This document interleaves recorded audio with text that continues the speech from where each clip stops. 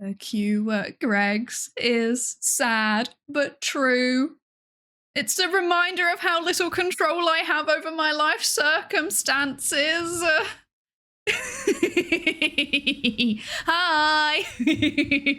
Hi, everybody. How are you doing? I hope we're all good. Hang on, bear with me. I need to do this all manually because my stream deck is broken. There's simply no need for it. It's just everything is broken. I don't know what's going on at the minute. Basically, every time that Elgato pushes an update to the stream deck, a new thing breaks. So like, first of all, it was my Discord integration. And I was like, you know, like it connects to it, but then it doesn't connect to it. And then it just like cycles through the authorization prompt again and again and again and again and again. And I was like, okay, annoying. However, I can manage this.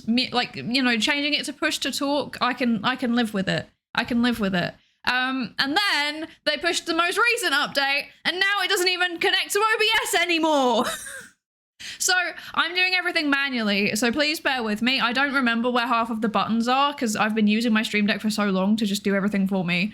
So yeah, I can't wait for the next update to completely destroy all of my VTube Studio integrations too. Looking forward to that one. Anyway, enough complaining from me. Hello, everybody. How are we all doing? I hope we're all good. How are we all doing? I am definitely not quickly doing all of my go live notifications right now. I'm not even logged into half of the stuff. I can't do this. Today has been nothing but scuff. I don't know what's going wrong. It hit BZ too. Oh, that's so annoying. Testing in prod, I see. Yeah, right? It feels like they're testing everything in production at the minute. I don't know what's going on. It's so bad. It's making me angry. I'm going to be annoyed. I'm going to be angry. Okay, allow me to say hello to people. Give me a second. I'm going to drink some tea. I'm also like really tired because last night I had a management meeting with Titan. Guess how long it went on until, everybody? Guess what time the management meeting finished? I'll give you a clue. It was too late. 2 a.m. Good guess. Not quite. It was later than that. It was 4 a.m. Now, to put this into context, I normally go to bed at the most 1. So it wasn't me. It wasn't me. It was him. He's like nocturnal. I swear to God, this man is like on California time zone. Unironically, like genuinely, he is nocturnal, and that means that like I have to book the earliest slot that I could book a management meeting over the weekend was 11 p.m. and I was like, okay, this is fine. Maybe like 2 hours. I'll be in bed at 1. Nope. At least I'm getting my money's worth. Thank you, Titan. Anyway, hello everybody. How are we all doing? How are we all doing? I hope you're all good. Let me do hellos to people. Please do the lab safety ratio check-in if you haven't already. I might spot you, I might not. Like I said, I'm very tired today. I did have coffee. It didn't help. I think like my body is genuinely just like, why have you woken up at 11 a.m? That is too late. That is not normal. I'm distressed. I don't like it. Hello, Anna. Hi, Bobo. Hi, that red panda. Hello, Potter. Hi, Sabaz. Hi, Java. Hi, Cogs. Right. Hello, Alpha Hexagon. Bobo, thank you so much for the 21 months of Prime. What the heck? Thank you so much. I really appreciate it. That's far too long. You've been in that basement for far too long. Thank you. Flashions Incarnate, hello. Hi, Stadium. Hi, Nuclear Saltwater. Hi, Gora Inge. Hi, Gideon here. Hello, hello. Bobo, thank you so much for the 40 stream streak. What the heck? We found out how to run an economy on crackers. Incredible. And thank you, Astral, for the 65 stream streak as well. What the heck? What the heck? Thank you so much. 2 and 4 off? No. No. Yoavco, thank you so much for the 20 months and tier 1. Thank you so much. I really appreciate it. Thank you so much for your long, frankly far too long lab contract. Thank you for helping the research. Gideon here, thank you for the 7 streak as well. Thank you so much. Hello, Human Pixel. Hi, Hunter. Hello. Hi, Zerkia. Hi, Terrified. Hi, JC Goldman. Hello, welcome in. Welcome. Hi, Nia Tryhard. Hello. And hi, Maya Nasba. Hello, thank you so much for the 55 streak. What the heck? Thank you so much. I really appreciate it. Hello, Lankuri. Hello. Let me go through the chat. Inatso, hello. Let's see. The UI on mobile is different, and I don't know where the point redeem is. I don't know how the mobile thing works either. I know that I now look different. This is what I know for certain, but I don't know. I haven't seen it myself in action, actually. Oh, it's day long as this throat infection has me knocked. So, oh, I'm sorry.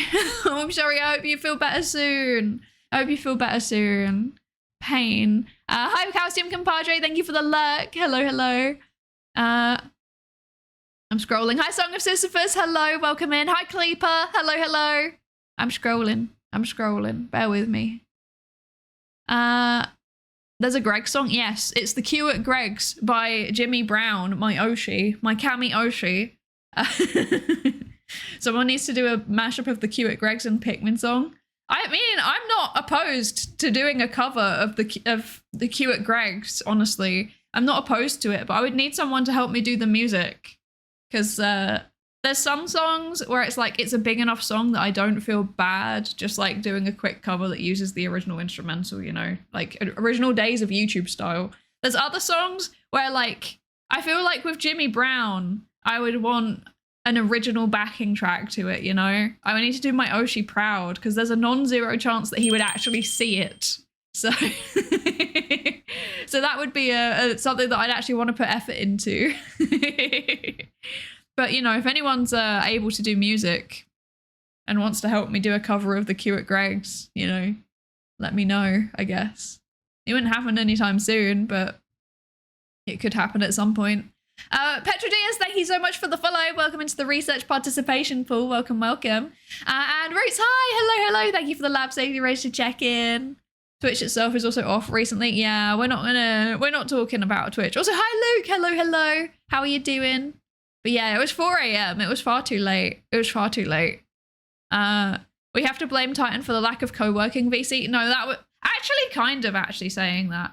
That was mostly me though. I was like, I should do a co-working stream. And then I walked away from my PC. And then by the time I came back, I had like a meeting booked basically. I mean, not a meeting, like a call. I had to go on a call. So that was kind of my fault actually. You look very adventure timey today. I feel like I always look fairly adventure timey. Is my hat gonna work? Let's find out. Which one is it? This one? Yeah. Oh, my hat's cut off. That's not okay.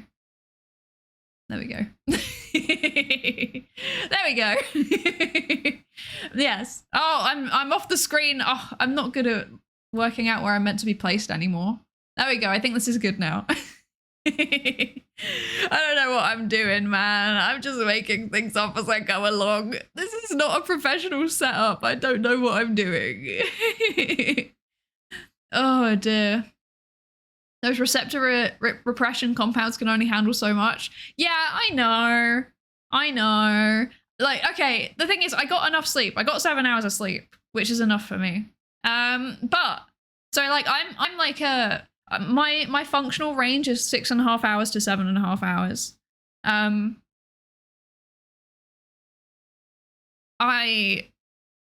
My God, I'm so tired that my brain was just like, at least you didn't say 6, 7. I need to be put in the bin.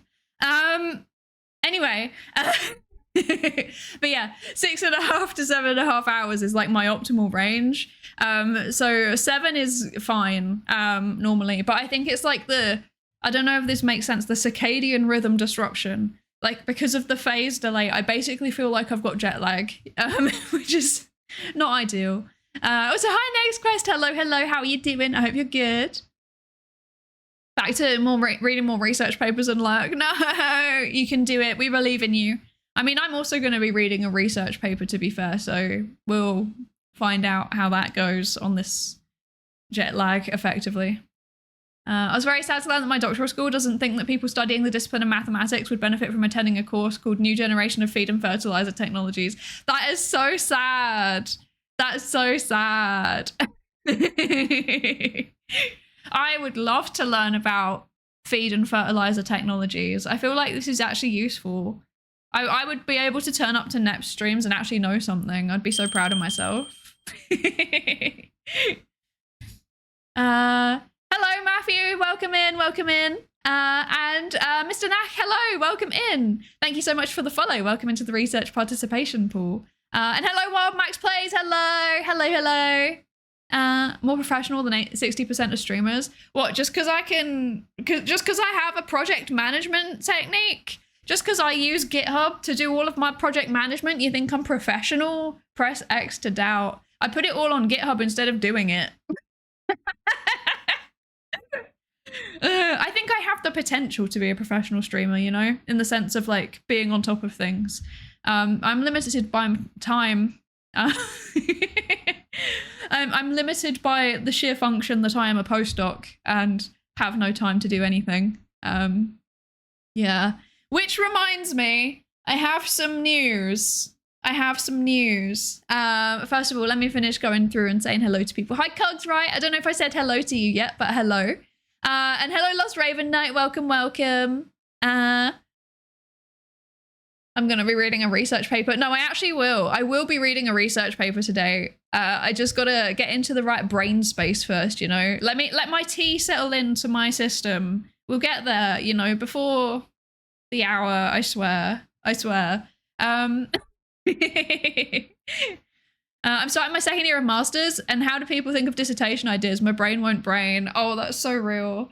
That's a really good question. So I did a 1-year master's, so I had to think of all of my ideas while I was doing my modules. And honestly, like that was the way that I did it. Like I kind of looked at the things that I'd been studying in my master's and like in the actual talk classes. And then I was like, what of these things do I find interesting? And then all of the things that I found interesting, I kind of wrote them down and then tried to see if there was a way that they connected together.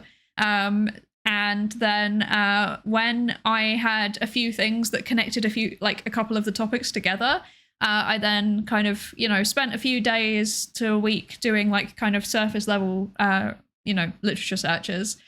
So it was mostly using, you know, like reviews and stuff.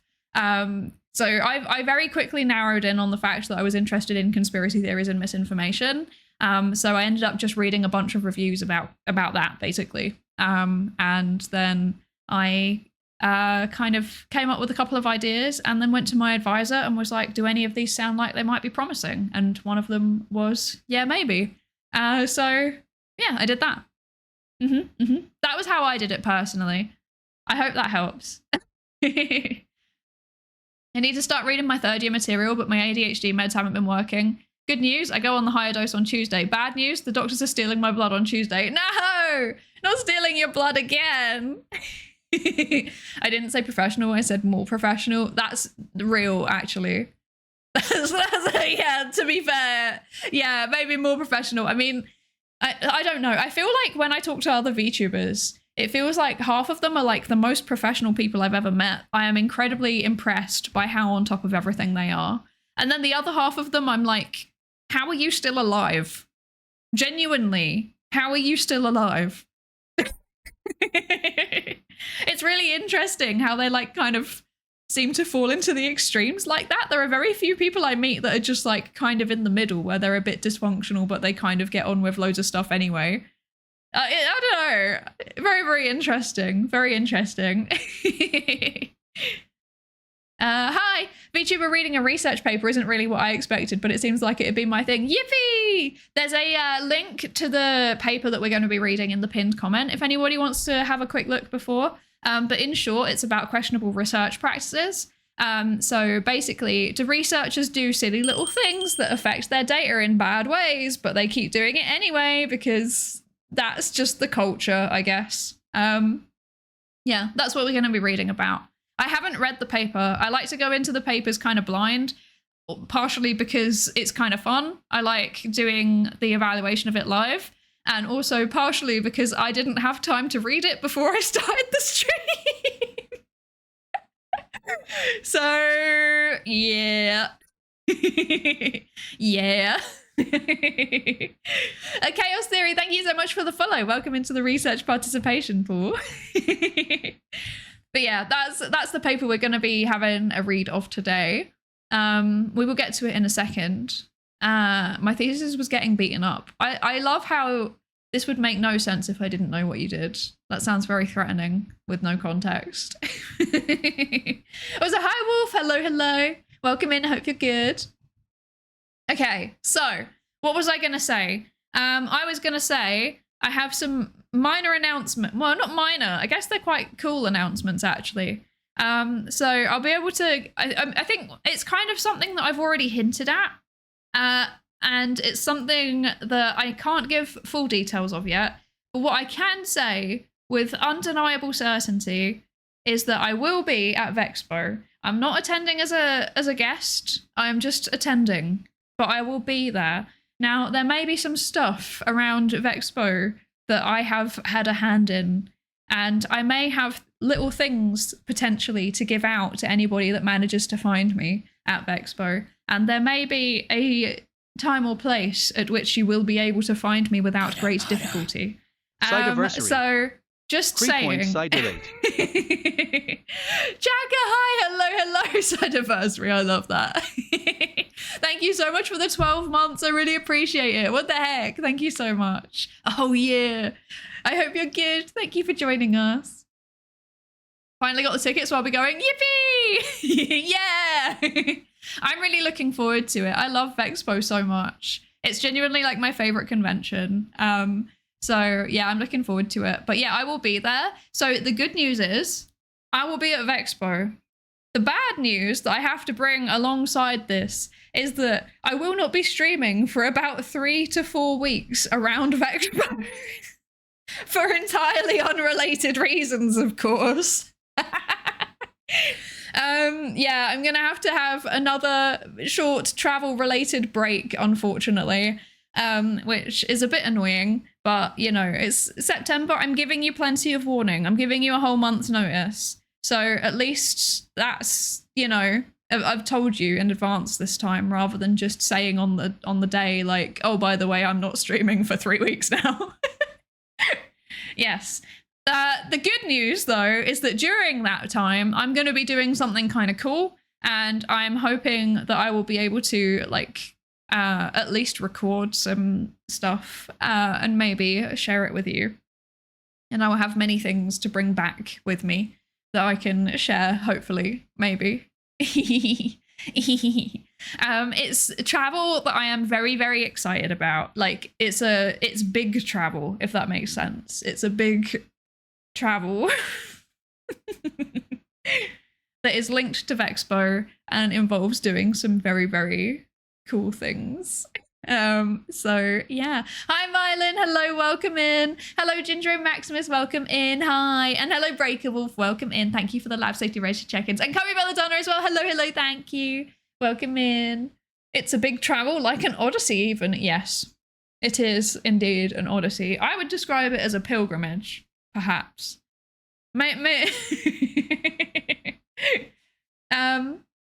I'm not going to say exactly what I'm doing, but I feel like potentially if I say some people could consider it a pilgrimage, it's a big trip. Perhaps maybe people could work out roughly what it is. I don't know. It's definitely to the Isle of Man, yes. I finally got that that sponsorship. That's the secret. No, I didn't. A girl can dream. I'm gonna go back there at some point though, I swear. I think I actually recorded some footage while I was there as well. So yeah. Just admit you're preparing yourself for a possible large queue at a Greg's in Birmingham. There is a Greg's in Birmingham Airport in the NEC complex. So, I mean, catch me at the Birmingham Airport Greg's, I guess. I will definitely be going and reviewing it. That's going to be added to the list of Greg's reviews. She's finally got tired of exploring Kyoto and GeoGuessr and is doing it in real life. No comment. Let me message Pen and a friend of mine, see if they're going. Yeah. I mean, okay, so I'm going to be doing some things that will involve being in specific places at specific times, if you catch my drift. So I don't know if anybody catches my drift. What I'm saying is keep an eye out on social media for a cool announcement, maybe, perhaps. That's what I'm saying. That's what I'm saying. And also maybe keep a bit of time free on Saturday at approximately early afternoon, perhaps, maybe. That's what I'm saying.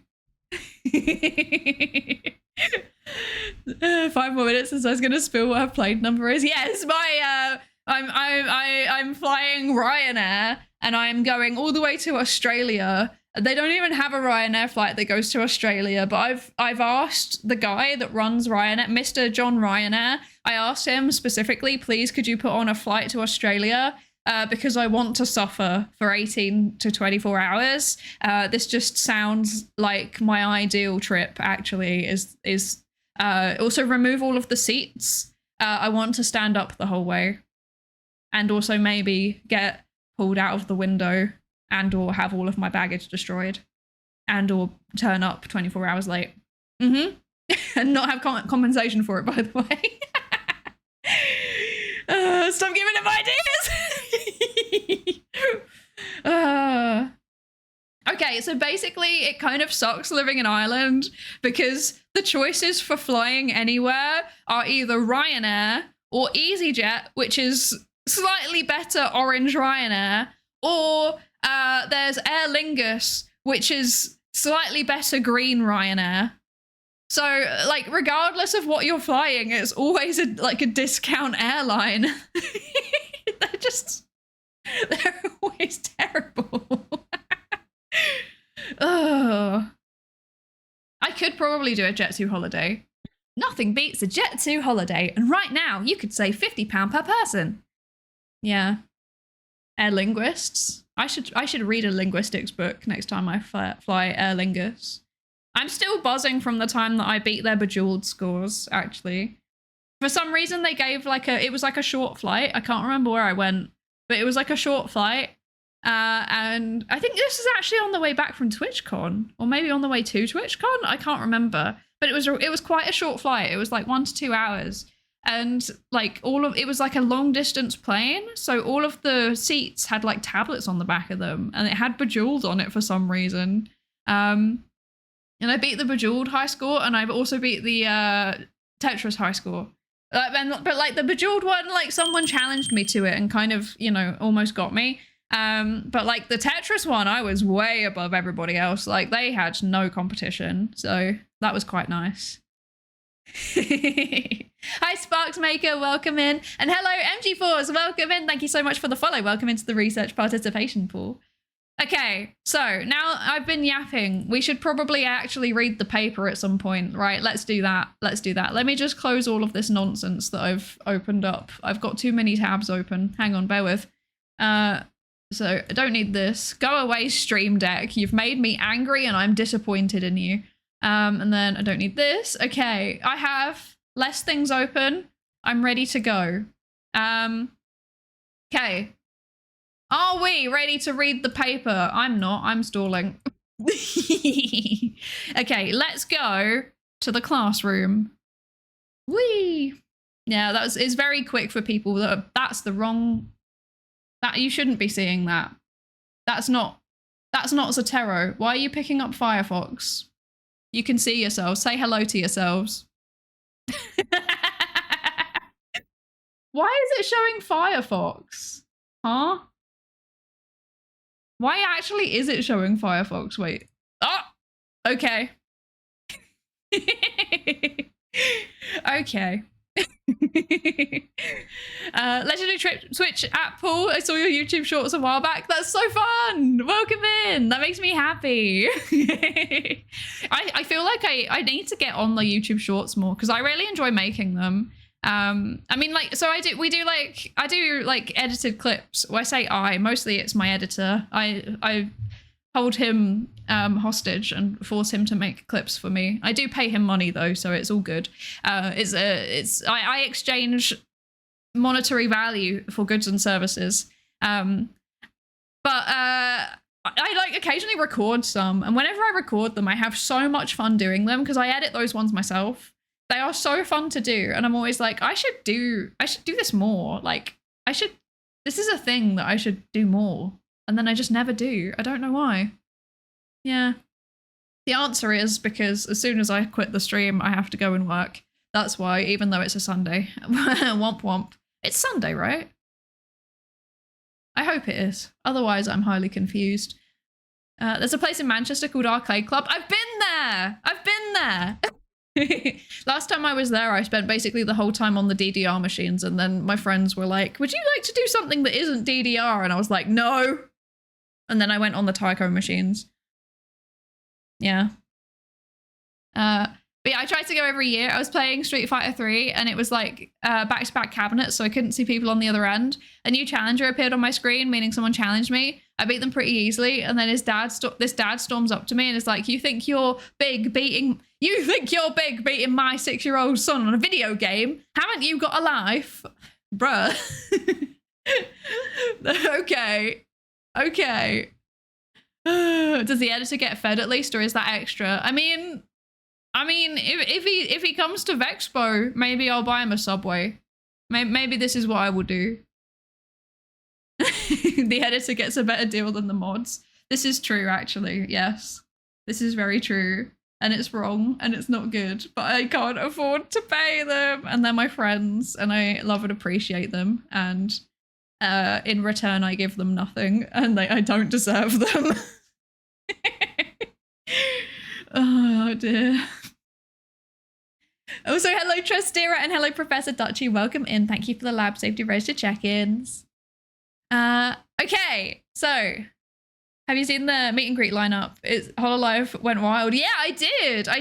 There's so much Hololive. There's so much Nijisanji. There's so many like big indies. There's Phase Connect, I think, as well. Like everybody's there. It's kind of wild. Once you start collabing with Iron Mouse, we'll talk about pay. A girl can dream. Maybe one day. That will never happen. I thought only Mylan and Bobo were mods. No, Lankuri's a mod too. Yeah. Oh yeah, that's the other thing that I should probably remind everybody is that we're going to be opening up applications for mod role very, very soon, as in the next week probably.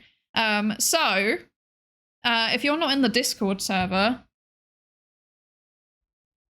there's the link to the Discord server. You probably should be if you want to apply for that, because I'm not going to be posting it publicly. I'm just going to be posting it in the Discord server. So if you're not already in there, you probably should be. Yeah. Can I apply to be a viewer? You already are? Can I apply to be a viewer? That's the real question. I don't want to watch myself. I take it back. Never mind. Anyway. Okay. So, let's read this article. I am going to have a sip of my tea because I said I was going to start reading it after I have my tea, and I haven't had any tea and I haven't started reading. So, I think the two things are related. This is a case of like, there is a causation. Me drinking the tea will make me start reading it. Okay, so. Did I miss parts of the paper already that I need to read back? No. I've only just opened it. We're only just starting. Okay. So, the paper that we're reading today is The Shades of Grey in Research Integrity. Researchers admit to questionable research practices that they do not perceive to be serious, by Marta Entradas and colleagues. Very exciting. They're based at Lisbon in Portugal. Very good. And also LSE in London. Let's go. I know of LSE. Anyway, okay. So, abstract. For anyone that's never seen an abstract before, this is like basically a very brief summary of the paper. So it's normally 200 to 250 words, and it's meant to summarize basically like why the research is important, what they're doing, so like the methods, and then very briefly the findings, and then what they concluded based on those findings. Hi Maple, hello, and hi Jedi Cyberpunk, welcome in. I hope you're good. I got here at the start, yes. I mean, it's me. Of course it took 40 minutes to start actually reading the paper.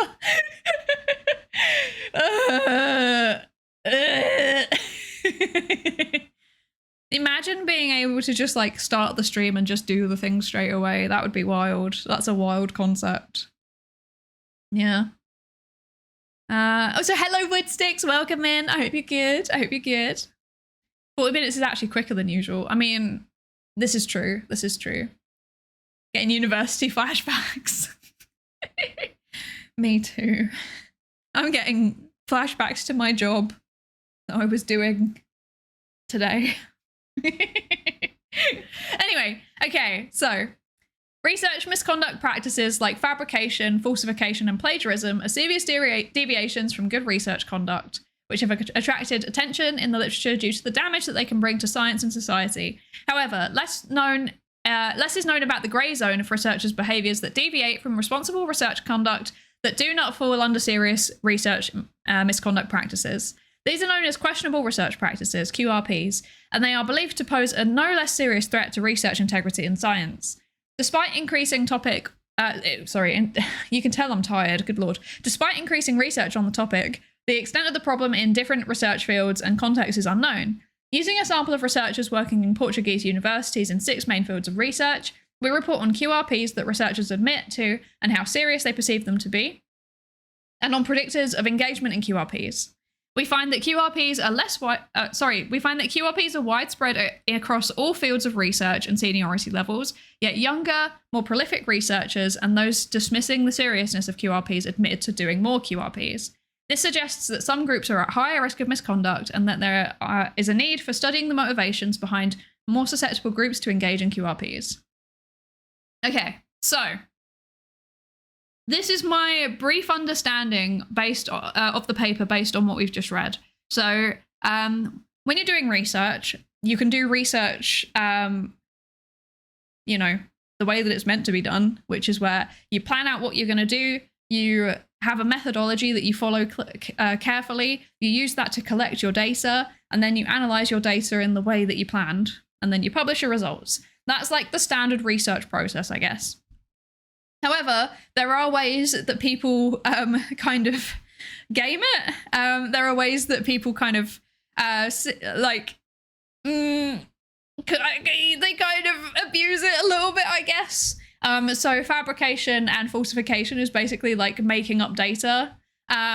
So yeah, it's like changing your data in ways which don't make any sense and just, completely changes the outcomes of the study. So it mean like actually going into your data set and like changing values, for example. And it can also mean just like completely making up a data set to begin with. Like you never actually collected the data in the first place. You just basically randomly generate a bunch of numbers or, systematically generate a bunch of numbers and pretend that you collected it. This is basically fraud. You can think of it like research fraud, basically. And I think there has been a couple of cases where people have actually been convicted of fraud for doing this. A very famous example in psychology is Diederik Stapel, who was like a behavioral researcher in the Netherlands. And he got found by the university's investigation to be fabricating his data. So he was just making it up, basically. And then there were criminal prosecutions against him as a result. So yeah, but very, very rarely does this actually lead to any kind of criminal investigation. Andrew Wakefield too, that would make sense. Especially because there was a lot of very negative outcomes from that. Yeah. And then plagiarism is basically stealing someone else's work. You can basically think of it as like, oh, look at me. I'm a fully grown researcher. I'm going to copy someone else's homework. Like it's lifting bits of other people's work and claiming it as your own. So yeah, copy and paste. Don't do that. Not good. Not good at all. Okay. Hello, Joe Victor, and thank you for the lab safety registered check-in, MG Force. Thank you. Let's see. Where's the royal word counter? He's off sick. And hello, Dragonator. Hello, welcome in. Thank you for the lab safety register check-in. Let's see. Also, hello, Saboteur. Sorry, trying to kill my stream streak while I'm at work. I'm sorry. I'm sorry. I like to think of it more like fictionally story writing. Yeah, I guess it's like the research equivalent of creative writing. I'm fabricating my data. It's just creative writing. In case you didn't know, Twitch is training AI on your streams. I've already turned it off. Well, unless they've turned it back on again, but I have turned it off. Yeah, Wakefield's license was revoked. There was definitely civil proceedings against him. I don't know if there were criminal ones, but I wouldn't be surprised if there were in the end.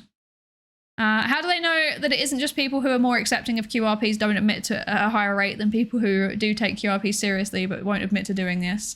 From the abstract, I don't get that distinction. I think hopefully the methods will explain the distinction. I don't want to jump to conclusions about it based on the abstract. Hi Mavis, hello. Paper reading date? Yeah, we're reading a paper. And also, hi, not ages, hello, welcome in. There was a retracted paper that had fake error bars. Yeah, they were literally just the letter T in Times New Roman. I've seen that. That was terrible, but it was also really funny. It was incredibly funny. Oh dear. I think he fled to the US to avoid the criminal stuff. Oh, I see.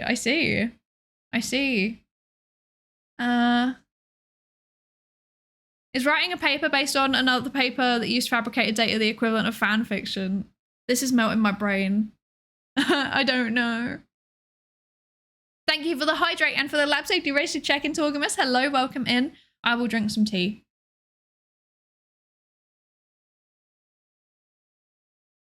Okay. So, QRPs. So basically these, fabrication, making up your data, and stealing other people's content is bad. Objectively bad. It's considered fraud. It can get all of your academic credentials revoked if you get caught doing it, for example, in an educational qualification.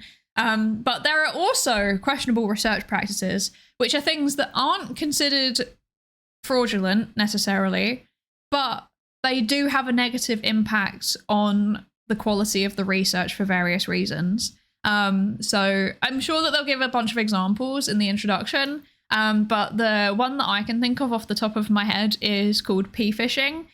So it's basically where you get your data set and you just run a whole bunch of statistical tests on it and basically just choose the ones that are statistically significant. The reason why that's bad is, so it's not like fraudulent necessarily, but what it can do is basically increase the chance that you find an effect that isn't really there. Because every time that you run a statistical test, there's like a 5% chance that, is it 5? No, normally it's 20% actually, I think, in psychology. So it depends on the exact data. But basically your statistical tests have something called power. I always pronounced it phishing with a silent P. P-phishing is the thing that I'm referring to, not phishing as in PHISH, because that is when you get people's credentials, it's a cybersecurity thing. Or am I misinterpreting? I'm dumb.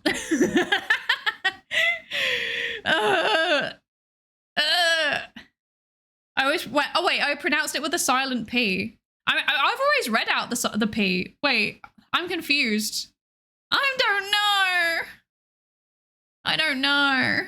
Sampling over and over is p-hacking. Is p-phishing a type of p-hacking? Kind of. I say they're related, but they're basically different methods of kind of getting the same thing. But the difference is that p-hacking, you can do it if you have a hypothesis. So you might have hypothesized, like, I expect thing A and thing B to be correlated significantly. And then when you run the test, it's not. And then you collect more data, which increases the chance that you'll find a positive effect. And then you find it and then you report it. But it's like, it's artificially inflated by the sampling. Whereas like p-phishing is like, more something you would do in an exploratory way. Like you don't necessarily have a hypothesis. You're just kind of seeing what's there. Yeah. Yeah, it's just more like I'm looking for whatever pops out. Exactly. So it often does, like sometimes you'll see it going in line with hypothesizing after the results are known. So sometimes people will like p-fish. They'll see what's significant. They'll choose the things that look like they have an effect, and then they'll be like, "Oh yeah, I always knew that this was going to be significant." So the two things do often go like hand in hand, but they're kind of like two separate steps of a process, if that makes sense. Yeah. Why though? Wouldn't a bigger data set be better? I'm very bad at statistics, so I would say Mylin will probably give you a better explanation as to why this happens. But basically, with more samples, the more likely you are to find a significant effect. So that's why if we've got like a really, really big sample, normally we'd use a lower p-value cutoff. So instead of 0.05, I might use 0.01 or 0.001. I understand the concept. I always forget the statistical reasons for why this happens. The larger the sample size, the lower your stance for rejecting the null. Yes. Yes, thank you. Phishing is trying to get anything statistically significant. Hacking is trying to get a specific outcome. Yeah, basically. That's how I would describe it. Yeah. Lankuri's been a moderator for a year again. Congratulations.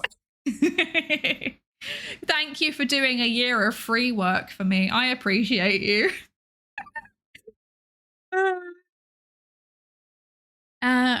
Especially with correlation, you can reject the null for basically zero correlation if you have a big enough sample size.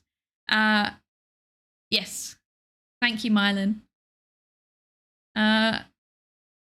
Okay. So, yeah, but QRPs are things like that, basically, which are, they have a negative impact on the quality and the robustness of your research, in terms of like, it makes it slightly less likely that the thing that you're reporting is actually true, but it's not explicitly fraud, basically. That's the differentiation. So it's kind of like a moral gray zone in research, which in itself is really interesting. And I don't know if there's been any like moral psychology research into how people feel about QRPs, but I hope there is, or I hope that it gets done, or maybe even that I could help to do it, because I am super interested in that. I would love to know how people moralize QRPs. That would be a very fun thing to research. I need to stop coming up with research ideas on stream. Anyway. So, this is the secret, by the way. If you don't know what to do for your thesis, literally just like stream talking about things, and then you'll come up with like 72 different ideas and you can use one of them for your thesis. If you're studying psychology and you want to do one of these topics, feel free to. Oh dear. Okay. So yeah, they used a pretty big sample of researchers. I've got to say, getting a sample of over 1,000 researchers to do your survey, impressive, genuinely impressive. I've been running a survey for like 3 months, which is targeting researchers, and I've got 8 responses. So yeah, I'm proud of them. Gonna send me a paper? Ooh, yes, please. Also, if anybody wants to help me get my if anybody wants to help me get my target sample for my survey, hit me up. I'm meant to have 10 times more than I have. Okay, so we find that QRPs are widespread across all fields of research and seniority levels. So this in itself is interesting because anecdotally, I hear a lot of like, oh, this is only stuff that happens in psychology. So the fact they found it across all of the fields is unsurprising. Tis unsurprising. Yes. And then, but it's also nice. It's validating. It's validating. And then younger, more prolific researchers and those dismissing the seriousness of QRPs admitted to more QRPs. I really hope that they've done a bit of like probing into why people admit to them, because it's kind of interesting because like this could be going two ways, right? This could be a case of they're more likely to do the QRPs, or it could be that they're more likely to admit that they're doing QRPs, which in turn could reflect the fact that there might be other people that are actually doing more and not admitting to it. Yeah. So this in itself is interesting, and I hope they dig into it. And I think that's a little bit of what Arcane Zen was picking up earlier. So yeah, introduction. Look at us. Oh my god, we've finished the abstract before the first ad break. That's wild. What's happening? What's going on? What sort of professionals do you need? I need researchers or librarians or research software engineers. Yeah.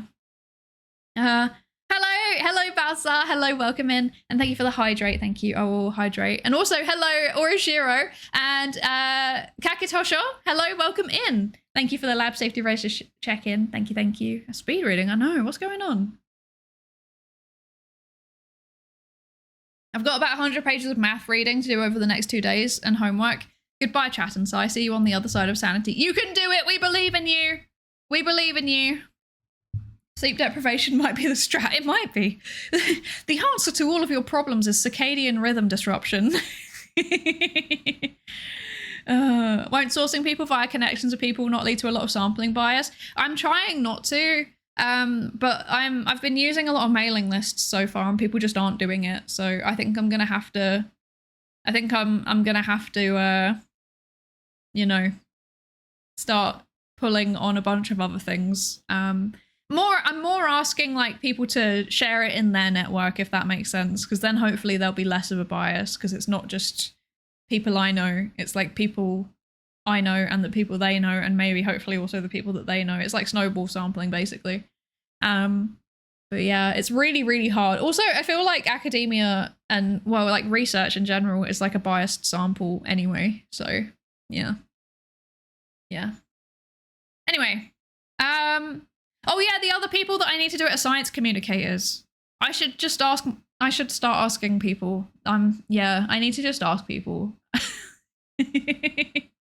Anyway, so who needs sleep? Just get caffeine addicted. It's too late for that.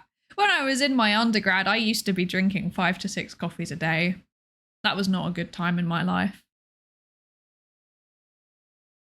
Anyway, moving on. So, introduction. In an ideal world, science is good and scientists are competent people with good intentions.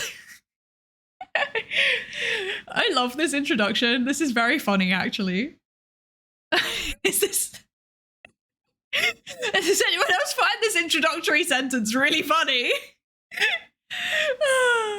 I too wish that science was good and that scientists were competent people. Oh dear. The snark, yeah, it's so snarky. It's really funny.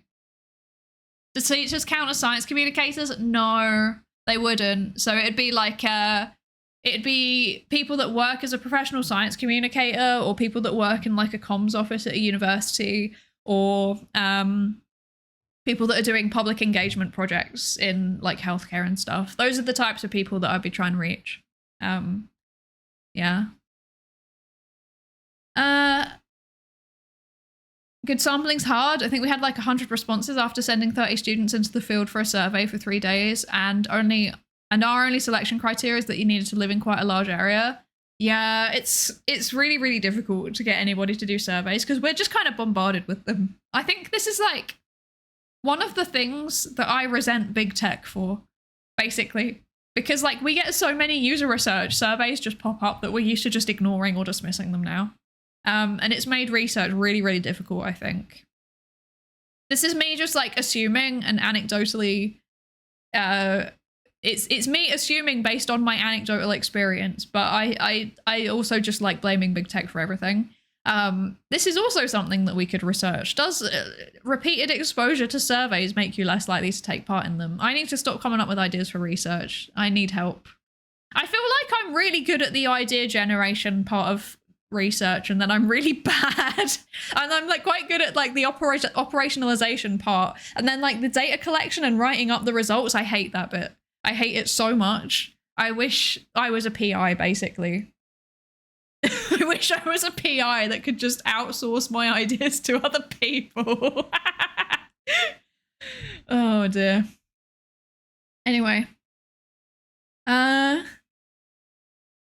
I've got those people. I can't promise they'll respond, but there's people at my company that do that. Let's go. I might reach out to you about that. Thank you.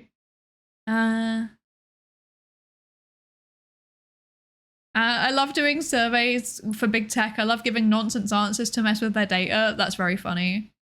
I get those some too, and I get halfway through them before I realize the researchers forgot teaching faculty exists. That's so annoying. I'm sorry.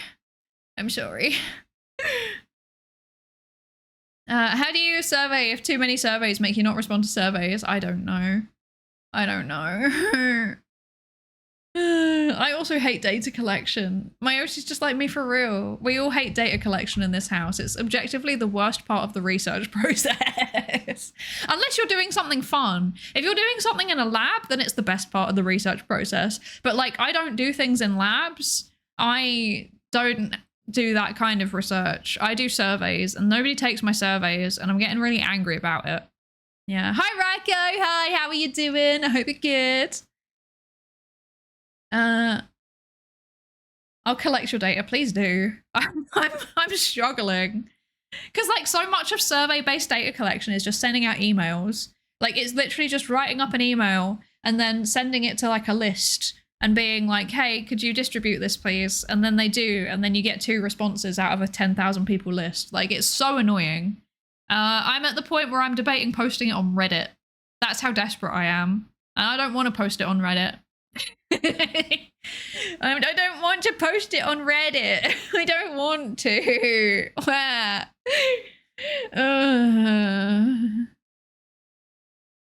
No one should post on Reddit for any reasons. This is so true. This is so true. I came from Reddit twin. Maybe I'll strike gold twice. This is true. But okay, posting on Reddit has been very good for my VTubing. What about LinkedIn? I've already done LinkedIn to death. I think I've done so much LinkedIn that people are just ignoring it now, which is not ideal. Where have I shared it? I've shared it on LinkedIn many times on many pages. I've shared it through like an EU institution. I've shared it through like a big mailing list for people in the field. Which also has about 10,000 people on it. And I have shared it through 2 national research networks. And I've got 8 responses. So yeah, not ideal. I think I'm just, do you know what? I think I'm going to have to just sit there and spend an entire day just sending out emails and asking people again. Because it's not fun, but I need to do it. Anyway, there's an ad. So I think I've been complaining too much. This is the conclusion. So I think that means it's time for me to go and refill my water and for you to be experiencing the Pikmin. Are we all good with this? Are we all good with this? Dear Flucky, and thank you so much for the 12 months. Psydere, what the heck? Thank you so much. I really appreciate it. Thank you, thank you. Thank you so much. And hi, Eric. Hi, how are you doing? I hope you're good. Yeah, Pikmin time. Okay, we'll only have 2 minutes of Pikmin, I think, today. So it's like one cycle through the song, maybe. Maybe 2. But yeah, I'm gonna go get some water and open my window, honestly, because it's like really humid in here. It's like, ooh, it's 70% humidity in my room. I should open my window and put my dehumidifier on. And then we'll be back and we'll finish the introduction, I swear. Okay. See you in a few minutes. Pikmin 1 and 2 and Pikmin 3. Pikmin you play, control for the Wii. Pikmin 4 and 5, Pikmin 6, Pikmin 7. Pikmin 18 million and 11. Pikmin 3 Deluxe and hey Pikmin. New centrifuge to put Pikmin in. Pikmin in your membrane, that's called Pikmin blot. Old Pikmin theorem that scientists forgot. New mechanics, quantum Pikmin chest tube, Pikmin balloon mount, radio sound, Pikmin electrons covalent bond, Pikmin AI published IEEE, slowed down Pikmin due to relativity, Pikmin in your culture where you you can see it contaminating all it touches. Pigment in your culture where you can see it contaminating everything it touches. Pigment in your fucking culture. Pikmin 1 and 2 and Pikmin 3. Pikmin you play control for the Wii. Pikmin 4 and 5, Pikmin 6, Pikmin 7, Pikmin 18 million and 11. Pikmin 3 Deluxe and Hey Pikmin. New centrifuge to put Pikmin in. Pikmin in your membrane that's called Pikmin blocked. Old Pikmin theorem that scientists forgot. New mechanics, quantum Pikmin chest tube, Pikmin balloon mount, radio sonde, Pikmin electrons covalent bond, Pikmin AI published IEEE, slowed down Pikmin due to relativity, Pikmin in your culture where you can see it contaminating all it touches, Pikmin in your culture where you can see it contaminating everything it touches. Pikmin in your fucking culture. Pikmin 1 and 2 and Pikmin 3. Pikmin you play control for the Wii. Pikmin 4 and 5, Pikmin 6, Pikmin 7, Pikmin 18 million and 11. Pikmin 3 Deluxe and Hey Pikmin. New centrifuge to put Pikmin in. Pikmin in your membrane that's called Pikmin blocked. Old Pikmin theorem that scientists forgot. New mechanics, quantum Pikmin chest tube, Pikmin balloon mount, radio sonde, Pikmin electrons covalent bond, Pikmin AI published IEEE, slowed down Pikmin due to relativity, Pikmin in your culture where you can see it contaminating all it touches, Pikmin in your culture where you can see it contaminating everything it touches. Pikmin in your fucking culture. Pikmin 1 and 2 and Pikmin 3. Pikmin you play control for the Wii. Pikmin 4 and 5, Pikmin 6, Pikmin 7, Pikmin 18 million and 11. Pikmin 3 Deluxe and Hey Pikmin. New centrifuge to put Pikmin in. Pikmin in your membrane that's called Pikmin blocked. Old Pikmin theorem that scientists forgot. New mechanics, quantum Pikmin chest tube, Pikmin balloon mount, radio sonde, Pikmin electrons covalent bond, Pikmin AI published IEEE, slowed down Pikmin due to relativity, Pikmin in your culture where you can see it contaminating all it touches, Pikmin in your culture where you can see it contaminating everything it touches. Pikmin in your fucking culture. Pikmin 1 and 2 and Pikmin 3. Pikmin you play control for the Wii. Pikmin 4 and 5, Pikmin 6, Pikmin 7, Pikmin 18 million and 11. Pikmin 3 Deluxe and Hey Pikmin. New centrifuge to put Pikmin in. Pikmin in your membrane that's called Pikmin blocked. Old Pikmin theorem that scientists forgot. New mechanics, quantum Pikmin chest tube, Pikmin.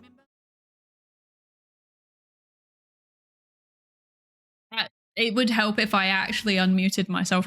Hi! Hi, Dinmaker. Hello, thank you so much for the raid. Welcome in. Hello, hello. How are you doing? What were you up to today? Thank you so much for the raid. I really appreciate it. Hi. Sorry that I was BRB. I realized it. Ah!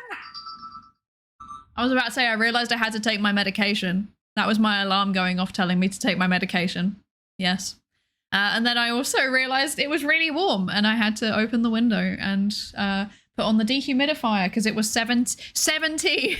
It was, the humidity was 70%. That's not okay. That's not okay. I was using mass to blow up things in Iron Nest. That sounds so fun. I love arson. No, I don't. No, don't take that out of context. Don't take that out of context. Okay. I hope you had fun. Thank you so much for the raid. I really appreciate it. Thank you, thank you.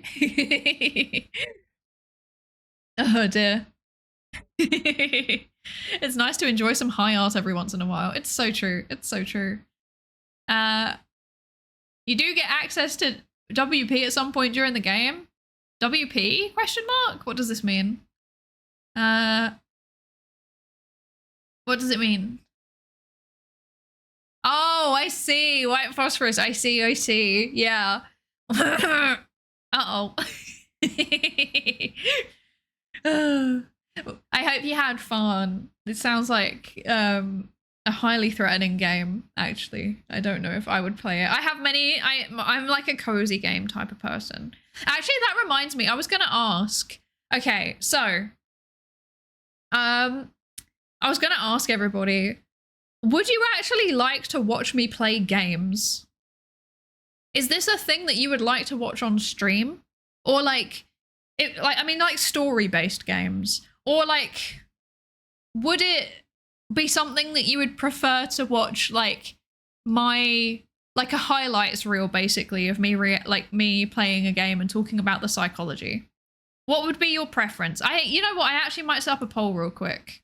So, you know, like basically like the condensed let's plays, I guess, where it's like just the highlights, like the highlight reaction bits from the game.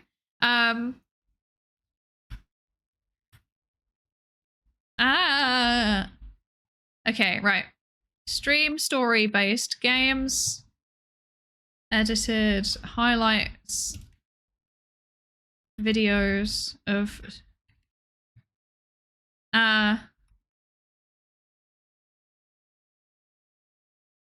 Okay, right. Stream them, edited highlight videos, or please just please don't.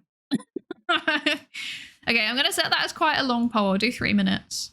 Because yeah, I'd actually really like to know what you think, because I am thinking about like basically I've said this a couple of times now. But for anyone that hasn't made it to a recent stream, I'm going to be streaming a lot more. I'm going to be doing a lot more content in the new year. So like January onwards, because my postdoc contract is kind of coming to an end, I guess. I have like a weird split contract where part of it is research and part of it is operations, I guess, like grant management type of stuff. And the grant management and stuff is staying, but the research thing is ending because it was attached to a grant that's finishing up. So that means I'm basically only going to be working like 1 to 2 days a week every week, which means I'm going to have a lot more time to do content.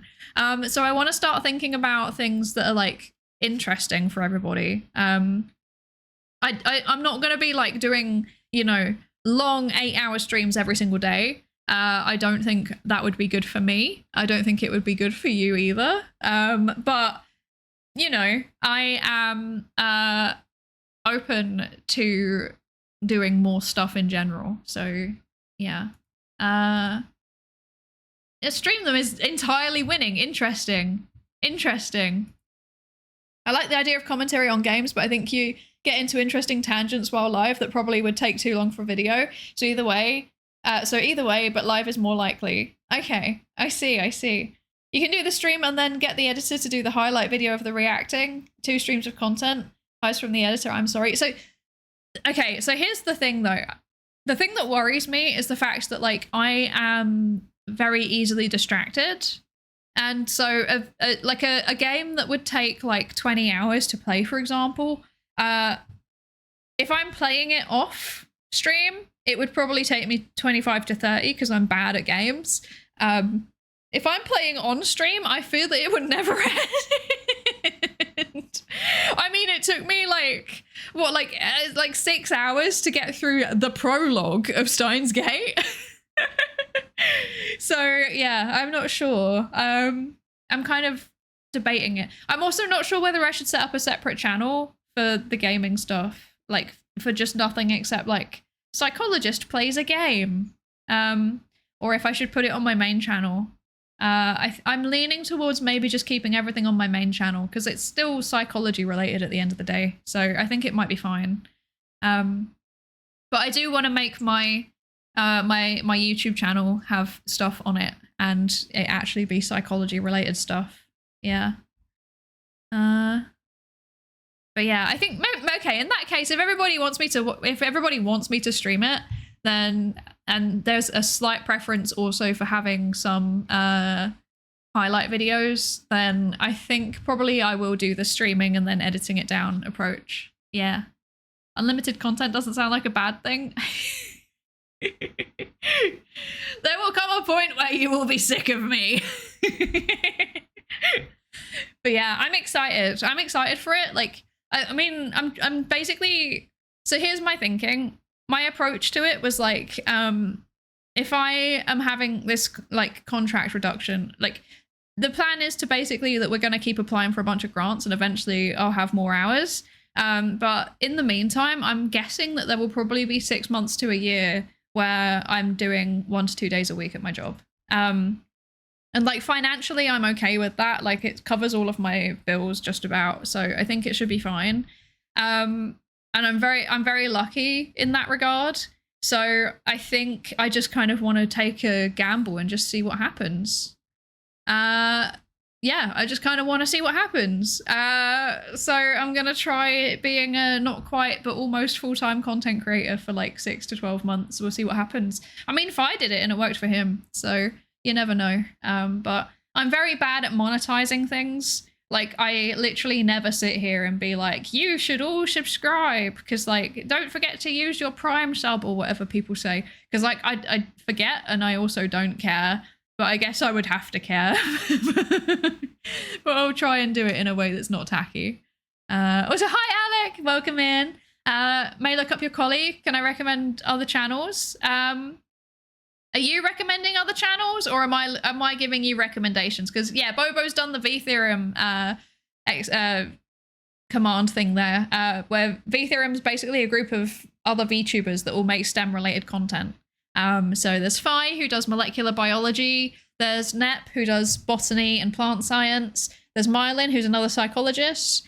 Syzygy, unfortunately, she's currently on a break, but she does astrophysics and is very cool. Lev is a psychiatrist. Dr. Ekeles does, he specializes in like human reproduction, so like biology. And then Poisson Invariance, who does maths, and they're all very cool. And I appreciate them all. They're very cool. Yeah. Ellie's streaming less because of college and you streaming more. I see market opportunities. I mean, the difference is though is that Ellie's actually a good streamer. like Ellie's actually like entertaining and fun to watch, and she's a good singer, and she has cool friends. I also have very cool friends, but a lot of my friends are very, very busy. So but yeah, maybe I don't know. We'll see. Like I said, Ellie's actually a good streamer, so I would have 0% chance of getting to that level ever. But you know, maybe one day we can get some. I don't know. I just want to be able to make enough from stream that we can do research, basically. So yeah, Jenny Supperbug, what the heck? Well, thank you so much for the 10 gifted. Thank you so much. Oh, thank you. I really appreciate it. Did you get your Audible subscription?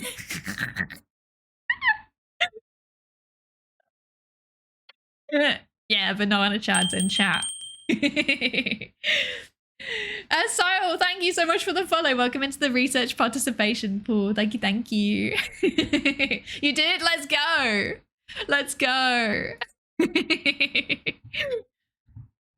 Yeah. Getting more VTubers with academic perspectives can only help people learn more interesting things. Yeah, and hopefully, like, okay, the other thing that I'm excited about personally, I hope that my content a tier 1 sub to Audible. They have given 66 gift subs in the channel. Thank you, Flatulence Incarnate, for gifting us up to Audible. That's very funny. But yeah, I really hope that, like, given that I'll have more time, maybe I'll probably keep my, like, I'll probably keep to like 3 to 4 shortish streams a week. Because I think, like, for me personally, if I overdo it, I get really tired and then I don't do any of the other things that I need to do. So I think probably expect me to do, like, yeah, 3 to 4 streams a week, but expect it to be more consistent. Probably more collabs. They won't become the bulk of my content, but I will just be turning up in more of them.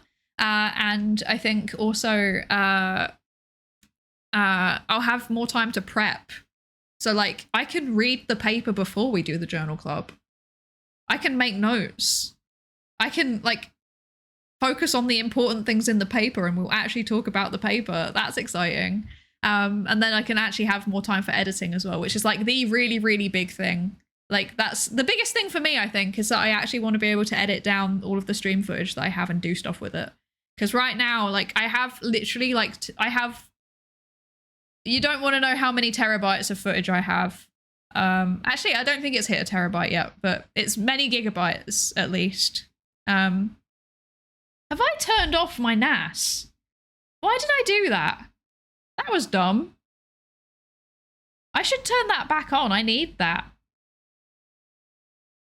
Someone remind me to turn my NAS back on in the next ad break. Okay.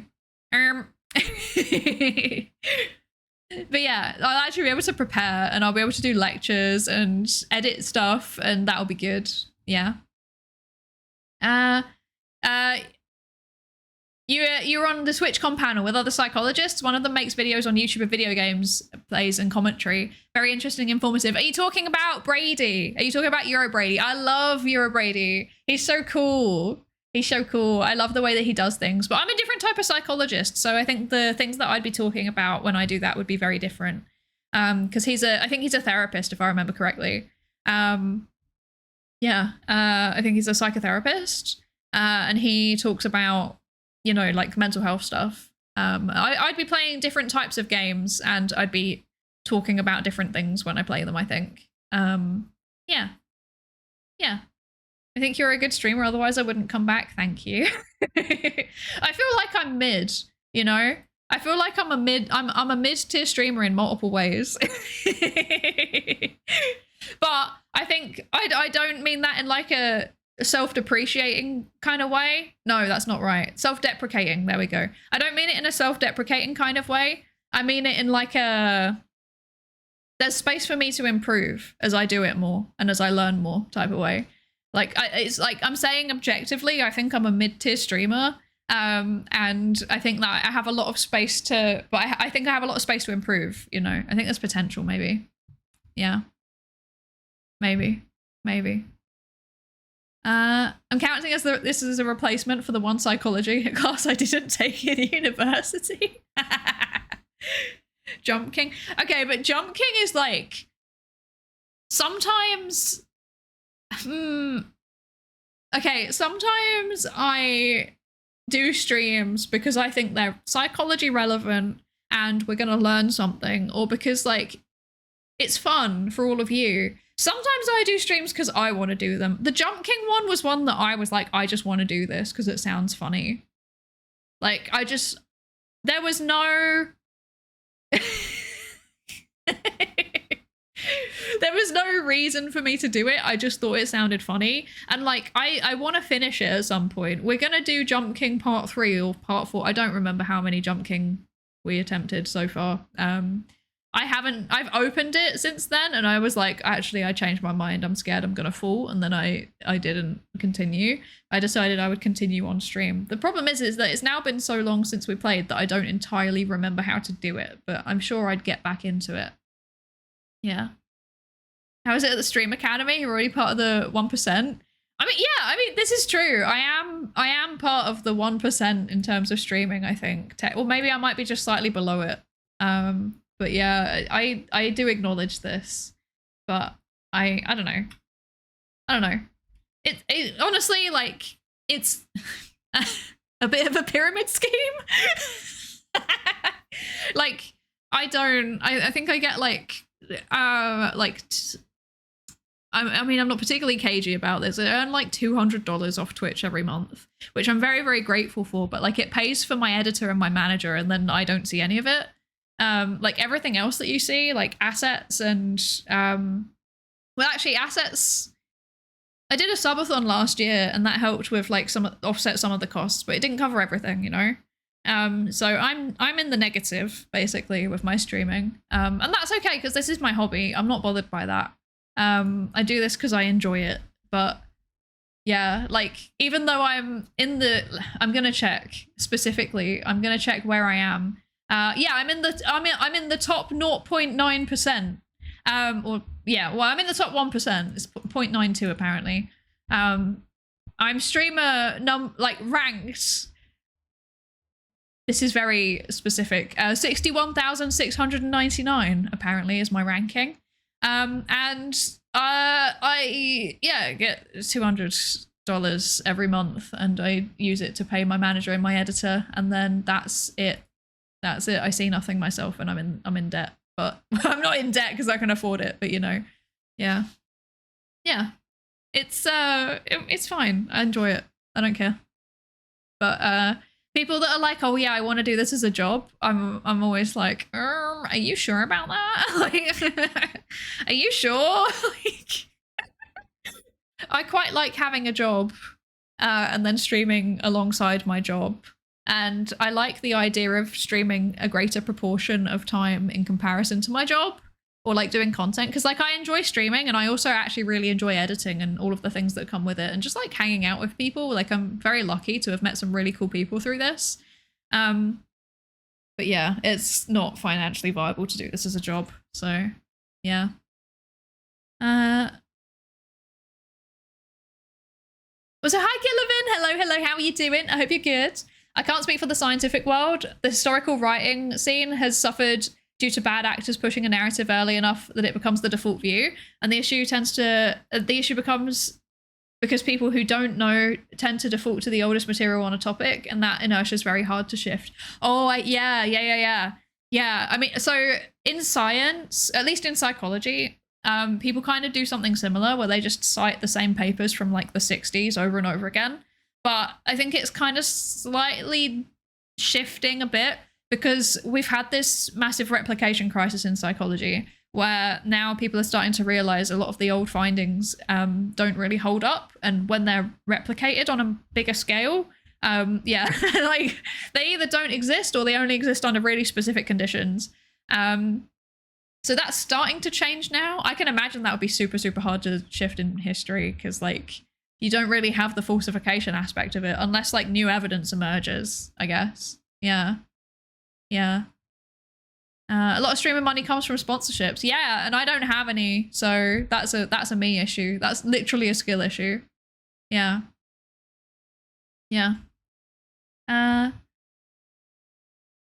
Many streamers I follow that have regular 100 to 200 CCV concurrent viewers typically have this as a side hustle with a job. They get a cushion, but the 9 to 5 helps keep them fed. Yeah, exactly. And that's exactly what I'm going to be doing.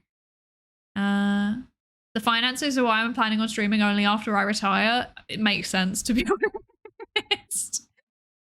It makes sense. Yeah.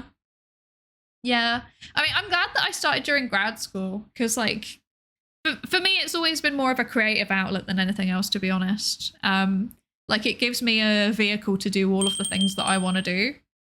So like, you know, I wanted to do like try doing music and editing videos and like writing scripts for things and, you know, doing science communication generally. Like I wanted to try doing all of that anyway.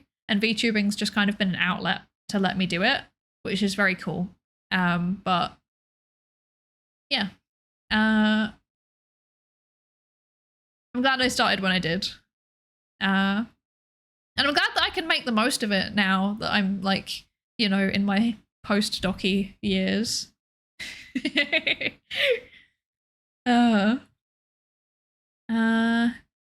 Talk to Greg's. Greg's would not sponsor me, but I am debating trying to get a sponsorship from a UK and Ireland burrito chain, because I have I literally have their t-shirt and I feel like it would be really funny.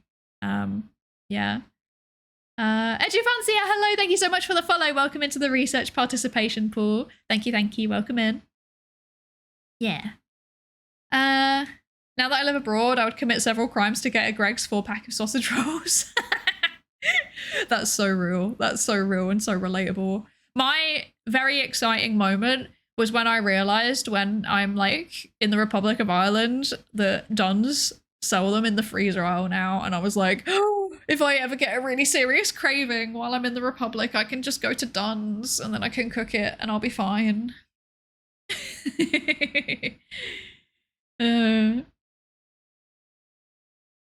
Okay. Beans maxing. Yeah, this is the thing, is that there's such a recurring joke around beans that I just felt like it's time to capitalize on it. They will surely see the brand relevance of me, a psychologist who eats a lot of beans. Yeah! I've seen a YouTuber show how to make Greggs at home. Well, I hope it wasn't Veddle's steak bake or chicken bake, sorry, because that was cursed and horrible. Nero does not know how to make a chicken bake. I'm scared. Hi Ty, hello, thank you for the lab safety ratio check-in and thank you for the hydrate and posture check as well. I'm posture checked well, but I will hydrate. No, it was a British man. Veddle is a British man. What do you mean? Gotta go, have a good stream. Thank you for joining us, CDM. Thank you, thank you. I hope you have a lovely rest of your day. You should try for a Tato sponsorship. Have the two Tato men fight out for your endorsement. I don't know if they would, because it's a very local brand, you know. He's a British turtle. That's true. He is a British turtle. Yeah. Yeah. Maybe I should try. I don't think Tato would sponsor me. I'm literally English. This would be terrible brand acknowledge. It's not very brand coherent. Yeah. Okay. Right. So, should we actually read the paper?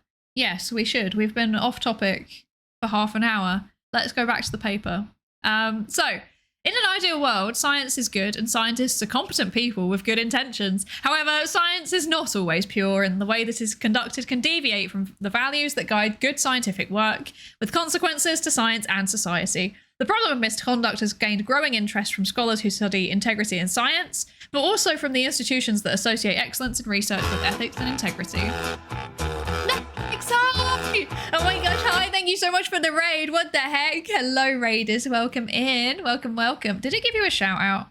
Wait, I can't see. I've got too many things on my screen and I can't see what's happening. Next, how are you doing? What were you up to today? Don't listen. Wait, wait. A cult raid. Prepare for cockroach milk. Huh? Huh? Huh? I have so many questions and I'm living in fear. What the heck? But if it's a cult raid, that means that we can study you. Hello, everybody. Welcome in. I'm Psydere. I'm a research psychologist. I have an actual PhD. And we're talking about psychology things. So if you like brains and why do people do that, then I guess you're in the right place. Today we're talking about specifically why do scientists do that? Because they do silly things and we're going to try and find out what they're doing and why. Hello, Zachary. Hello, Cal. Welcome in. Welcome, welcome. Hasta Shadow, welcome in. Hi. Thank you so much for joining us. Yeah, the cockroach milk, the future superfood of tomorrow today. Wait, I should read that differently. Cockroach milk, the future superfood of tomorrow today. Terrible. I hate it so much. But thank you so much for the raid, Next. I hope your stream was good. If you need to, you know, raid and run, get away from the PC, stretch your legs, eat some food, etc., please absolutely do. If not, you're welcome to stick around and learn some science with us.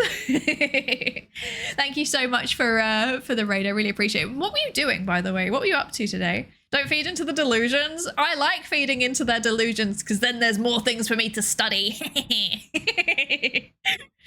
Oh dear. Your model looks like an Adventure Time character. I like it. Thank you. Yeah, I asked for it to be designed like this on purpose. I can, in fact, also change into a vampire, but I'm too lazy to do it. No, I'll do it. I'll do it. I'll change into a vampire. There you go. This is my... When it loads. There we go. I can also be a vampire. Yeah. Oh, Marceline, why are you so mean? Yes. Why did I say what? Sometimes I say things and I'm like, wow, I really sound like a character on the IT crowd. I need to stop existing in the method that I do. I need to learn how to be cool and functional. Put me in the bin and replace me with an upgrade. Oh dear.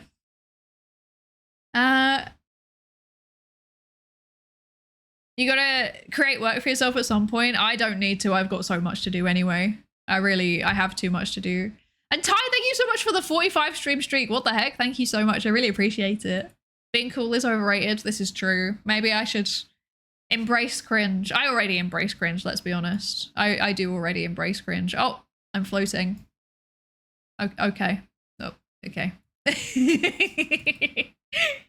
I don't want to be a vampire today. I want to be normal. I want to be human. Okay. There we go. Right. Let me put my coat back on and let me put my hat back on. The only two buttons that are still working on my Steam Deck. Right. Ah! Okay, I guess I'm the vampire then. Fine. Fine, I'll be the vampire if you want it that bad.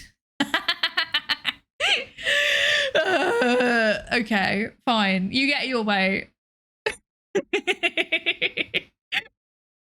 There was no need for this behavior. Oh dear. You gotta head out. Thank you so much for joining us, Luke. I hope you have a lovely rest of your day. Have a great rest of stream. Thank you for joining us, Cal. Thank you. I hope you have a lovely rest of your day as well. Also, hi, Dog Breath One. Hello, welcome in. I don't want to be a vampire today. I want to be normal. I want to be human. Is the synopsis of any good young adult vampire model. Oh, true. Oh, my hat's cut off. There we go. There we go. I'm functional. I know what I'm doing. I know what I'm doing. Okay, there we go. Okay.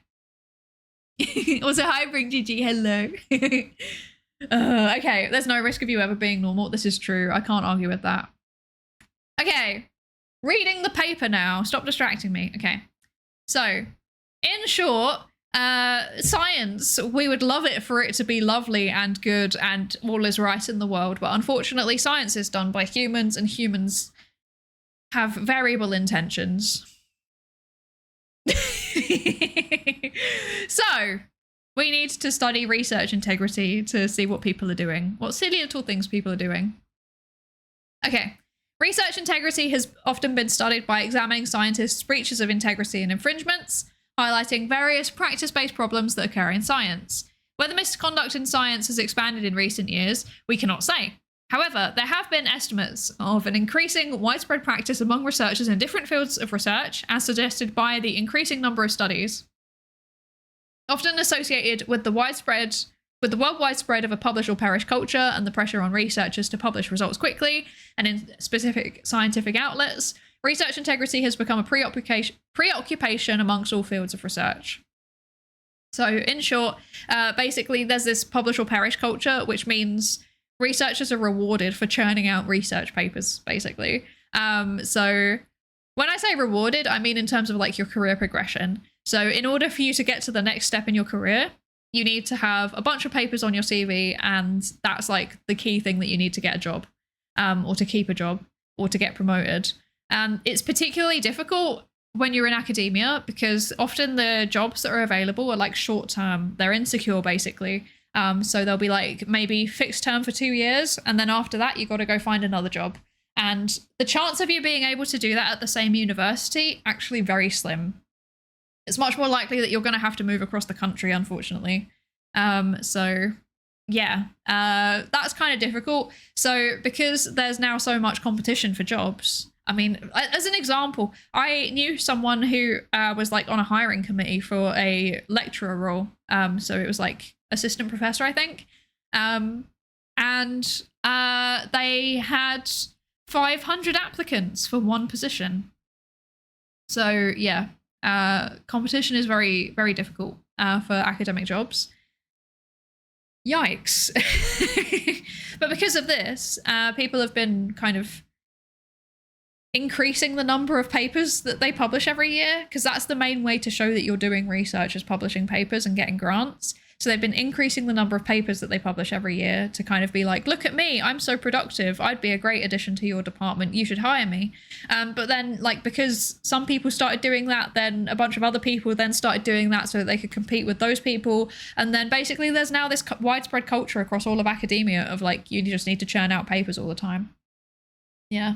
And yeah, in specific research scientific outlets, basically different journals have like different prestige rankings. So if you can get into a prestigious one, like for example, like Nature, or like I'm blanking on a bunch of them. Like JAMA would be one for medicine, for example.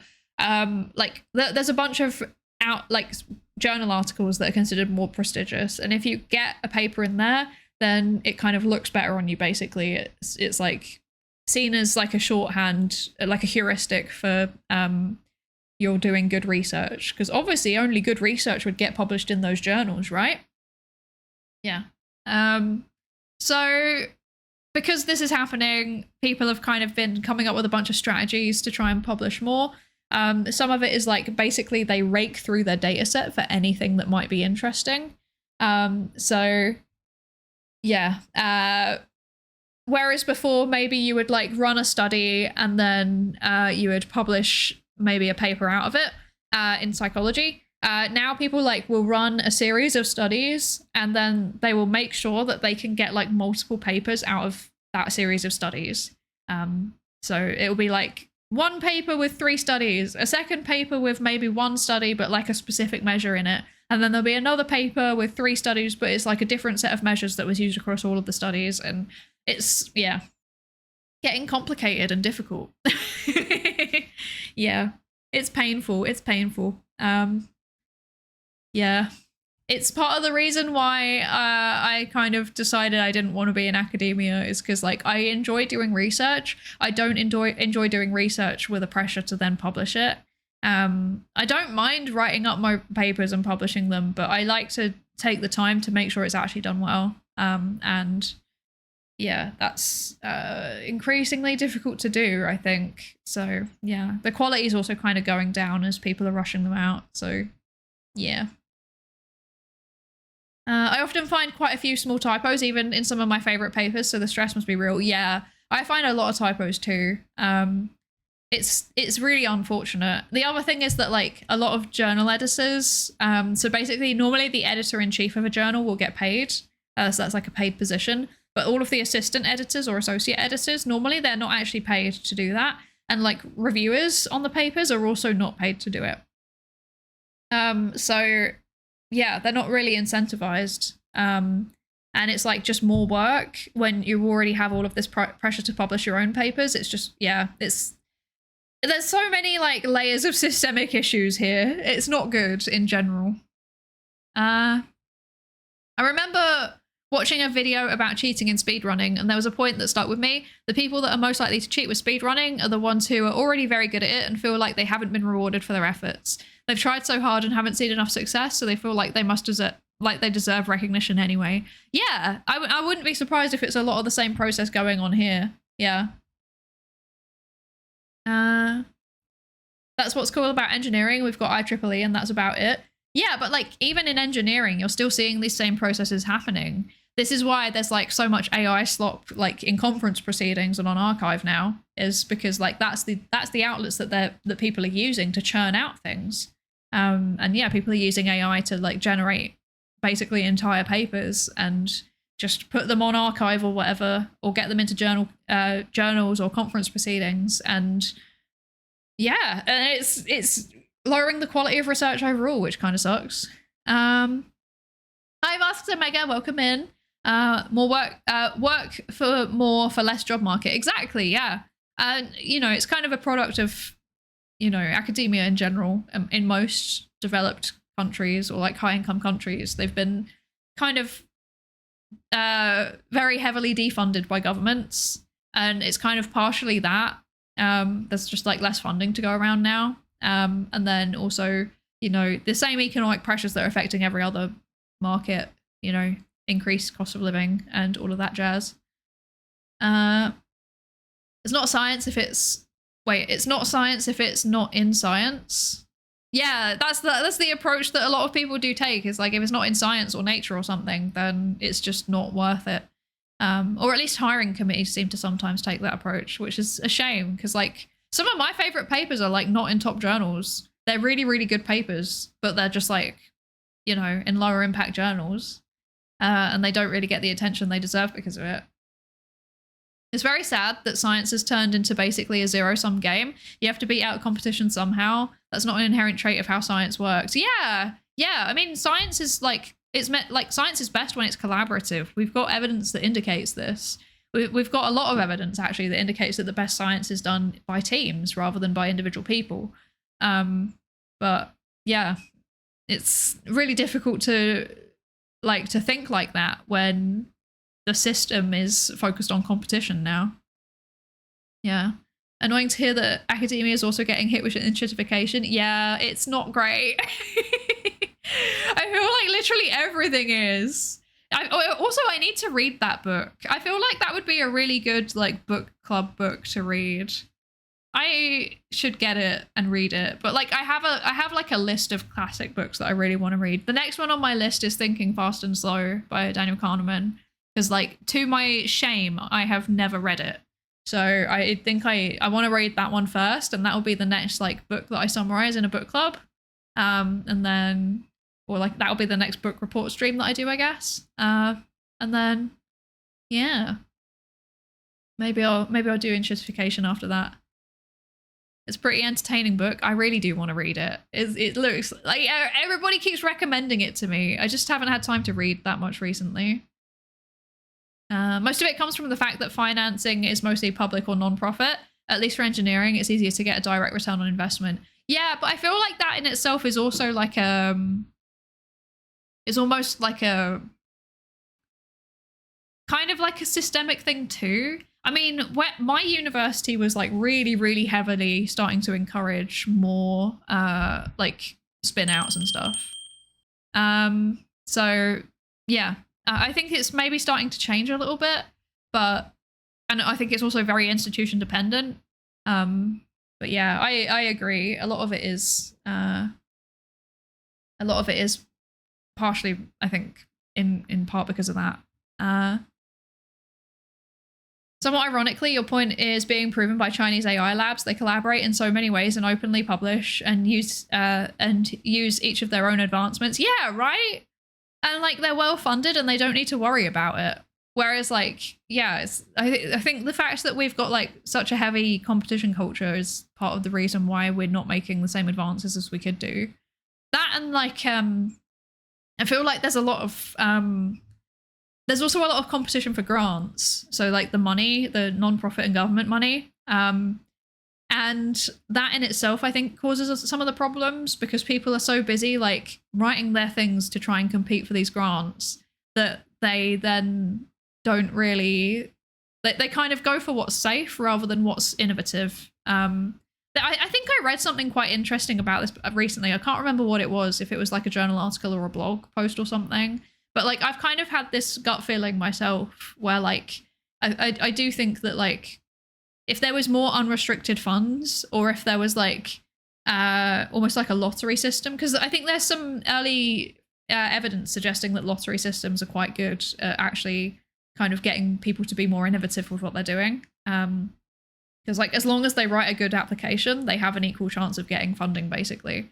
Like if you pass the threshold criteria, then you have a chance, versus how it is at the minute where like people are told, oh, there's like, the reviewers are told like, oh, there's like 20 funded places and you have to identify those 20 projects that should be funded.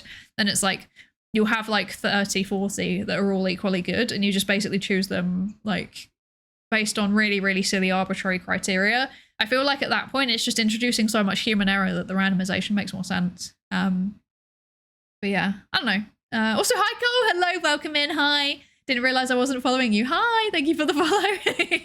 And Parfait, hello, welcome in. Hello. And hi, Sedi, hello. Hi, how are you doing? I hope you're good. Unrestricting safety concerns would be all that's needed for more citizen science. I don't know. I don't think the safety concerns are the main issue with citizen science. I think the main issue is like the funding to actually get the people power to get it done. Because like even with citizen science, like if you're, you know, if you still need like a platform to do it on, and you need researchers or research assistants that are like helping the public do it. And I think that's the issue, is that like a lot of the times there's either like not the support to help people get involved, or there's not the platform to do it, or like a third case, which is where people just never find out about it.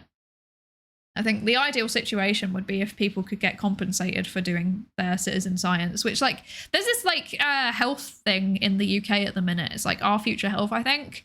It's like a really big wide scale health survey that's being done, or like a big research project rather. And yeah, they're like, it's effectively a citizen science project in a way, because it's trying to get people to sign up to like, you know, give their vitals and their like their, you know, heart rate and blood pressure and height, weight, and then like a blood sample for genetic analysis as well. And, you know, people are getting compensated. It's not much, it's like £10 or something, but they are getting compensated for taking part in it if they want that. So I think, you know, stuff like that where it's like small compensation, or like, it doesn't even have to be like money. Like it could be something just interesting and useful. Like you need to give an incentive for people to take part in it. But yeah. Yeah. Safety concerns in my field, are there due to the possible massive death counts? Yeah, definitely. Definitely. Yeah. I think maybe yeah, that's very true. Safety guardrails are there for a reason. Funding guardrails, or funding restrictions rather, are more, I think, a lot of the issue. £5 Greg's voucher for a questionnaire. I mean, that's basically what I did for my PhD. I offered people like the chance to enter a raffle for a £10 voucher, and that was it. Yeah. I feel like we should try to foster citizen science centered around secondary education, founding labs, and allowing teachers to do some research or help regular citizens do it. Maybe, but teachers have got so much stuff on their plate anyway. Like, this is the thing. It's really like, I think just I think that like academia is kind of like a microcosm for society in general, right? Like academia, everybody is overworked and underfunded. And I feel like that's kind of reflective of our kind of general workplace culture nowadays, at least in Anglosphere countries. Well, more specifically, at least in the UK and US. I can't speak for other countries, but like overworked and underfunded seems to be the consistent experience of everybody that I talk to, regardless of what field they're in. It's just like academia is like worse, basically. Yeah, it's like academia and healthcare and politics and government. Those are like the areas where people, like when I talk to people, they seem to be really, really struggling. And tech, actually. Although tech, I've heard, is a bit of a, it's very hit or miss. Like you will either have a tech job that overworks you, like you're doing like 14-hour days, 6 days a week, or you'll have a tech job where you do 9 to 5 and you do like 3 things in that entire week, and then you spend most of your time browsing Reddit. Like these seems to be the 2 extremes that I keep hearing about. So yeah. It's not great. Oh. Oh yeah, and education also. Education is also overworked and underfunded. But like I said, I feel like these are like the ones that I've heard are like really extreme, but it seems to be a thing that's happening in a lot of jobs in general, which it makes me feel sad. Yeah.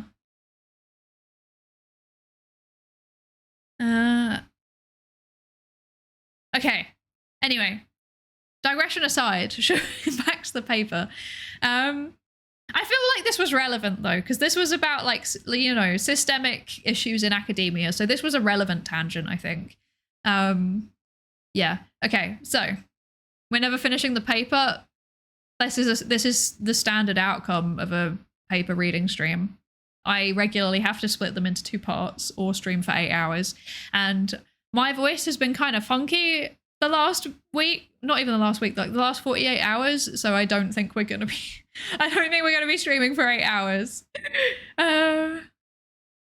On the bright side, that means that you have time to go and read the paper for the next stream. So that's good. Okay.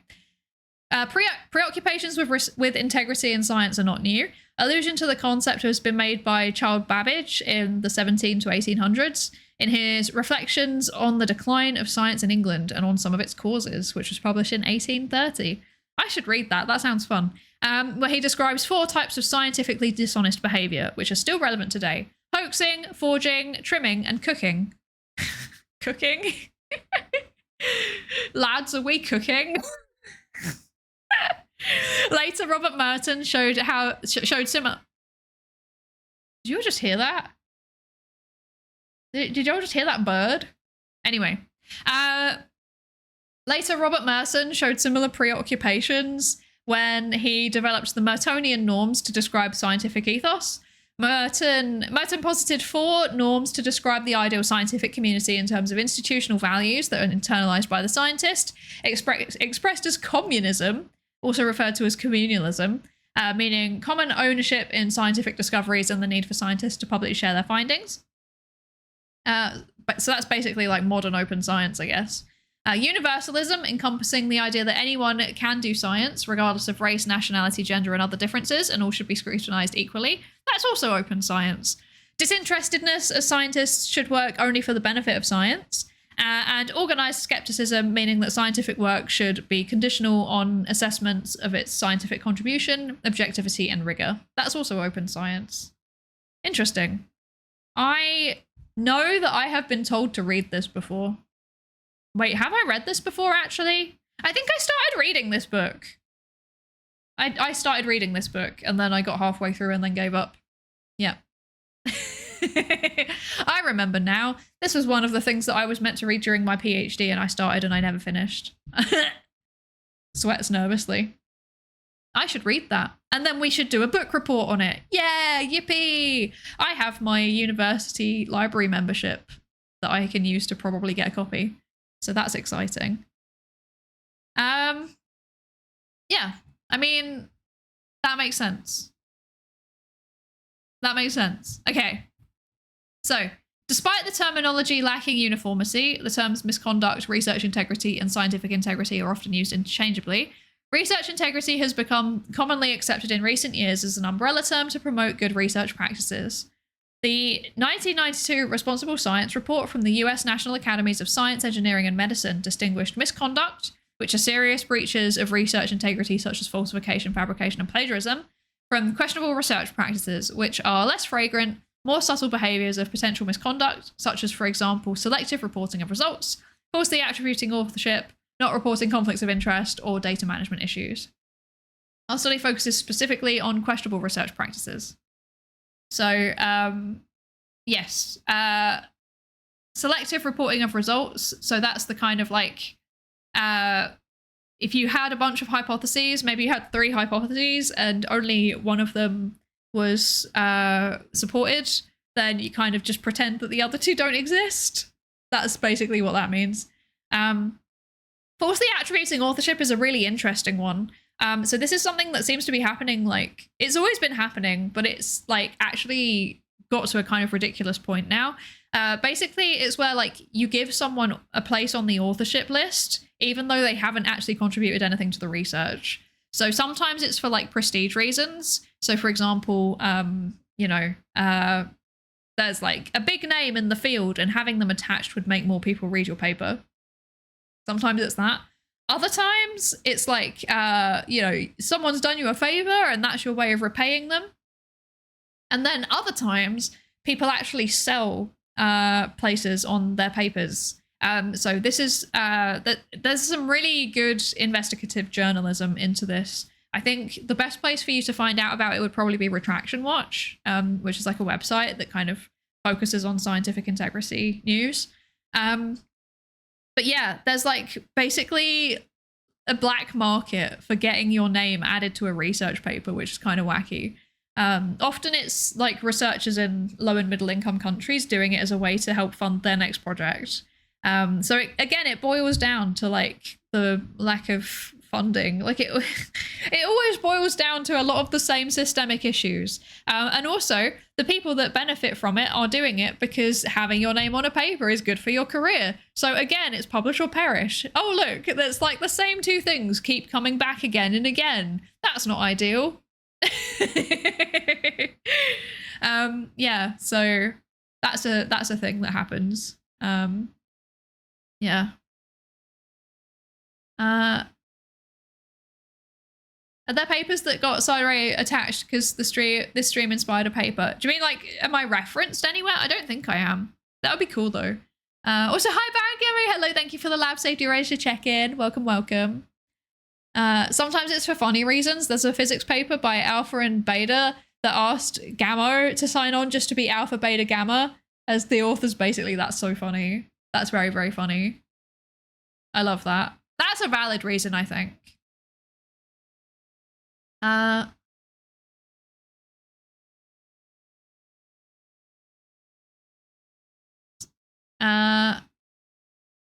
hi Mandith, hello, welcome in. Yeah, the funding and the publish or perish mentality. Yeah, it's like the same two issues again and again. How are you doing? I hope you're good. Thank you for the hydrate. I will have the rest of my extremely cold tea. Wow, delicious. I love extremely cold tea.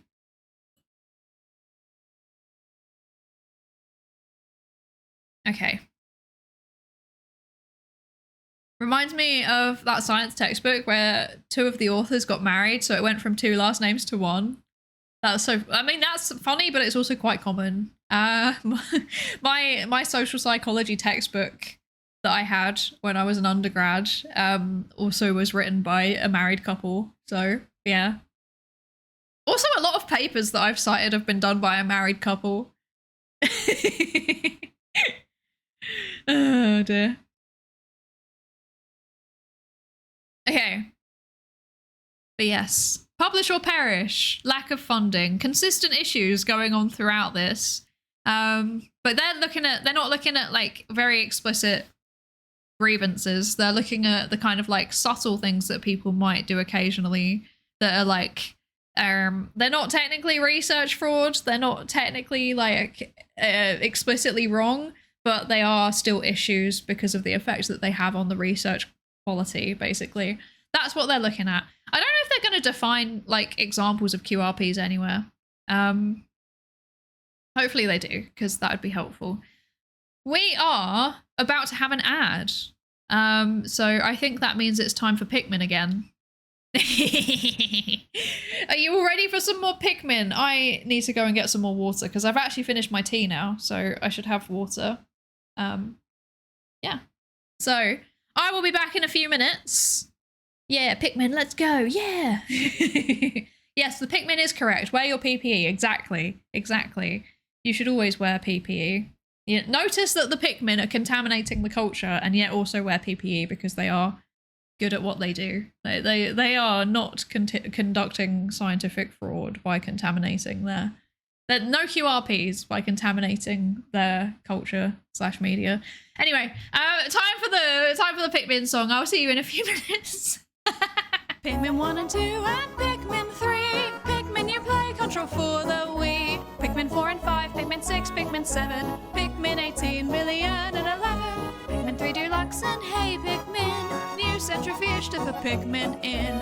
Pikmin in your membrane, that's called Pikmin blot. Old Pikmin theorem that scientists forgot. New mechanics, quantum Pikmin. Pikmin chest tube, Pikmin balloon mount, radio sound, Pikmin electrons covalent bond, Pikmin AI published IEEE, slowed down Pikmin due to relativity, Pikmin in your culture where you can see it contaminating all it touches, Pikmin in your culture where you can see it contaminating everything it touches. Pikmin in your culture, Pikmin in your culture, Pikmin in your fucking culture. Pikmin 1 and 2 and Pikmin 3, Pikmin you play, control for the Wii. Pikmin 4 and 5, Pikmin 6, Pikmin 7, Pikmin 18 million and 11. Pikmin 3 Deluxe and hey Pikmin, new New centrifuge to put Pikmin in. Pikmin in your membrane, that's called Pikmin blot. Old Pikmin theorem that scientists forgot. New mechanics, quantum Pikmin. Pikmin test tube, Pikmin balloon mount, radio sonde. Pikmin electrons covalent bond. Pikmin AI published IEEE. Slowed down Pikmin due to relativity. Pikmin in your culture where you can see it contaminating all it touches. Pikmin in your culture where you can see it contaminating everything it touches. Pikmin in your culture. Pikmin in your fucking culture. Pikmin 1 and 2 and Pikmin 3. Pikmin you play control for the Wii. Pikmin 4 and 5, Pikmin 6, Pikmin 7, Pikmin 18 million and 11. Pikmin 3 Deluxe and Hey Pikmin. New centrifuge to put Pikmin in. Pikmin in your membrane, that's called Pikmin blot. Old Pikmin theorem that scientists forgot. New mechanics, quantum Pikmin. Pikmin test tube, Pikmin balloon mount, radio sonde. Pikmin electrons covalent bond. Pikmin AI published IEEE. Slowed down Pikmin due to relativity. Pikmin in your culture where you can see it contaminating all it touches. Pikmin in your culture where you can see it contaminating everything it touches. Pikmin in your fucking culture. Pikmin 1 and 2 and Pikmin 3. Pikmin you play control for the Wii. Pikmin 4 and 5, Pikmin 6, Pikmin 7, Pikmin 18 million and 11. Pikmin 3 Deluxe and Hey Pikmin. New centrifuge to put Pikmin in. Pikmin in your membrane, that's called Pikmin blot. Old Pikmin theorem that scientists forgot. New mechanics, quantum Pikmin. Pikmin test tube, Pikmin balloon mount, radio sonde. Pikmin electrons covalent bond. Pikmin AI published IEEE. Slowed down Pikmin due to relativity. Pikmin in your culture where you can see it contaminating all it touches. Pikmin in your culture where you can see it contaminating everything it touches. Pikmin in your fucking culture. Pikmin 1 and 2 and Pikmin 3. Pikmin you play control for the Wii. Pikmin 4 and 5, Pikmin 6, Pikmin 7, Pikmin 18 million and 11. Pikmin 3 Deluxe and Hey Pikmin. New centrifuge to put Pikmin in. Pikmin in your membrane, that's called Pikmin blot. Old Pikmin theorem that scientists forgot. New mechanics, quantum Pikmin. Pikmin test tube, Pikmin balloon mount, radio sonde. Pikmin electrons covalent bond. Pikmin AI published IEEE. Slowed down Pikmin due to relativity. Pikmin in your culture where you can see it contaminating all it touches. Pikmin in your culture where you can see it contaminating everything it touches. Pikmin in your fucking culture. Pikmin 1 and 2 and Pikmin 3. Pikmin you play control for the... I should make a dancing Pikmin emote. That would be very funny. I should do that. So the problem I have right now is that like my my desk setup is not ideal for my desk setup is not ideal for like doing emotes and stuff at the minute because I'd need to get my my drawing tablet out of storage and I've not had it. It's been in storage for like a year now for reasons. So I should just get it out. I need to stop hiding it over there where it is now. I should get it out and start using it again. I should do it. I should do that. Mimi got very confused hearing this on our song request playlist a few weeks ago. Oh god, no! I did not know this happened. No! What did the Pikmin do to get put in a centrifuge? They just keep turning up themselves. They put in themselves in their centrifuge. Yeah. Oh dear. Okay, so I just realized I have something very important to inform you all, okay? The other day, I acquired 2.5 kilos of bananas So I had a banana as a snack during the break there. 2.5 kilos of bananas. There's a wacky story around the bananas. Like, basically I'm part of this food waste thing. So if you live in the UK, there's this app called, well, also in Ireland, UK and Ireland, there's this app called Olio, which you can use to like see basically food that would be put in the bin from supermarkets. People go pick it up and then distribute it in the community. Yeah, it's preventing food waste. Yeah, it's really, really good, actually. If you want to occasionally get some free food, it's really cool. And like, I was just like minding my own business, you know, it was the evening. Because like a lot of the listings go up in the evening, so you kind of need a car or something to be able to go to them. But like, I was like literally like 10 p.m. and I saw a listing that was like, I have over 25 kilograms of bananas. So for the Americans in the chat, that's about 50 pounds, like 55 pounds, I think, if I remember correctly, of bananas. Just nothing but bananas. Basically, it was crates. Like the supermarket had not managed to sell crates of bananas. And I'm like, I could have some bananas. That would be fun. So like, I'm like, okay, I'm gonna go pick up some bananas. Why not? So I request some of the bananas. I'm like, oh, maybe I'll go get like a bunch. I don't hear back until like kind of late. I think it's like almost 10:30. And I'm like, and then this person is like, oh yeah, this is my address. You can come and get the bananas. And I'm like, it's 10:30 and I have to like go to get these bananas and I don't have a car. So, I'm scared. So, late night, traveling without a car later, I turn up at this location and I can't work out how to get in because like the building's really weird and it's like under construction and there's no signage and it's really confusing. Eventually I managed to work out where I'm going. And the person's really, really nice. It was like a lady. She's really, really nice. And she's like, yeah, take some of the bananas. And I'm like, okay, I'll go take like a bunch. And she's like, you can take more. And then she gives me a second one. And I'm like, oh, okay, thank you. And then she just like starts putting more and more and more of them into my bag. And I'm like, I only wanted like 1 or 2 bunches. I don't know what to do with this many bananas. And she... Man opens up trench coat. Hey, you want some bananas? It felt like that. It felt like that. But yeah, it was like an entire crate that was like, yeah, she basically gave me half of a crate of bananas. It was like, I mean, I don't know exactly that it was 2.5 kilograms of bananas. It felt like it roughly though. I mean, it was enough bananas that I have a bruise where like my bag straps were. But yeah, so I'm like, oh God, I have to get all the way home with like kilograms upon kilograms of bananas. So yeah, I did eventually, but yeah, I've got like a massive bruise on one of my shoulders where my strap was because it was like so many bananas. Freeze them and make ice cream. That's exactly what I have done. So I've frozen them in like sandwich bags basically. So it's like batches of like, there's 2 bananas per sandwich bag. And I think I've ended up with like 18 bags or something. It's so many bananas. It's an excessive number of bananas. Like, I am baffled by it. But obviously I can also put them in banana bread and stuff, so that's exciting. Yeah. The textbook math problems, yeah. Well, it's always about like apples and it's never about bananas. It should be about bananas.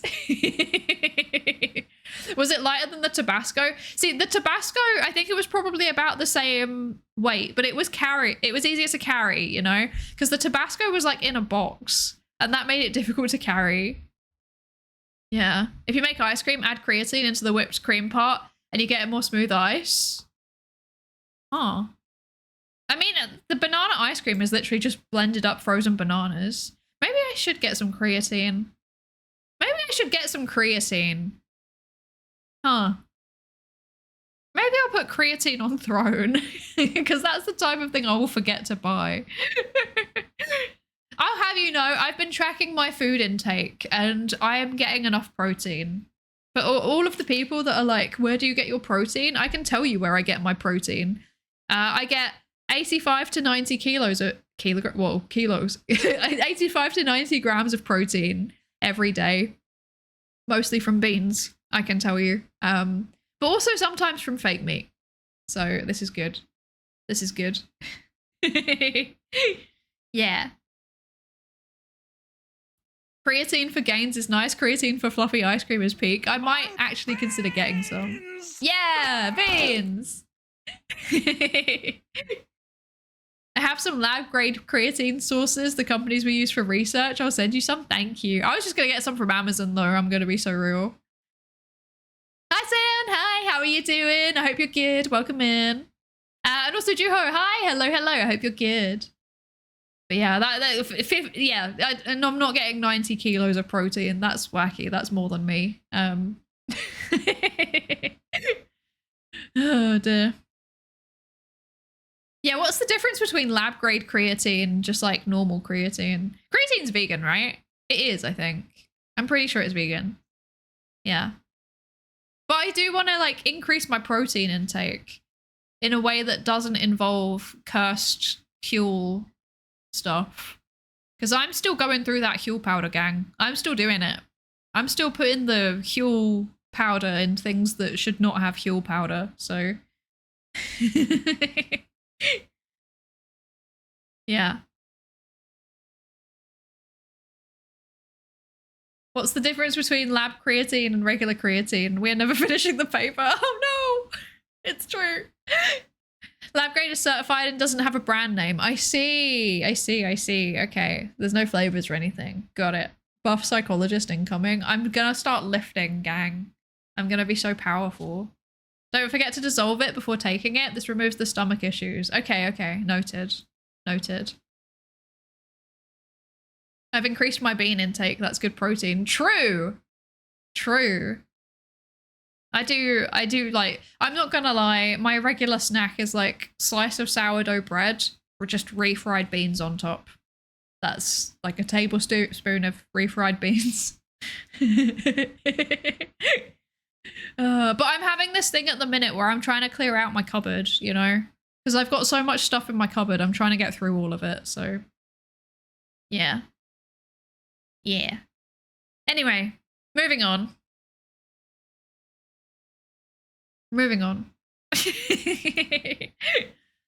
I also put Tabasco on the refried beans, by the way.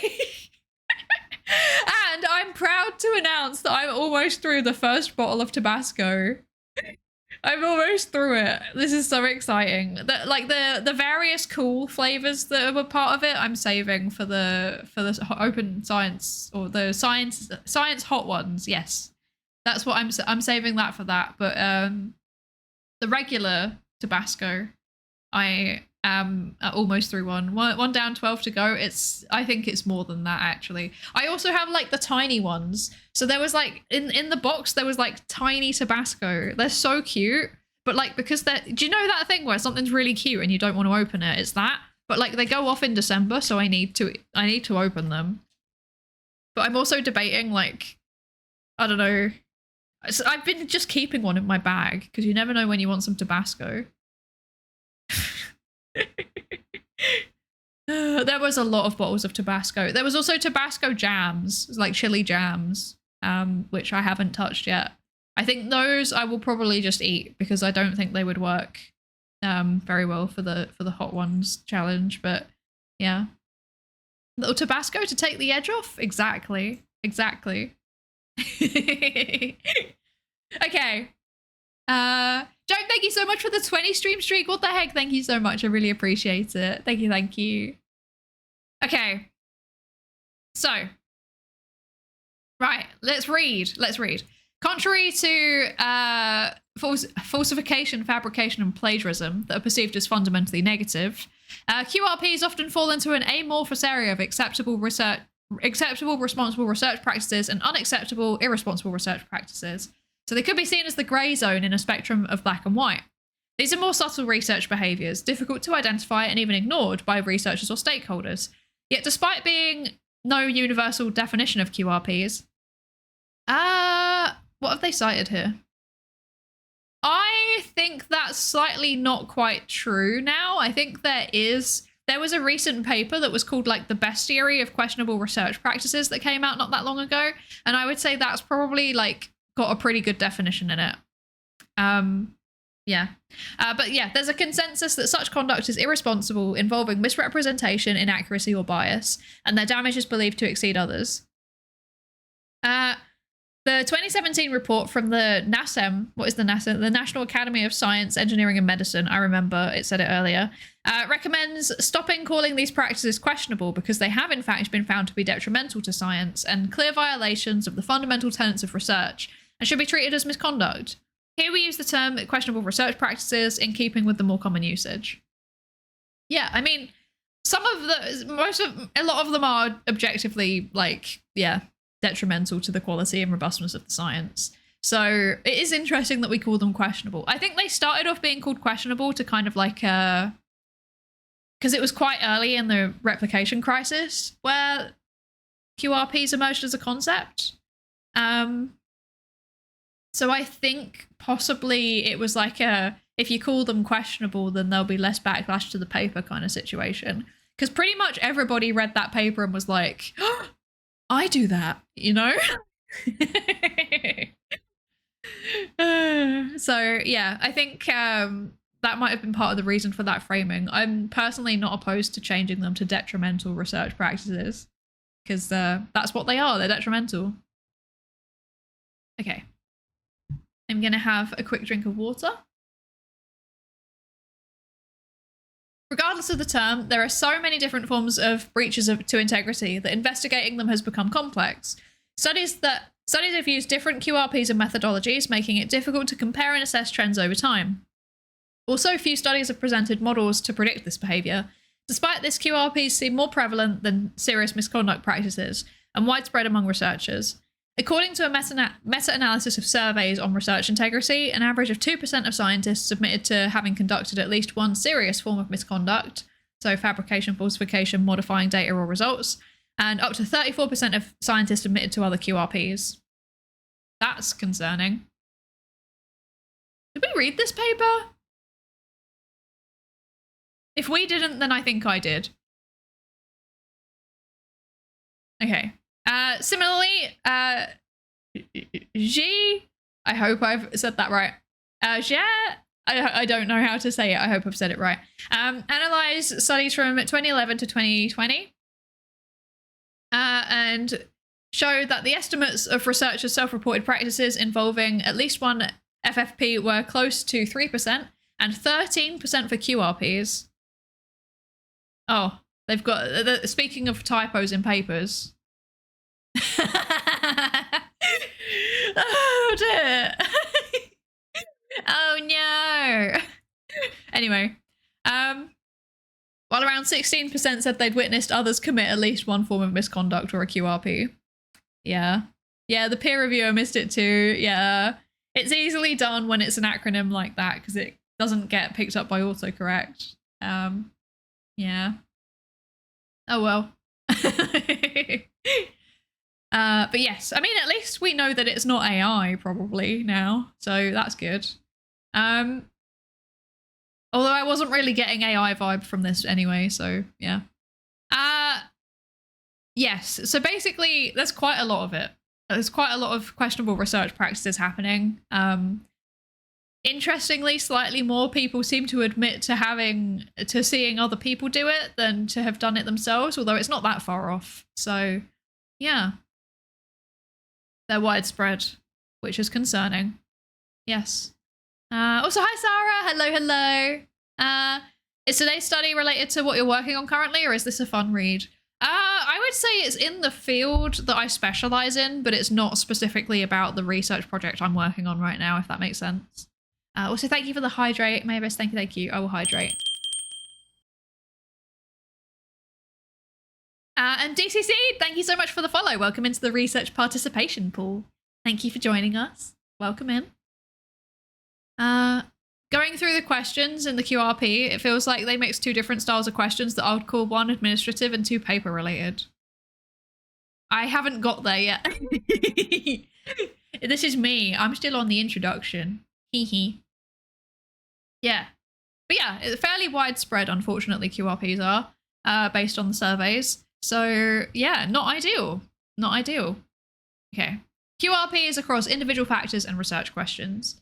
The available research suggests that breaches in science are common among researchers in many countries and areas of research, as shown by studies in Spain, the Netherlands, Denmark, Norway, Italy, the US, and, you know, Europe generally. A lot of those are in Europe, actually. Oh, well. Including the UK, Norway, Iceland, and Switzerland, Pakistan, India, and Brazil. For example, in a survey of 1,353 scientists from different fields of research, attendees of the World Conference on Research Integrity, Booter and colleagues listed the top 5 of the 60 misbehaviors reported.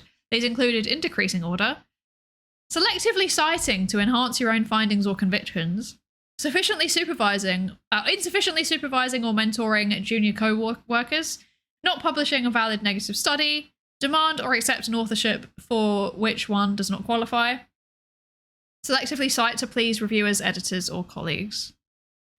I feel like one of these things is not like the other, because like this, not publishing a valid negative study, that's often not actually the person's fault.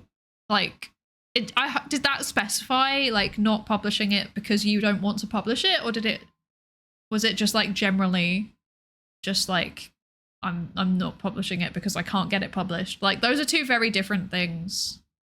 These are two very different things. Yeah. Selectively citing to support your own conclusions. Bro, this paper's doing that though.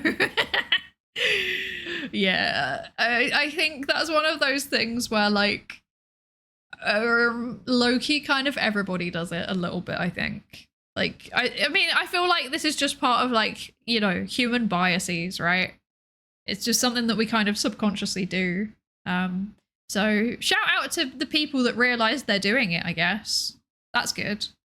I see the second one way too much. The insufficiently supervising or mentoring junior colleagues. Yeah. Yeah. Yeah, me too. I feel like a lot of us have seen it. Hi, Taiji. Welcome in. Welcome, welcome. We live in a publish or die culture. Yeah, exactly. Exactly. That would definitely be part of the reason for possibly this. And then I'm sure that this may or may not be, you know, contributing to increasing people's impact factors, perhaps. Sometimes, maybe. You know, my experience is that the reviewers seem to like occasionally suspiciously suggest papers by one specific author. So, yeah. Yeah. Okay. And then in a survey among Dutch researchers, about 52% admitted to at least one QRP in their academic life out of the 11 practices listed. And in a study among Norwegian researchers, about 40% admitted to at least one QRP out of the 9 listed in the 3 years prior to the study. While findings are not conclusive and patterns are difficult to trace, the literature points to variations in admitted to by scientists in different research fields. Am I dumb, or does that not make grammatical sense? Variation is in the QRPs admitted to. There we go. I think that's what they're trying to say. And it varies by different levels of seniority, research field, and socio-demographic characteristics. Misconduct has been more frequently found among male scientists than female, younger compared to older, and less senior researchers compared to more senior researchers. But studies of QRPs have been contradictory. For example, Martinson and colleagues in 2005 found higher admission rates of QRPs among older researchers, Agnoli and colleagues among senior Italian researchers than among junior or middle researchers. There are also studies suggesting that the occurrence of misconduct seems to have no relation to the individual seniority level, suggesting it can happen across the whole career spectrum. As such, despite it being often assumed that younger researchers and those in early professional stages would be more likely to show questionable behaviours due to the pressure to publish, instability and scarcity of research professional positions, the lack of experience and poor supervision, such arguments do not seem to be supported by the available research, or it might hold only in specific contexts, such as in research environments, certain research environments, competitiveness of the institution, or internationalization. There we go, got there eventually.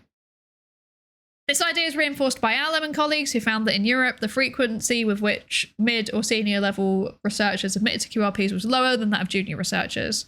While in the US, junior researchers admitted to fewer QRPs than middle or senior level. Huh.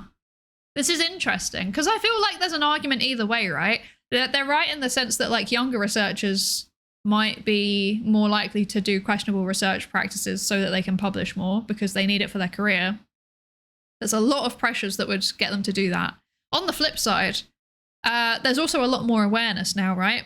Like I think that most people that I did my, at least half, if not more, of my grad student colleagues when I was in grad school, like I think most of them knew what QRPs were and that they shouldn't be doing them. So I feel like maybe the awareness might contribute to like an increased willingness to admit that you've done it, in the sense of like you actually now know what it is, whereas like maybe the older or more established researchers were like doing them but they didn't know that they were QRPs, so they didn't admit to them. Or maybe it's almost like the reverse effect, like young people feel like they've got less to lose because they aren't established in their career yet, whereas like more established researchers, like a lot of their ego is often built around the theories and findings that they've published over time.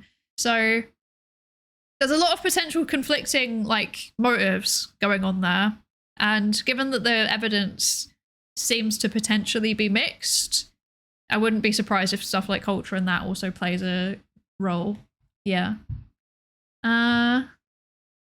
Let's see.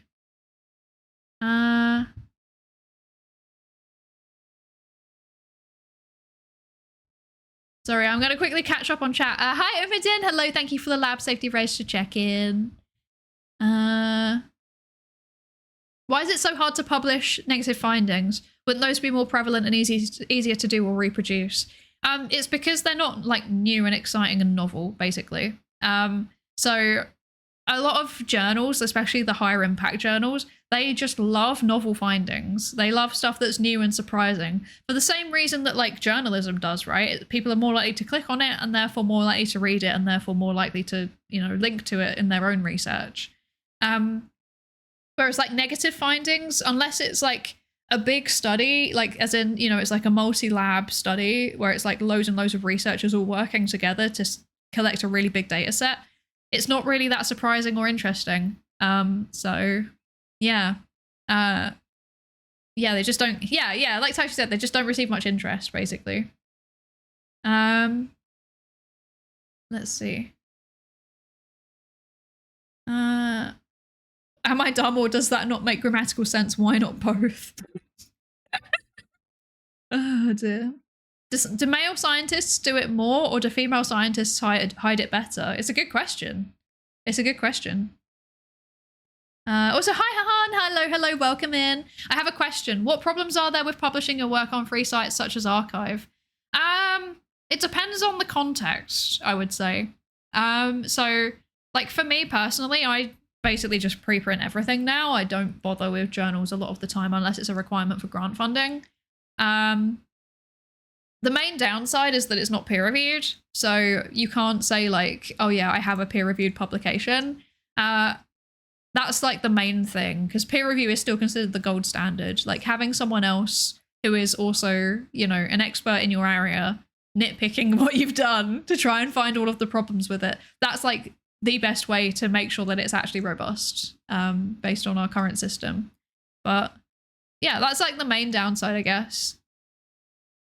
You also have to be careful with like your data. So you have to make sure that like anything that you're sharing is actually safe to share open access, basically. Yeah.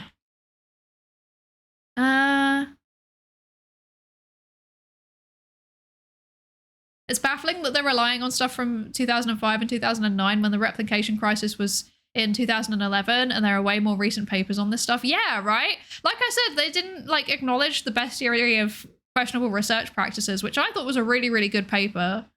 I'm also kind of biased because I know one of the people that wrote it, but like I thought it was a really good paper.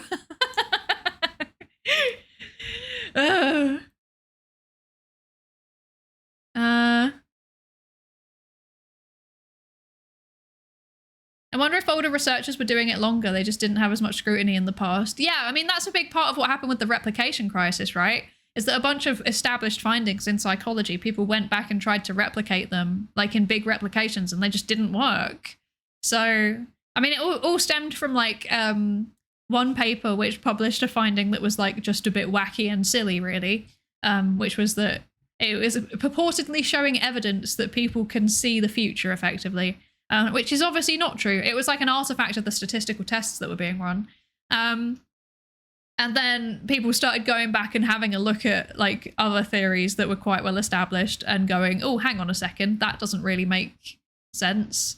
And then replicating them, and they didn't replicate. And then psychology is in a bad place. And then a bunch of other fields did the same thing, and then academia generally is in a bad place. Yeah.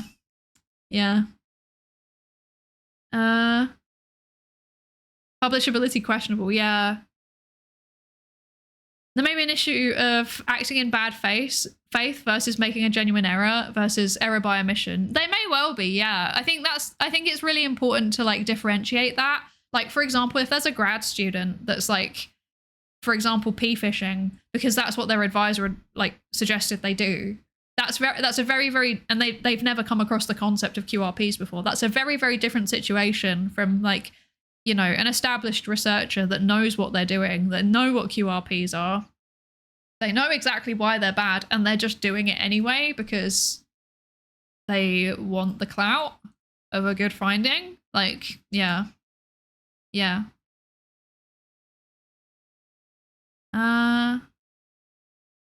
Negative results are more complicated than you'll think it is. It's not just this doesn't work, but it's like the effect size is smaller than you think. This specific conclusion you've drawn is false. This technique is outdated. Yeah, but all of those things are like contributors to a hypothesis being falsified, right?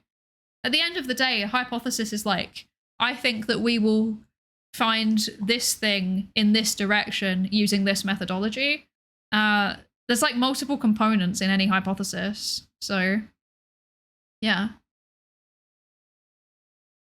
So like a result that indicates that there's no effect is still telling us, yeah, very specifically, like the effect size is not significant / it's negligible, or we just can't see it with what we're doing, or it's not relevant anymore. That's something that like is brought up quite a lot in psychology, is that like maybe some of the findings are just like not culturally relevant anymore. So yeah. These days I know a lot of people in my field publish preprints and then do conference submissions. Yeah, I think that's, to be honest, that's kind of what I do. Because like, really, I would say like the paper is there, like people can access it. That's the most important thing. And then the second most important thing is then marketing it. And that's effectively what a conference is. It's marketing.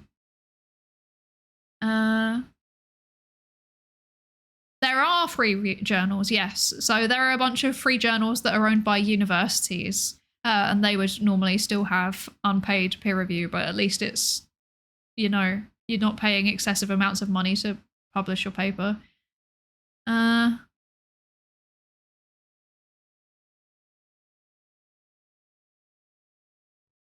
Negative results, or rather failing to reject the null, is really just we don't have enough evidence to reject the null, which could mean anything from there's no difference to there is a difference, but we missed it, to there is a moderator. Yeah. Or it's, we just, yeah, like we missed it could be a result of the methodology, for example. Yeah, like Seon said. Sorry, I have a lot to catch up with. Academia's always been a bad place, true. Was it hi, Almantis? Hello. Thank you for the hydrate. Oh, hydrate. Yes.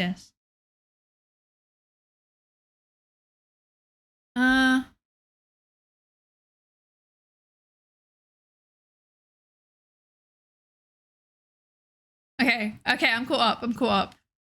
Also, hi, Fortress Spy. Hello. Thank you for the lab safety race check-in. Welcome in. Okay. So.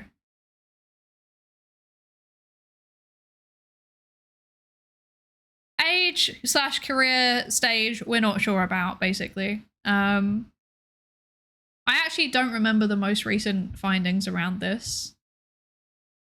which is not helpful. So yeah. I guess my main argument would be like, does it matter? Really? Like, I feel like trying to work out who's doing QRPs is just kind of, even if there's like different, like slight differences in the demographics that are doing it, ultimately I think it's all kind of fixed by the same things, which is A, better training, and B, fixing the incentives in the system. Like, yeah. I don't know. Anyway. So. Back from vacation, Psydere wave. Good to see you getting back to reading papers. Yippee! Thank you so much for the 9 months, Fortress Spy. Thank you so much. I really appreciate it. Thank you. I hope you enjoyed your vacation. I hope you had fun. Yeah, I'm back to reading papers. Hopefully this will be like a more regular thing again. However, I said this earlier. I'll say it again. So I'm going to Vexpo next month, which is exciting. And I will have a thing while I am at Vexpo. I'm not a guest, but I will have a thing which will require me to be there. But I also then have to take a bit of time off from streaming afterwards because I have to go and do a thing also, a big thing. So unfortunately, we're getting another 3-week break from streaming, like in September again. I'm sorry. But then I'll be back in October. And then it's only a few months until I am here regularly all the time and you can't get rid of me. So that's exciting. Yeah. Anyway, so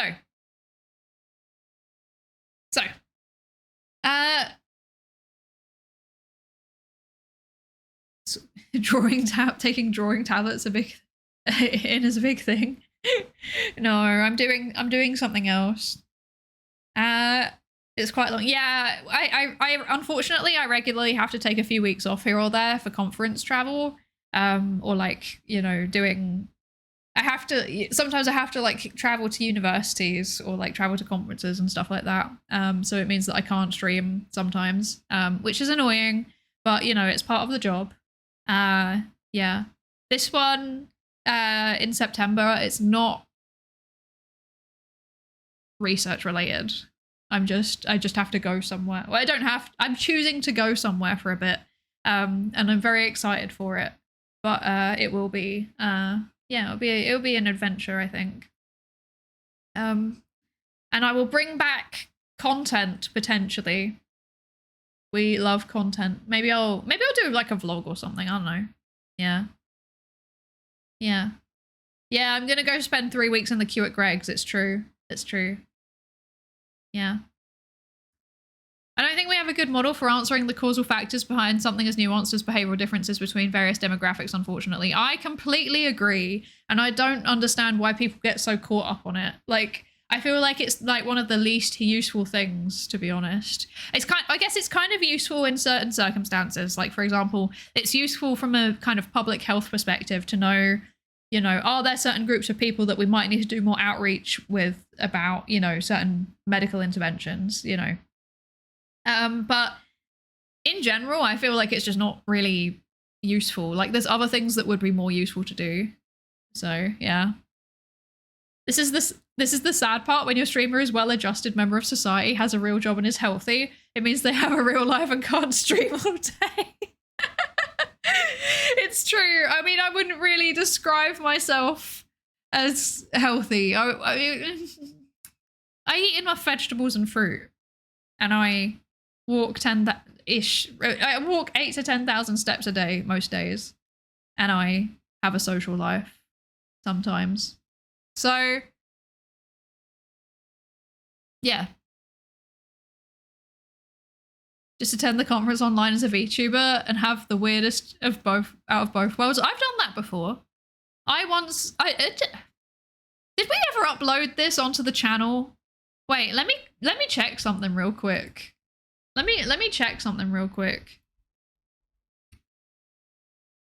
Did we ever upload that video? I don't think we did.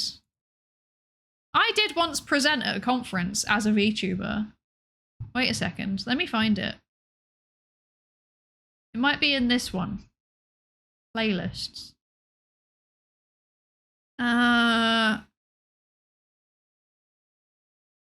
Where is this? I've lost my own playlist. That's not ideal. This one. Okay. And then this one. Okay. And then scrolls through. Bear with me. Bear with me.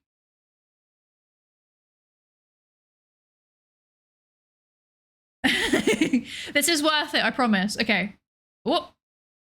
Okay. Ta-da! I have, in fact, once presented at a conference as my VTuber model. There I am in the corner! I have actually presented once before. Obviously, this is like a talk by all of vTheorem, but this was at the Society for the Improvement of Psychological Science conference in 2025. Yeah, it was fun. It was fun. How do you explain this to people? Like, do they agree for you to present as a VTuber? Yes. Well, so basically, SIPS does like a commendation thing for people that are doing open research related stuff or like outreach related to psychology research. They gave me a commendation. They also recently gave Mylin a commendation. How exciting is that? Please go check out Mylin if you haven't already. You definitely should have. But yeah, we both have commendations now, which are like, we're saying that we're doing good public outreach for like high quality and accessible psychological science. So that's exciting. But yeah, you can actually go watch this. It's on YouTube. I have like a playlist called Collabs where it's just like stuff that I've collabed on, except it's not that many. I keep forgetting to add things to it.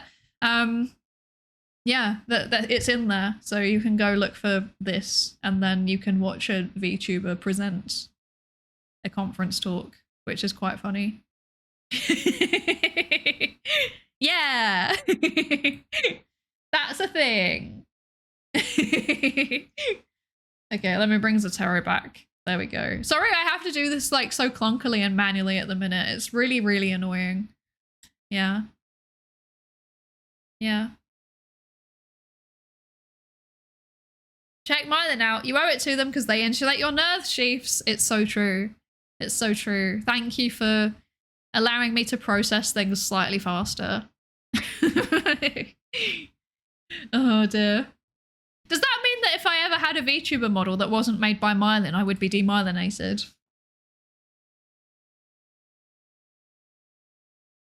I'm not sure how I feel about this. Okay. Scary thought. Let's not let it happen. Exactly. Nothing good happens when you're demyelinated. Okay. Moving on. So, similarly, no patterns have been found regarding research field. Booter and colleagues. Is this the same one again? Is it why? Okay, this one's 2016 at least. Booter and colleagues show that misbehaviors are more frequent in the social sciences than in other fields. For example, QPR? What? Selectively citing your own work to improve citation metrics was more common in biomedical sciences. What? I'm so confused. I'm baffled. Misbehaviors are more frequent in social sciences than in other fields, but then they proceed to say that this was more common in biomedical sciences.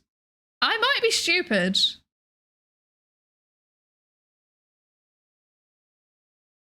Am I stupid? Or is this just like wrong?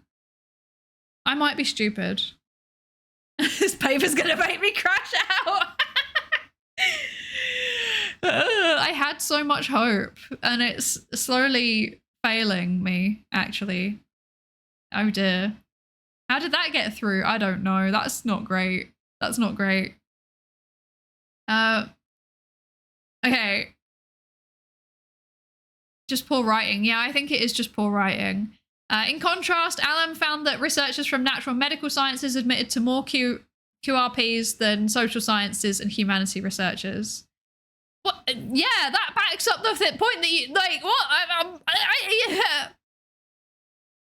That backs up literally what you've just cited. I'm so confused. I'm so confused. And Raven and Sorensen show similarities across fields in committing certain practices across fields. What? This is just badly written. This is like bad editing job. This whole section, this entire paragraph, put it in the bin. I hate it. Nothing in this paragraph makes sense. I hate it. I hate it. I hate it. I'm sorry. I'm sorry. I hate it. Yeah. Sometimes +1s the paper. Yeah, I think this is a +1 moment. It's also misspelled. Yeah, I know. Like, it's misspelled. There's so many things going wrong here. We're just going to move on. Anyway, no difference across fields. Probably everybody's doing it. I think the TLDR of what that's meant to say. So yeah. As previous study, wait. Okay, this was actually like a recent paper as well, so that's better. That's a mild improvement. Well, recent-ish. It was 5 years ago. If it was while I was in grad school, then it's still recent, right? Right? Right? At least you know it wasn't AI generated, yeah. I just checked your film and got shocked a little when I saw Gargura in a scientific presentation. It is a bit of a random presentation, I think. I also had to represent it recently, like in a work context, which was horrifying and scary. I was like, I felt so perceived. Oh dear. Yes. Okay. As previous studies point to mixed results or no significant results amongst most of these factors, we do not hypothesize about tendencies in QRPs across gender, age, or seniority among our community of researchers. Also because of the peculiarities of this community. Embedded in a national research context of precarious careers, careers in quotation marks is brutal, that's so funny. Fed by a system of continuous fellowships with few stable contracts provided by the government, research careers in Portugal have been insecure and uncertain. There's a high prevalence of researchers in junior positions, regardless of age, with researchers staying for years, if not decades, in temporary contracts and stagnation in promotions. Yeah, I mean, I feel like this is I'm going to put my coat back on. This is definitely the case in, like, a lot of countries. I mean, I'm a hag. Well, you know I'm a hag, right? And most of my friends are still postdocs. So, yeah. I'm a postdoc. Yeah. So... Careers is wild. Who wrote this? I mean, it's brutal, but I kind of feel it though. I kind of vibe with that. I might start doing that. Research, quote, career, unquote. Oh dear. I think it's a reasonable hypothesis that the incentives remain the same across fields, so the difference between fields will be largely cosmetic. At least that would be my guess. Yeah, I think there might be maybe a difference in the types of QRPs that they're doing, potentially. But just on the basis of, like, some of them are easier to do with certain methodologies. But I think, yeah, in general, I don't imagine it would be particularly different. And I also am not convinced that there would be, like, age or career stage differences either. Yeah. Mimetic use of quotation marks, exactly. Okay, so research question 1. What QRPs do scientists working in Portuguese universities admit to committing? Ooh. Committing also is a wild choice of phrase. That's very direct. And how does engaging in QRPs vary across individual characteristics? What? Okay, whatever.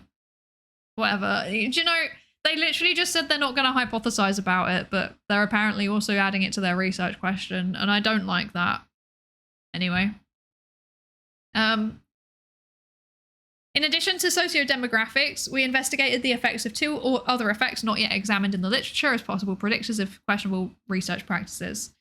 The academic performance of a researcher as given by the number of publications, and the perceived seriousness of the misconduct practices. Maggio and colleagues, checks the citation, relatively recent, 2019, found that the number of publications in health education professions had a significant positive association with misconduct. Sorry, I'm laughing because I've just remembered there's this like one guy in cyber psychology who has like so many papers. He churns out like 1 to 2 papers every single day. And it's like kind of wacky. And when you look at it, like when you look at his papers, I think it's because like basically a bunch of the people that he has like a really big network that does it for him, basically. This is the impression that I get. So yeah, that I just think of him sometimes. I'm obviously not going to name this person because that would be incredibly rude, but there's like others in other fields too. There's a lot of people that just churn out papers, and it'll be like one paper every like, you know, 1 to 5 days, and it's like, how are you doing this? I can't even do a paper every 1 to 5 years. Like that's wild. That's wild. Yeah. I remembered some VTuber was reading in One Day a Week a bad scientific paper. Was it Pomato Master? I love Pomato Master and her Scuff Science Sundays. They're so good. They're so funny. We love Pom in this house. 2019 being recent is crazy to me, but that's probably field related. Yeah, I mean, psychology and metascience are a little bit slower moving than like, you know, certain engineering fields. So they get the option of not incriminating themselves. Yeah, what have you committed? Oh dear. I don't live in the UK, and cross-country seems to require a UK postcode to buy a ticket online. Do you think I'll get in trouble if I put the one for 10 Downing Street? Possibly. It probably just wouldn't go through, I think. Yeah. If you turn out papers that fast, who even peer reviews it? That's the question. If you churn out papers that fast, have you even like done the research yourself, or is your name just being added? Yeah. Yeah. I wonder why that's the case. Psychology is slower. Yeah, I mean, I think partially I think it's because psychology just like gets way less funding than some engineering fields. When I say that, I'm like literally just calling out computer science. We get a lot less funding, and part of it is also just like working with people takes time. So I think like, you know, like biomedical sciences and animal research and stuff like, and ecology, all of those take like they're slower as well. And like anthropology, social sciences in general, a lot of them are slower just because it takes time to work with people. Yeah, or to work with animals, or to work with plants or whatever. So yeah. Yeah. Good research is slower. I mean, it depends on what you're doing, to be fair. Like, you can do good research relatively quickly if you're working with something that acts quickly. So like, for example, I imagine certain like chemical processes are pretty quick. Or like, you know, certain computer science stuff is pretty quick. That doesn't mean it's bad research. It just has a faster turnaround time. Yeah, like the thing that you're observing literally just takes less time. Yeah. But yes, so where do we get to? Maggio and colleagues found that the number of publications Do academics know if they are doing research badly? About to finish my master's thesis about neuro, and it has issues XDX. Chef, thank you so much for the resub with Prime. Thank you so much for the 5 months. I really appreciate it. Thank you, thank you. That's a mood. After I did my master's, I was like, wow, I'm terrible. I'm the worst researcher in the history of ever. Everything I've done is awful. I hate it. And then I did my PhD and I was like, wow, everything that I've ever done is awful and terrible and I hate it so much and there are so many issues with it and I will never recover from this. The good news is that if you can recognize what you've done that needs improving, that means you're probably quite a good researcher. That's kind of like the key of like iterating on your research. So that's good. That's a good sign. Yeah. Yippee. Well done on almost finishing. Let's go. You can do it. Cell culture work can be done in a week. The little angry Korean woman's work in flax took years because it was season to season. My fungus stuff was quick, but my ginseng stuff took years. Yeah, yeah. It depends on times, exactly. If biologists are only relying on fruit flies to do their research, they will not see changes when considering mammals or reptiles. Yeah, I mean, fruit flies are literally chosen because they've got a really quick turnaround, right? So, yeah. Oh, also, can I just say, for some reason, I've had a really bad fruit fly problem this year. And it's like, not that I'm doing anything differently. I'm not like taking out my bin less. I'm not eating anything different. It's just like this year, there are just so many of them. I've never had this issue before. It's really odd. I don't know what's going on. Yeah. Painful, painful. Hi, Kumquat, hello. That's exactly how I feel at the end of my PhD. That means you're doing a good job. If you get to the end of your grad studies and you're like doubting yourself, you're questioning yourself, that means you've done it right. That means you're doing it the right way. You've learned how to critically evaluate your own work and build upon it. You're doing good. Well done. Good job. Good job. Oh dear.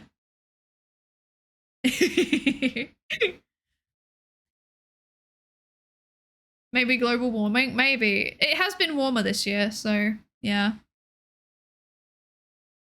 I look in psychology, at least in psychology, there is a group that can read papers. I was reading some paper about law in my local country, and these guys must be very happy when someone cites their work. The only plus is that lawyers and law researchers are used to producing word salad. Oh, pain.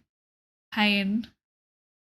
People thought that for decades that macrophages play an important role in erythrocyte development in humans because they do in mice. Turns out in humans they don't. That's so funny. I love it. I love the things where it's like, you know the meme pages? I don't know if you know what the ones that I mean, but there's at least one meme page where it's like scientific breakthrough in mice. It's like my favorite science meme ever.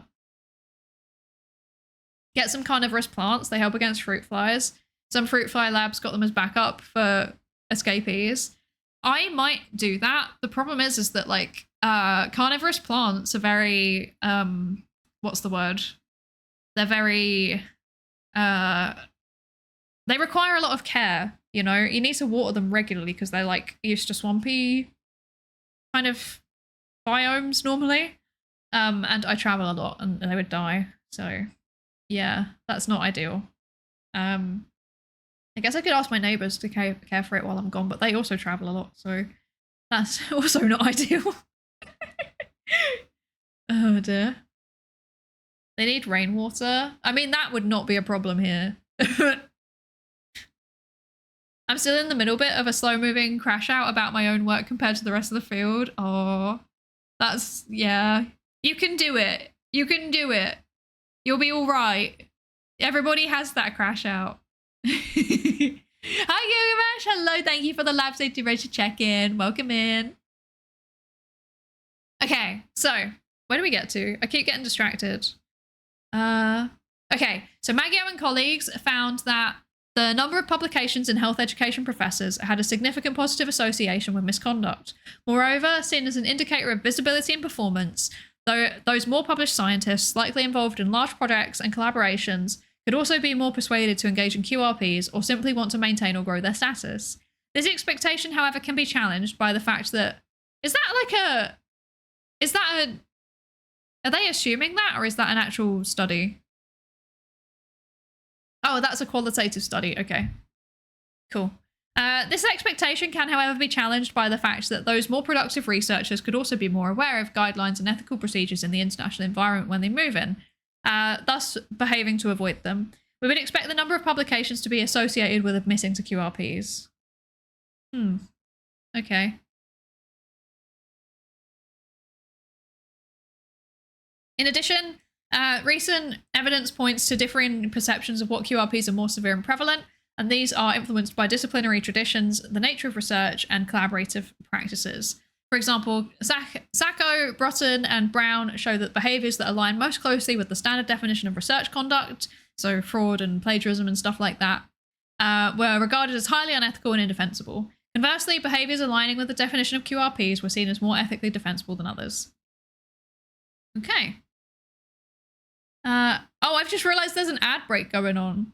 My bad. I apologise. Okay, so I am going to jump to Pikmin song very quickly because I need to fill up my water again. And then I will come back and we will keep reading this section. We might have that situation again where we do not finish the paper, but we'll see what we do. Okay, anyway, I'm gonna run very quickly. Pikmin song, enjoy. Pikmin 1 and 2 and Pikmin 3. Pikmin you play, control for the Wii. Pikmin 4 and 5, Pikmin 6, Pikmin 7, Pikmin 18 million and 11. Pikmin 3 Deluxe and Hey Pikmin. New centrifuge to put Pikmin in. Pikmin in your membrane, that's called Pikmin blot. Old Pikmin theorem that scientists forgot. New mechanics, quantum Pikmin. Pikmin chest tube, Pikmin balloon mount, radio sound, Pikmin electrons covalent bond, Pikmin AI published IEEE, slowed down Pikmin due to relativity. Pikmin in your culture where you can see it contaminating all it touches. Pikmin in your culture where you can see it contaminating everything it touches. Pikmin in your culture. Pikmin in your fucking culture. Pikmin 1 and 2 and Pikmin 3. Pikmin you play, control for the Wii. Pikmin 4 and 5, Pikmin 6, Pikmin 7, Pikmin 18 million and 11. Pikmin 3 Deluxe and Hey Pikmin. New centrifuge to put Pikmin in. Pikmin in your membrane, that's called Pikmin blot. Old Pikmin theorem that scientists forgot. New mechanics, quantum Pikmin. Pikmin chest tube, Pikmin balloon mount, radio sound, Pikmin electrons covalent bond, Pikmin AI published IEEE, slowed down Pikmin due to relativity. Pikmin in your culture where you can see it contaminating all it touches. Pikmin in your culture where you can see it contaminating everything it touches. Pikmin in your fucking culture. Pikmin 1 and 2 and Pikmin 3. Pikmin you play, control for the Wii. Pikmin 4 and 5, Pikmin 6, Pikmin 7, Pikmin 18 million and 11. Pikmin 3 Deluxe and Hey Pikmin. New centrifuge to put Pikmin in. Pikmin in your membrane, that's called Pikmin blot. Old Pikmin theorem that scientists forgot. New mechanics, quantum Pikmin. Pikmin chest tube, Pikmin balloon mount, radio sound, Pikmin electrons covalent bond, Pikmin AI published IEEE, slowed down Pikmin due to relativity. Pikmin in your culture where you can see it contaminating all it touches. Pikmin in your culture where you can see it contaminating everything it touches. I definitely wasn't singing along to the Pikmin song. That would be silly. Hello, welcome back. It's time to continue doing research, reading paper that's making me feel pain. Okay. So, recent evidence points to differing perceptions of what QRPs are more severe and prevalent. And these are influenced by disciplinary traditions, nature of research, and collaborative practices. For example, what are they citing here? Recent, they say. 2021. Interesting. Oh, I kind of want to read that one. Anyway, Sacco and colleagues show that behaviours that align most closely with the standard definition of research misconduct were regarded as highly unethical and indefensible. Conversely, behaviours aligning with the definitions of QRPs were seen as more ethically defensible than others. This could suggest a relationship between the perceived seriousness of QRPs, whether a researcher admits to them. Social cognitive theory proposes that individuals develop their morality based on value judgments, that is, standard of right or wrong, that guide moral conduct. Thus, researchers who believe that QRPs are a serious violation of scientific integrity standards may be less willing to engage in behaviours of misconduct. We asked the following research question and tested the hypothesis. Research question 2. How serious do scientists working in Portuguese universities see QRPs to be, and how do these views vary across individual characteristics? And hypothesis 1 was perceived seriousness of QRPs is negatively associated with engagement in QRPs. And then finally, we investigated which of the individual factors under study were good predictors of admitting to QRPs. We investigated individual characteristics already brought up in different studies as potential individual factors influencing misconduct, and we brought up new factors which we think might influence scientists' behaviour. To the best of our knowledge, research integrity practices among this community have not yet been studied, nor has a predictive model on the likelihood of engaging in QRPs been tested. So we asked, what factors are associated with engaging in QRPs? Oh boy, I love a correlational predictive model. Yippee.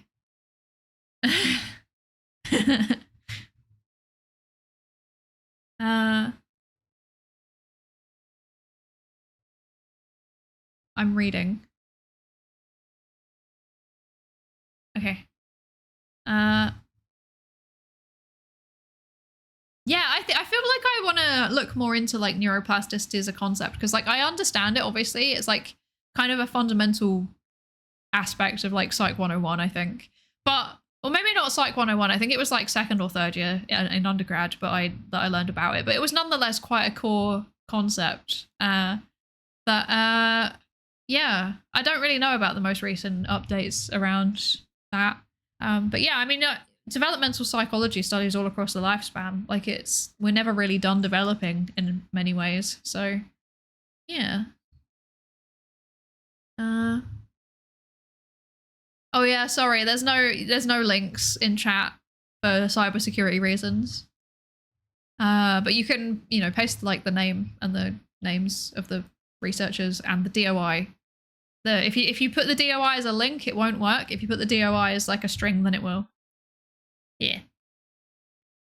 Okay. So, methods. Let's learn about what they actually did. We know it's a survey of Portuguese university workers. This is all we know so far. Okay. So, we built our sampling frame from articles published on Web of Science by researchers working in Portuguese universities. The articles were selected using search criteria country, Portugal, year 2010 to 2023. We acknowledge that this does not necessarily correspond to the population. There might be researchers in Portuguese universities who have not published articles in journals listed on Web of Science in this period. Yeah, but I think it's not the worst. Obviously, okay. I feel like the issue potentially here would be, what's the word? A kind of survivorship bias type of thing, where they're missing people who didn't publish, maybe because, well, for various reasons. But yeah, there's like a risk potentially that like the people that didn't publish are people like me who like kind of saw the way that academia research is often conducted and kind of just noped out.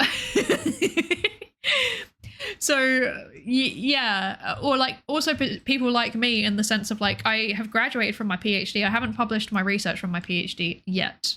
I think my thesis is open access, but like the research I haven't published in a journal yet. But I intend to. I just haven't had time. So yeah, they didn't publish, so they perished. Yeah, it's me. I perished. But yeah, I think there is a risk of that survivorship bias happening. But if you're just looking for active researchers, I don't think it's necessarily the worst sampling frame. So they obtained a sampling frame of sorry, I don't think it's the worst sampling method even. They obtained a sampling. I started reading the sentence and then Perry, hi, hello, thank you so much for the raid. What the heck? Welcome in, raiders. Hello, hi. My name's Psychology. Brilliant. I'm really tired. My name's Psydere. I'm a research psychologist. I have a PhD in social psychology. I specifically focus on like metascience, which is like the psychology of science, how scientists choose their research questions and do their scientific practices and stuff. Yeah, and that's what we're reading a paper about today. We're reading a paper about questionable research practices, which are basically when people do science badly. Tee-hee. Perry, thank you so much for the raid. I really, really appreciate it. What are we up to today? Thank you so much. If you need to, like raid and run to look after yourself, eat some food, drink some water, just stretch, be away from PC, absolutely fine. Please absolutely do that if you need to. But otherwise, we're talking about science and when it is done badly. Specifically, this paper's trying to work out like when people take part in questionable research practices. So yeah, it's It's working out when people are not conducting their research in the most ethical way, basically. Storming Bridgeboy, thank you so much for the follow. Welcome in. And hello, Toad, Gracefully Insane. Hello, hi. Mew Merchant, hi, welcome in. Hi, Maya. Hi, welcome in. Hi, Greg. Hi, Cleed. Welcome in. I'm doing good, thank you, Perry. I'm doing good. How are you? I hope you're good. Hello, Nine Fox. Welcome in. Hi, Eku. Welcome in. Thank you so much for the follow. I love bad science. Oh, no, this isn't bad science in the fun way. This is like bad science in the like just doing it badly way. Like it's like normal science, except the methodology is terrible. And Wobie Squamble, thank you so much for the follow. And Yippee, thank you for getting us to the 4,444 follower goal. I feel like there was a reason for that, and I forgot what it was. Why did we choose that? I forget. We were talking about Atari. They faked reviews that say their games console are a tasty snack and a healthy alternative to junk food. That's so funny. That's so funny. Oh my god. Oh, that's so funny. My favorite thing to do is like go through. I have like do you know sometimes you just need like a slop thing to do that rests your brain? My slop thing to do is I love looking at reviews on like Amazon, TripAdvisor, Yelp, Google, stuff like that. I love looking at reviews and just seeing when people are like really unhinged. But like specifically, one of my favorite things to do is to look at reviews of Greg's. So there are a couple of stores of like there are a couple of Greg's stores around the UK where you like look at the reviews and they're just really weird. They'll be like 1 star. My toasty was burnt and it was also undercooked. And it's like, what? How is it both? Oh, they do make me laugh. They make me laugh. Questionable practices are Perry's favorite, especially MK Ultra. MK Ultra is pretty fun, actually. Actually, yeah. So, for anyone that's like new here, my actual PhD is in the psychology of conspiracy theories. So if you have any questions about why people believe conspiracy theories, unironically, I could probably actually answer it. Like I did an entire 5 years of my life just doing nothing but that. So yeah. And Jimmy Hennessy, thank you so much for the follow. Welcome into the research participation pool. Welcome. Ned the Fed, hello. I love Greg's. Me too. What's your favorite Greg's? Tell me your favorite Greg's. My favorite Greg's order is well, it used to be I have like a food allergy, so I have to get the vegan things. And my favorite for a very, very long time was the vegan sausage, bean, and cheese melt. The sausage, bean, and cheese thing. That was my favorite, but I can't have it anymore because it's got cheese in it and it'll kill me. So sad times indeed. Now I just get the vegan sausage roll. Yeah. I love looking at badly translated reviews or badly translated item descriptions on AliExpress. Yes, they're so fun. Or reviews with a picture added where the picture's completely unrelated and it happens to be something wild like a kid at a protest. That is so funny. I saw something that was really wacky actually on an Amazon review the other day, and I've just realized as I'm saying I can't actually say what it was because I am a say-so streamer and I actually can't say what it was. Oh no. I will just say the review was on a dog collar. If you know, you know. Yeah. Everyone should read How to Lie with Statistics just to see how much can be done to misdirect you by how you pick up your stats. Yeah. I don't think I've ever actually read that one, but I have read something. I think I've read something kind of similar that was like psychology specific at some point. Yeah. I'm assuming you're familiar with the math paper behind how conspiracies work, right? That one was super interesting. The math paper, which one's that? I've read quite a few that are quite heavy on maths. Yeah. Was it like a network analysis or something? I've never tried Greg's stuff. I'm vegetarian. They have loads of vegetarian stuff. They have a vegan sausage roll. Right now I think they have like a vegetarian like feta and spinach and tomato bake thing as well. Possibly. Yeah. But yeah, I love the vegan sausage roll. It's my favorite thing ever. And also the one of the donuts. I think the just the standard glazed ring donut, that's vegan as well. Yeah. So that's my regular order. If I'm going for like full meal, it would be like black coffee, vegan sausage roll, and then glazed ring donut. Yeah. Sometimes if I'm feeling like I really need something savory instead, then I'd get the potato wedges. Yeah. I saw how pre-COVID a flat earther stopped his conspiracy theory because an anti-vaxxer convinced him to just switch conspiracy theories in real life right in front of my eyes. Yeah, I mean, there's a correlation between different conspiracy theory beliefs. So like if you believe one conspiracy theory, you're more likely to believe others too. That's like the gist of it in general. It's more complicated than that, obviously. It kind of breaks down by like the topic of the conspiracy and various other things about it. But yeah, it's like a good general rule is that if someone believes one conspiracy theory, they're more likely to believe another. Yeah. Vegan sausage roll is actually pretty nice. It's really good. I do really like it. Yeah. And Tone, thank you so much for the follow. Welcome into the research participation pool. Thank you, thank you. The wedges are so good. They're so good. I love them. They're so good. Okay, so back to the paper. Let's do it. So where we're at so far. So for everyone that's joined us, a questionable research practice is basically something which affects the like reliability or validity of the results, which is kind of a way of doing research that is basically a bit sus. So a common example would be kind of like just running loads and loads and loads of statistical tests on your data and just choosing whatever comes out positive. That would be one example. And then pretending that you're always planning on researching that one thing. So it sounds like, oh, well, you know, you've found an effect. So surely that's not a problem. Like, surely that's like the finding that you were looking for.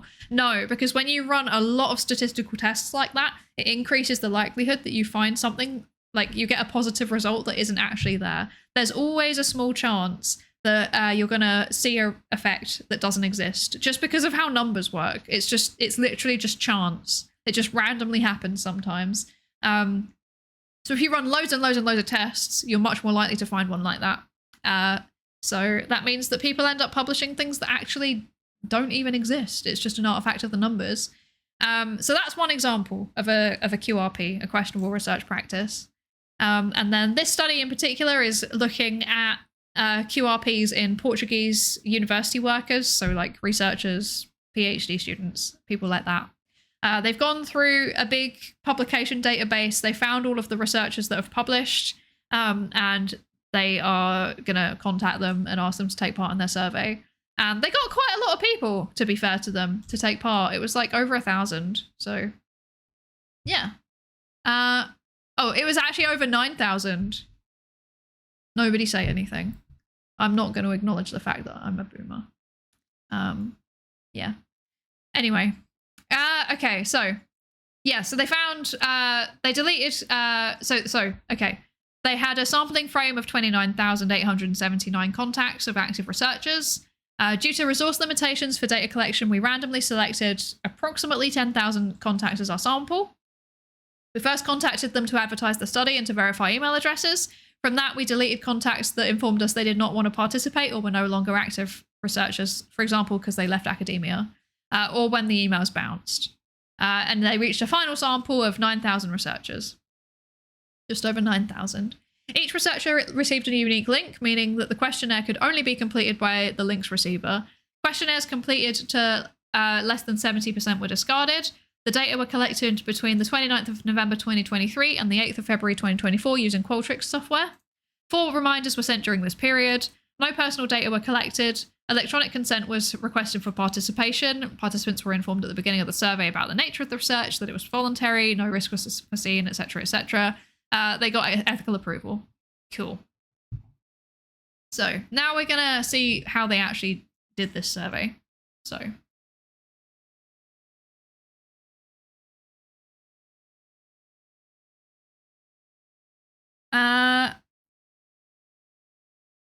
something I understood the reference. Something I'm also nearly boomer. Yeah. We're all hags here. Oh dear. Okay, so to contribute to the harmonization of scientific... Oh, hi Dania! Hello, how are you doing? I hope you're good. I'm curious if there's a breakdown by field, but I guess not with the data collection. I think there will be, because they mentioned that they were going to research that. Like, I think that was one of the things that they mentioned. So we'll find out. Okay, so to contribute to the harmonization of scientific integrity measures, most of the items used in this study were adapted from the project SOP S4RI, SOPS 4RI, Standard Operating Procedures for Research Integrity, and from other previous work. The questionnaire was developed in English and translated into Portuguese, and then back translated into English following a back translation process. Participants could answer in Portuguese or in English. Questionnaires were piloted among a few researchers, and final adjustments were made. 12 items on QRPs were used in the questionnaire as shown in Table 1, and we asked researchers how frequently they've engaged in any of those practices and how serious they saw them. So, here is the list of questionable research practices. Dependent variable was engagement in QRPs. It was a continuous variable computed from the sum of all reported QRPs out of 12. That's not continuous. Whatever. Non-applicable answers were excluded from the count. The index ranges from 0 to 12, meaning that each respondent gets a numeric value representing the total number of practices he or she reported. And there was a mean of 4 and a standard deviation of 2 and a median of 4. Interesting. The average person admitted to 4 out of 12. Huh. That's quite a high rate. Those admitting to more QRPs rank higher in the index. Reliability analysis shows high internal consistency for the 12 items. Chromeback's alpha of 7.71. I wouldn't describe that as high. I'd describe that as all right, personally. So internal consistency is basically like how much do each of the measures correlate with each other. So it's like a measure of reliability. You know, are we fairly confident that it's, you know, measuring the same thing regardless of what item's being chosen? Yeah, I would say 0.71 is okay. It's not great. I personally would aim for like 0.9. That kind of suggests that there's a couple of items in there potentially which are not correlating with the others super well, which might break down according to how serious they're perceived potentially, or what the potential outcomes or like consequences of it would be. Yeah, I don't know. We'll have to find out. Respondents were asked, how frequently have you engaged in any of the following practices on a scale of very often to never, 4 to 1. And then the term questionable research practices was not mentioned during the survey to avoid passing the idea of wrongdoing and influencing responses. That's good. That's smart. I'm glad they did that. Because, yeah, if they had been like, what QRPs have you committed? That would definitely potentially be a confound. This variable is used as a dependent variable in the ANOVA. Oh, no. No, not an ANOVA. Whatever. Okay. And Bonferroni tests, what? To investigate differences among and between groups for variable ages, level of seniority, field of research, number of publications, and the regression analysis to predict researchers' likelihood of engaging in QRPs. What do you mean a Bonferroni test? Am I dumb? Is that a type of post hoc test? I thought there was a p-value adjustment. Huh? I might be dumb. Anyway, this is the interesting bit. This is the QRPs. Yes to both. Oh, okay. I'm dumb. Okay. Okay. So, questionable research practices listed in a survey. Yeah, I mean, I never use ANOVA really because I don't like it. I'd rather, like, why would I ANOVA when I could do contrast regression? This is my brain. I feel like, I don't know. Anyway, so questionable research practices listed in the survey. These are the QRPs that they were looking into. So, firstly, I failed to cite publications that contradict my belief. Secondly, I did not conduct a thorough literature review. What does that even mean these days? What does a thorough literature review even mean nowadays? Like, it's so hard to keep up with the literature. I feel like everybody would automatically choose that one.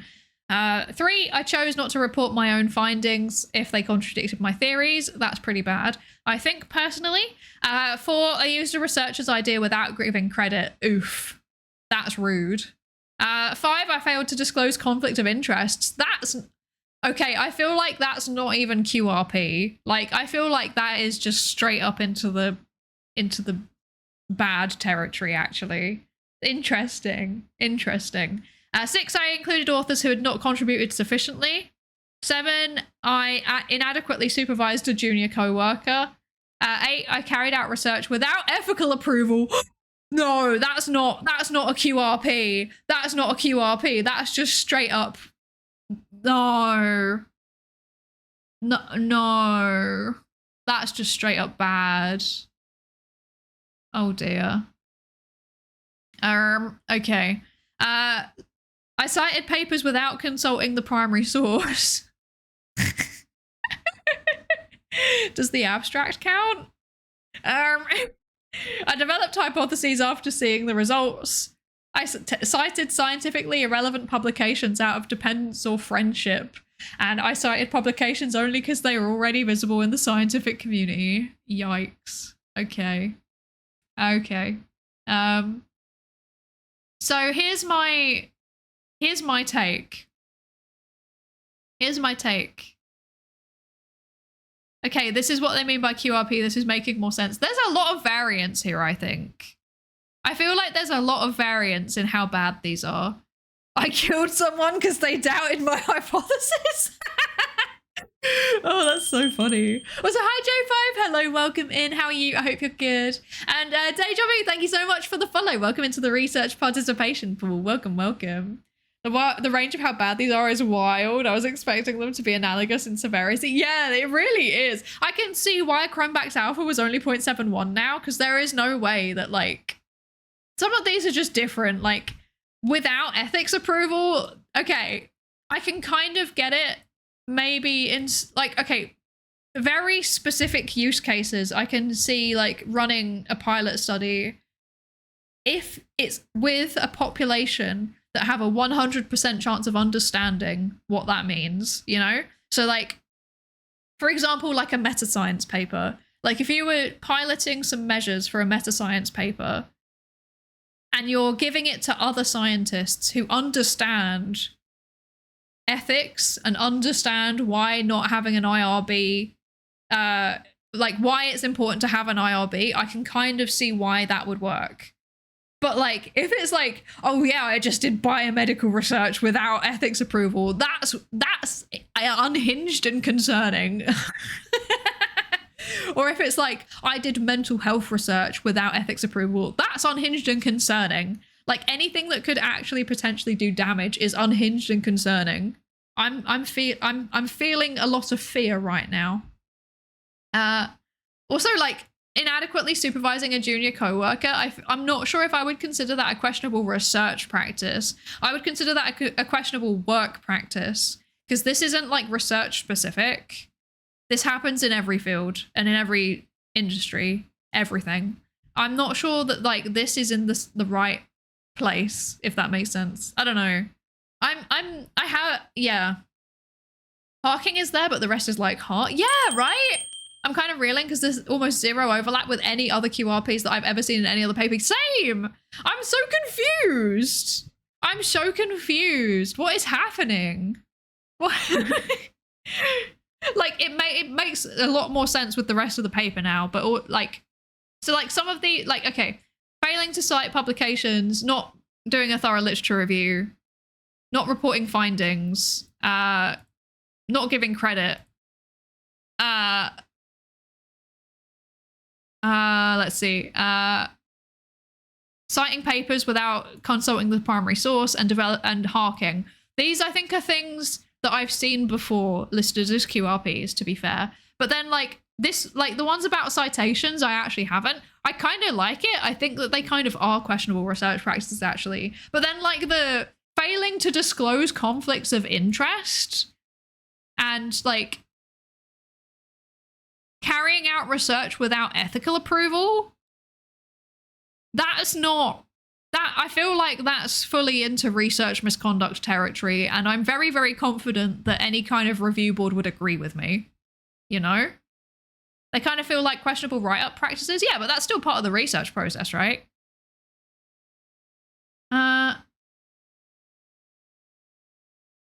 Also, hi Plant Generator. Hello, welcome in. Thank you so much for the follow. Welcome into the research participation pool. How do you think this plays into journal requirements and limits on article length? Possibly. Yeah. I mean, it's kind of the opposite in a way though, right? Because like failing to cite things that contradict my beliefs, citing irrelevant publications out of dependence or friendship, citing because they're visible in the community, like they're like adding more words effectively. But like, I think this one here, this bottom one here, I don't think that that's inherently, how do I, if it was completely irrelevant, that would be quite bad. But if it's like in the same field, citing it would make sense. I don't know. I have mixed feelings about that one. Yeah.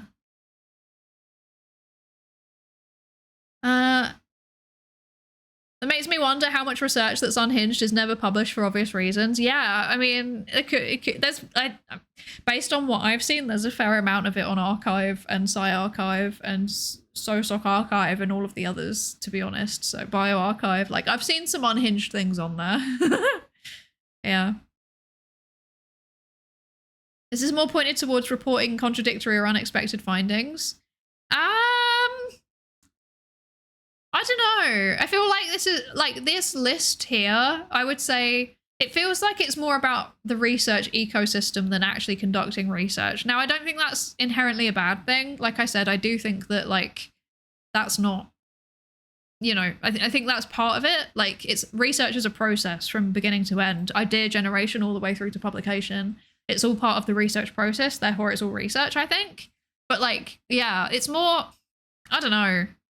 I feel like I think Mylin, I think you're kind of right. Like there's a lot of emphasis on publication, and I don't think that's where most QRPs happen, to be honest. Like I think they definitely do happen there, but I wouldn't say that's where most of them happen. Thank you so much for the follow, Hanuki. Thank you so much. Welcome into the research participation pool. They should add, I lied about no humans were harmed in the making of this study. The last one, reviewers will demand that you do it. Yeah, this is true. This is true. I mean, also this one, because arguably you're dependent on the reviewer. So, I mean, both of these are kind of a little bit. But I'd also argue that like I can kind of see some degree of a place for it, because like dependence or friendship. Normally, if it's dependence, it's like someone who's like your line manager or your supervisor, right? And like I wouldn't like if then research is not relevant to what you're doing, why are they advising you? Do you know? And like friendship, I'm friends with a bunch of people in my field. Do I cite them more? Yeah, but it's not because they're my friends. It's because I'm more aware of their research because I hear about it more, you know? So I feel like these are almost like marketing issues in a way. Because this one is also like, it means that your paper will appear in the index of papers that cite the paper. Like it makes it more searchable on Google Scholar, for example. So yeah, I feel like these are almost like marketing things, which again, it's kind of still part of the research process, because if you do your research and nobody finds out about it, like what was the point of doing it, you know? I mean, aside from like grant requirements or personal interest, I guess, but like if you do research and nobody finds out about your research, you're not really contributing to the wider scientific field, are you? Like you're not contributing to scientific developments. Yeah, I don't know. It's hard to put all the details into an article, including weird results with given format and length. Also, method details suck, even if in demanding journals. This is very true. This is very true. This is exactly why I just preprint stuff now. Oh dear. But like I said, I can get away with it because I'm not in academia, so. Pink Princess Unicorn, thank you so much for the lab safety ratio check-in. Welcome in. Welcome, welcome. Okay, Okay. So independent variables. So let's see what they think might predict QRPs. So perceived seriousness. We asked participants, how serious do you perceive the following activities to be? And then they responded on a 4-point Likert scale from not serious at all to very serious. We transformed this variable into an index, degrees of seriousness, for the purposes of ANOVA and regression. And then the index of seriousness was built from the 12 items of seriousness, creating a continuous variable. I'm going to commit a crime.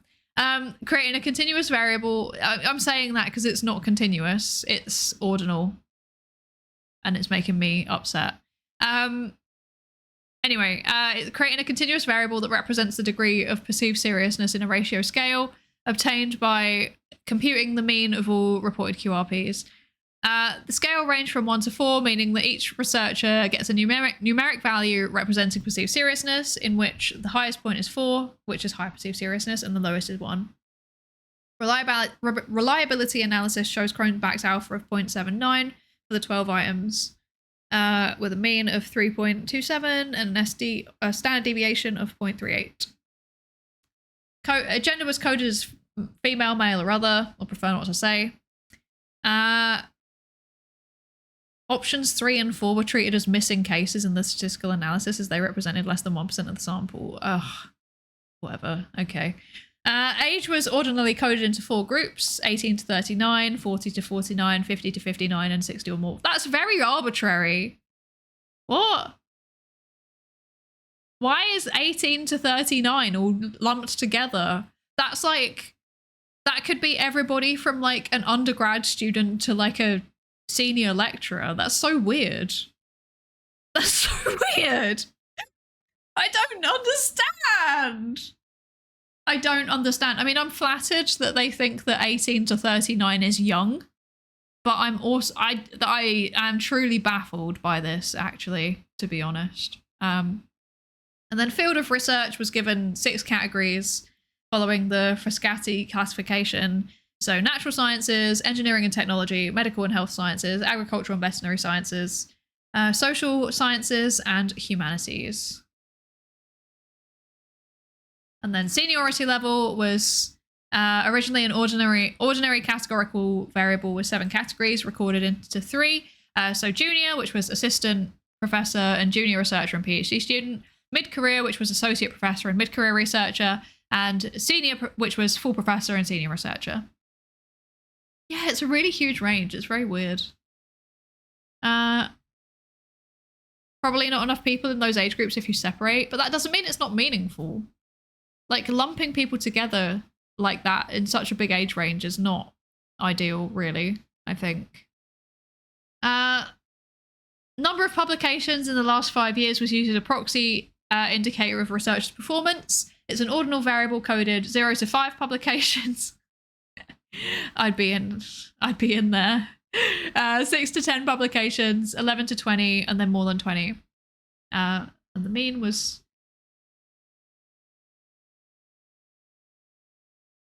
The mean was 0.67. Statistical analysis. How is the mean 0.67 when it's a scale from 1 to 5 or 1 to 4? I'm so confused. I'm confused.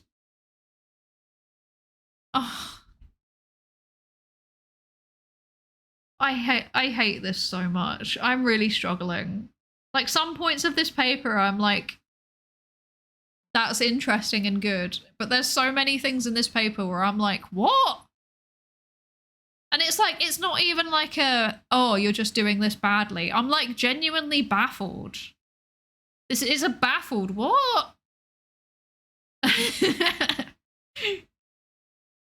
Shall I make a P equals 0.67 emote? Is this what the people want? Scientifically speaking, you what, mate? Yeah. I'm suffering. I'm truly suffering. Also, hi Olamini. Hello, thank you for the lab safety register check-in. Sorry I missed it. Welcome in. I hope you're good. Well, what's all this then? I just got back and got hit by the 6-7. I'm so sorry. I'm genuinely so sorry. Oh yeah, that reminds me. I need to update my follower goal. Sorry. I've just remembered I need to update my follower goal. Okay, because we got the 4.4K and that made me happy. Right. I actually properly have a goal this time, right? There's an actual goal. I need to get to 5,000 followers so that I can apply for the Huel partnership. Tell your friends, tell your family. We need to get to the Huel partnership. Okay, let's update the follower count right now. Let's do it. Start a new goal. We're gonna do 5,000 goal amount, and then help me apply for Huel partnership. Just imagine how funny it would be if I could be a Huel partner. Like, I'm sorry, it would be incredibly funny. There we go. Oh dear. It must happen, yes. Yes. Daniel, thank you so much for the follow. Welcome into the research participation pool. And Mintalized as well. Thank you so much. Welcome in. Welcome. Huel and Shore and Monster are the main things getting me through the PhD. Huel got me through my PhD too. Unironically, there was a point, I think it was like 3 or 4 months, where I was having it for almost every meal. And like I actually had a Huel savory pot today. Like I actually use them. This isn't even me just being like blindly applying for a sponsorship. Like I have quite strict ethics, right? So like I want to apply for one that's like relatively ethical. I know Huel has their issues mostly around how they've marketed things, and it's been bought up by Danone now, which isn't ideal. But like they're still a B Corp and it's vegan, so that's good enough for me. And I genuinely actually use them, and I find it really helpful to like you know, actually eat things, because low-key, if I'm absorbed into something, I kind of forget to eat. So yeah, apply for sponsorships from companies you already use. Exactly. Huel with a lot of skimpy VTuber and one overworked postdoc crashing out over papers. I guess what's more relatable? I don't know if Huel actually has any VTubers currently on their roster, because like my understanding is that Huel pretty much exclusively sponsors like fitness content. But like I'm gonna contact them and I'm gonna be like, okay, hear me out. I'm a horrible little tech bro. I'm a horrible little scientist. Like I relied on you during my PhD because it was peak efficiency for nutrition. And and therefore you should sponsor me instead. Well, in addition, really. Mental fitness, exactly. So I think that we might have a chance, maybe. We'll see how it goes. Huel, sponsor me. I'm gonna get that 5K followers so I can apply. We're gonna do it.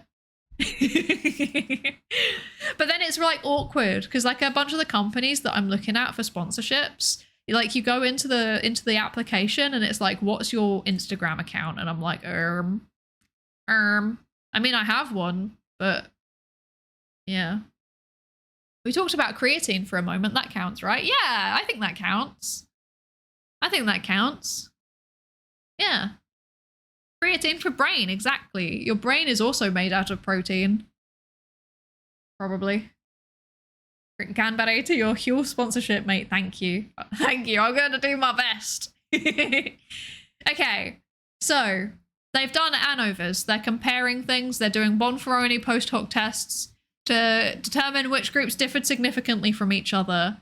Yeah, if you know anything about ANOVAs, this is probably useful. If you don't know anything about ANOVAs, basically it kind of like splits people into groups. It like the sample, it splits them into groups and then looks at the means and sees if they are different from each other in a way that's kind of meaningful, or statistically meaningful anyway. So they're comparing demographics, and so gender and age, seniority level, number of publications.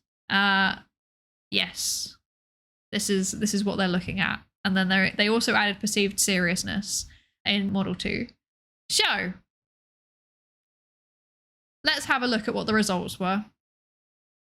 So, from the 9,002 researchers contacted, we received 1,573 responses, which was a response rate of 17.4%, which was actually quite good. I'm quite jealous of that because mine's been terrible. Approximately 54% of female researchers, 46% were male, and the majority occupied junior positions, 46%, whereas 18% were in senior positions and 36% were mid-career, working across all fields of research. The sample was demographically similar to Portuguese scientific community for demographics of gender and seniority level and fields of research, with a slight underrepresentation in the humanities. To address research question 1, we analysed questionable research practices reported by scientists and how they varied across individual characteristics.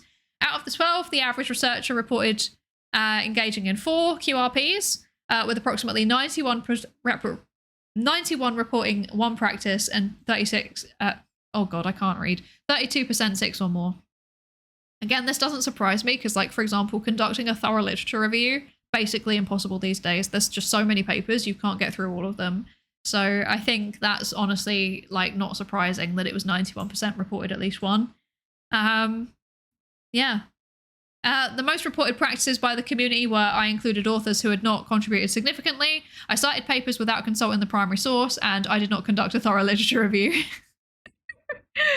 Yeah. That makes sense. Reading papers is difficult. There's too many of them. There really is just a flood of them because of publish or perish. You can't keep up with them anymore. It's really pain on all sides, to be honest. Including authors who have not contributed sufficiently is interesting, though. That implies a lot of... Because it's a lot of junior researchers in the thing, it kind of implies that maybe people are putting their advisors on when they don't think they should be. So, yeah, interesting. Interesting. I suggested creatine for you on Throne, by the way. Thank you. I will add that later. Does this work? It does. Excellent. I always forget whether it actually does anything. Roshi, hello, welcome in. Thank you so much for the follow. Welcome. Thank you for the follow. Welcome into the research participation pool. And hello, Neko Blaze. Hello, welcome in. How are you? I hope you're good. And thank you for the hydrate. I will hydrate.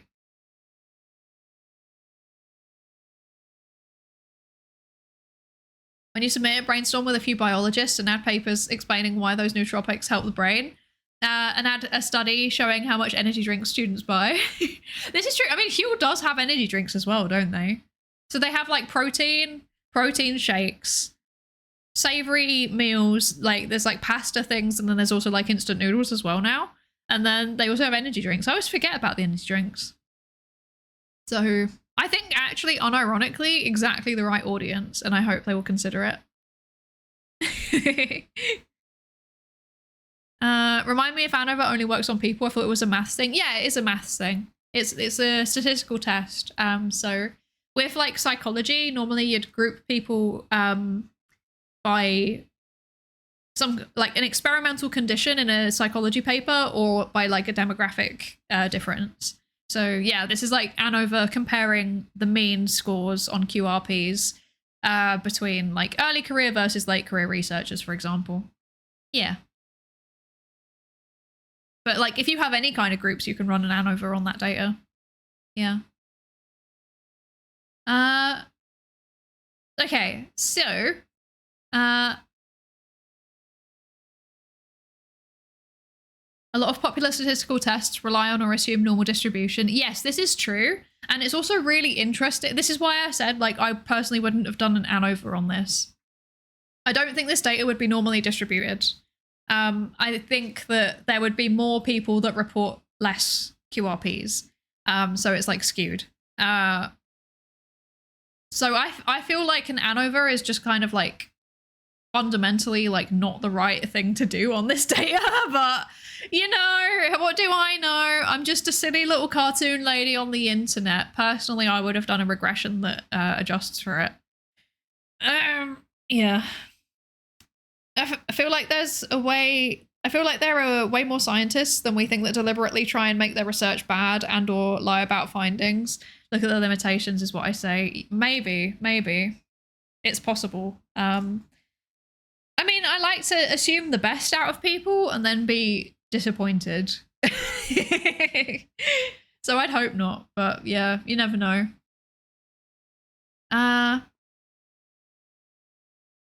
Okay. So figure 1 shows the percentage of researchers engaging in each practice, and table 2 provides a more detailed picture of how QRPs are distributed across the sample. So I'm particularly interested in this. There we go. Ugh. Proportionate graphs. They always give me pain, but you know, it does the job. Okay. Yeah, no, definitely definitely the citing and adding people to papers by a degree. Developing hypotheses after seeing the results having such a high proportion of people that have done it is actually quite worrying. That's genuinely concerning. Also, 16% of people doing research without ethical approval. Hello?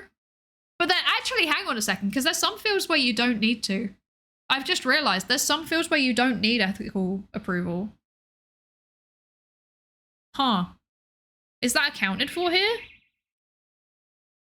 I don't know if that's been accounted for here. Okay, interesting. Interesting. Huh. Wait, what? Yeah, there's like some forms of like so you still need to do like a risk assessment often, but there's some things that like don't involve human research or animal research or like tissue or anything like that like you don't need ethical approval for. So, or like there's not really a risk of dual use issues, like that kind of research. So I know I've had some I spoke to someone that did like some research around like geographical data, I think, if I remember correctly, and I think it was geological data. Yes, I think it was geological data, and they didn't need ethical approval for what they were doing because it was just kind of a given that like probably there wouldn't be ethical issues because it was just like rocks in an area that's not like protected. Yeah. So I don't know about that. Yeah. It's interesting that intelligence agencies polygraph employees, but research agencies seem to skip that step. Well, polygraph doesn't work. Polygraph, like, it's very well known to be incredibly unreliable. Like, it's not a good measure of anything, really, apart from just, like, your physiological arousal. But, like, there's a whole bunch of reasons why that could happen, you know? You could just be stressed. You could just be having done some exercise. Like, there's so many things that set it up. Literally just talking or moving a leg can set it off. So, yeah. Yeah. Recent research shows that about 10% from China is using false or manipulated data, and the US at 5 to 7%, I think. It's been a while since I read it. I think that was 2024. I feel like that must be a specific field, and I also feel like I feel like the US is way more than that personally. Yeah, I was going to say, I feel like that's probably underreported. It depends on like how it's measured, right? Like, are people admitting to it, or is it like actually assessing the quality of the research? Because like, yeah.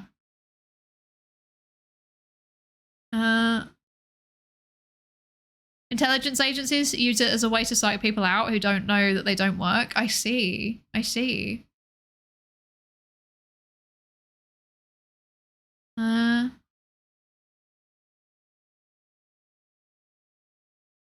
60%, is that borderline amount where I really don't know? I mean, it just sort of think that 60% would be low across all fields, but 60% is high just for medical fields. Which one? So the 65% here for the ethical approval, that is like 65% of people always get ethical approval. So it's like, yeah, 16% roughly are not getting it sometimes or always. So yeah, that depending on the field, that's concerning. Yeah. Sorry, I need to put my light on. It's got dark.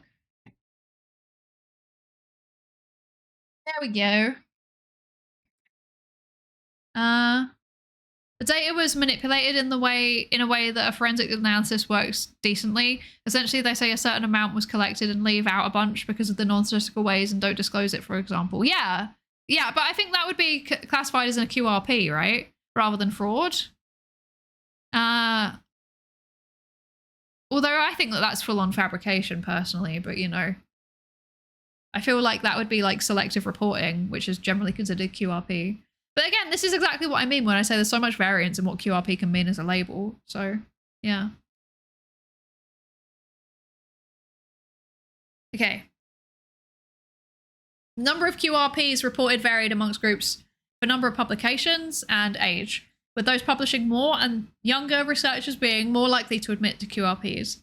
Differences are not significant. Okay, this also doesn't surprise me now that we know that the most commonly ones are like I cited papers without consulting the primary source and like I didn't do a thorough literature review. If you're publishing loads and loads of papers, you're not going to have time to do a thorough literature review for every paper.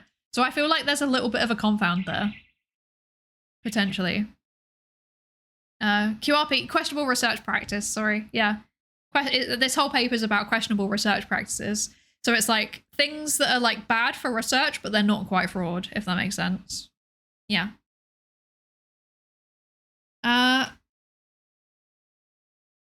Okay.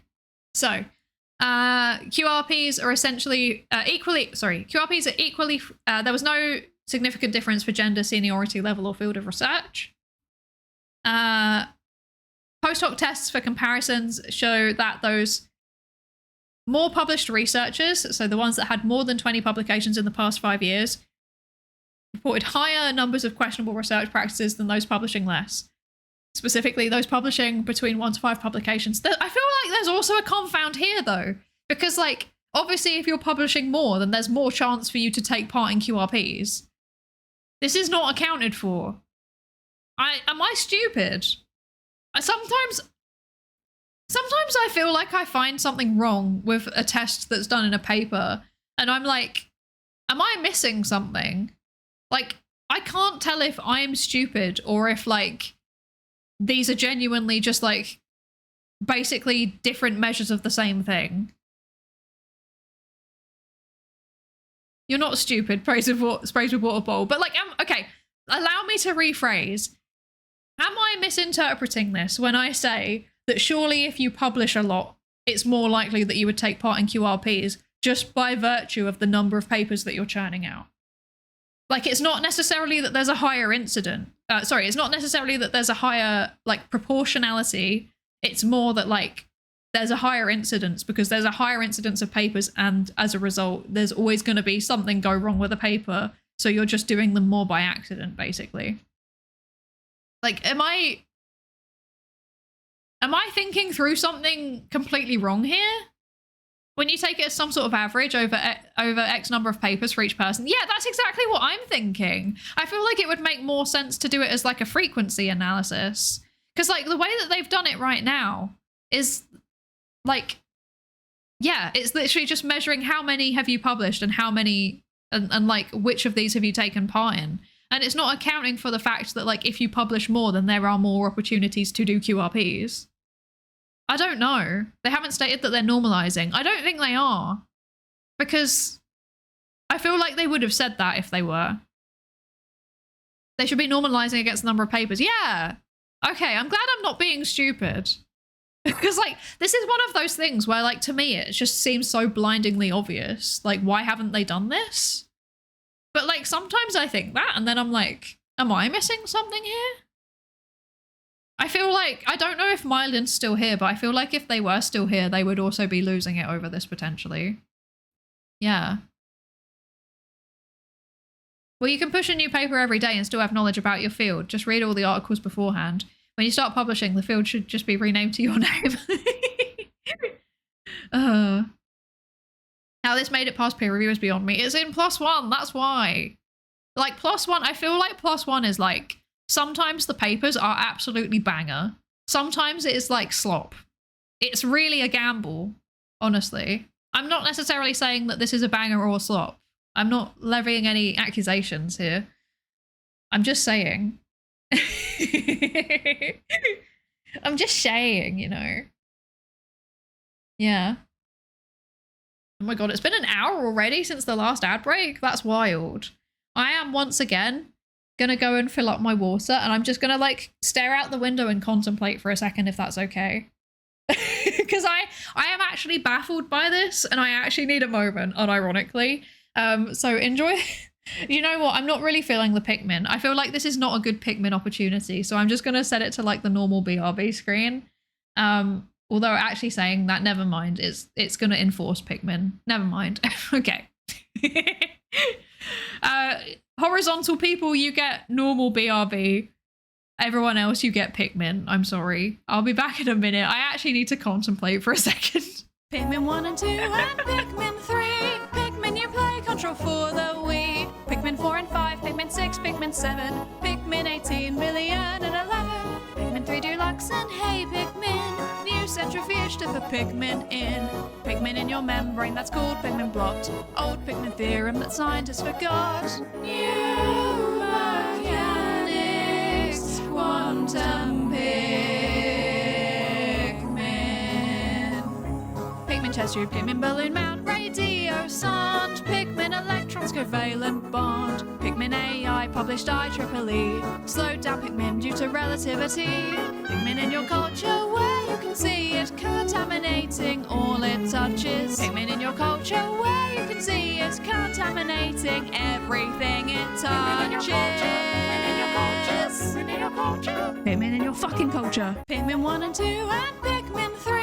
Pikmin you play, control for the Wii. Pikmin 4 and 5, Pikmin 6, Pikmin 7. Pikmin 18 million and 11. Pikmin 3 Deluxe and Hey Pikmin. New centrifuge to put Pikmin in. Pikmin in your membrane, that's called Pikmin blocked. Old Pikmin theorem that scientists forgot. New mechanics, quantum Pikmin.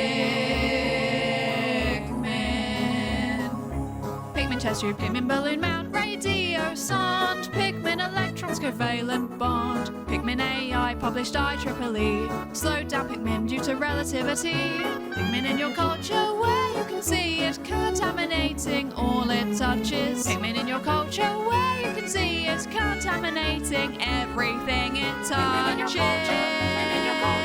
Pikmin in your culture. Pikmin in your fucking culture. Pikmin 1 and 2 and Pikmin 3. Pikmin you play, control for the Wii. Pikmin 4 and 5, Pikmin 6, Pikmin 7. Pikmin 18 million and 11. Pikmin 3 Deluxe and Hey Pikmin. New centrifuge to put Pikmin in. Pikmin in your membrane, that's called Pikmin blocked. Old Pikmin theorem that scientists forgot. New mechanics, quantum Pikmin. Pikmin chest tube, Pikmin balloon mount, radio sonde. Pikmin electrons, covalent bond. Pikmin AI, published IEEE. Slowed down Pikmin due to relativity. Pikmin in your culture where you can see it contaminating all it touches. Pikmin in your culture where you can see it contaminating everything it touches. Pikmin in your culture. Pikmin in your fucking culture. Pikmin 1 and 2 and... Okay, I'm back. The more I thought about it, the more I was like, no, they really needed to normalize this. I feel like the reason why they potentially haven't is because, like, I think it's because they collected it in an ordinal way. And then they potentially realized later down the road, like, oh, wait, hang on a second. We actually can't. We can't do anything with this. We can't normalize it. And then they've just kind of like had to work with what they've got. But like in that case, what? What? Nanny? I'm confused. So yeah, that's the conclusion that I've come to after mulling it over slightly and staring out the window and drinking some water. Like I do feel like it is really, really obvious that they should have done that though. And I'm also frustrated because I feel like having some kind of index of like, yeah, like took the like normalized QRPs by rate of publication, that would have been super useful. That would have been so useful. But no, they didn't. So I'm suffering. Would you say they QRP'd a questionable research paper?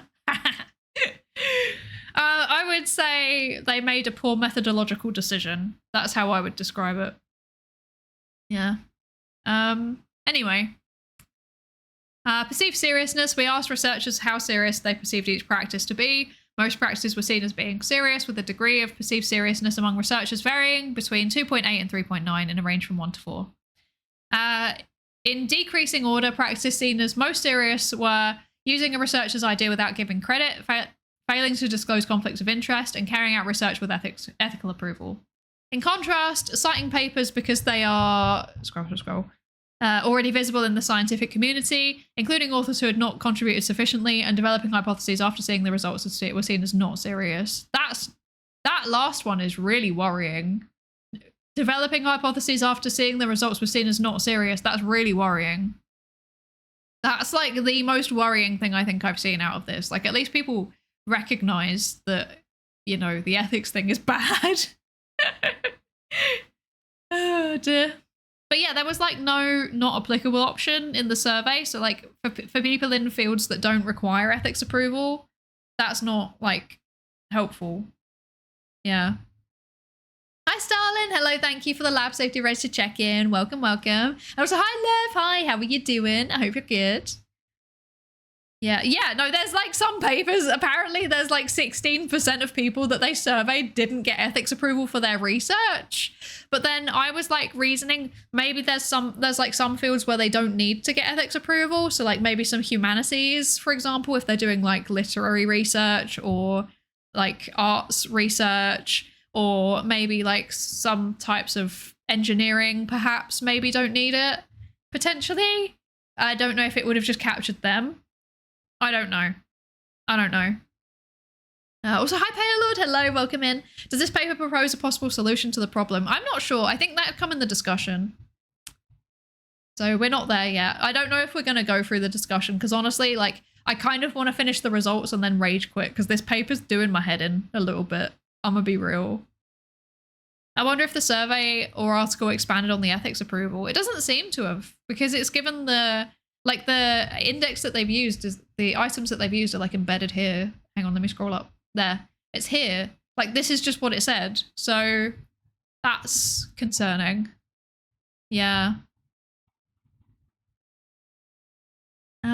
Okay. So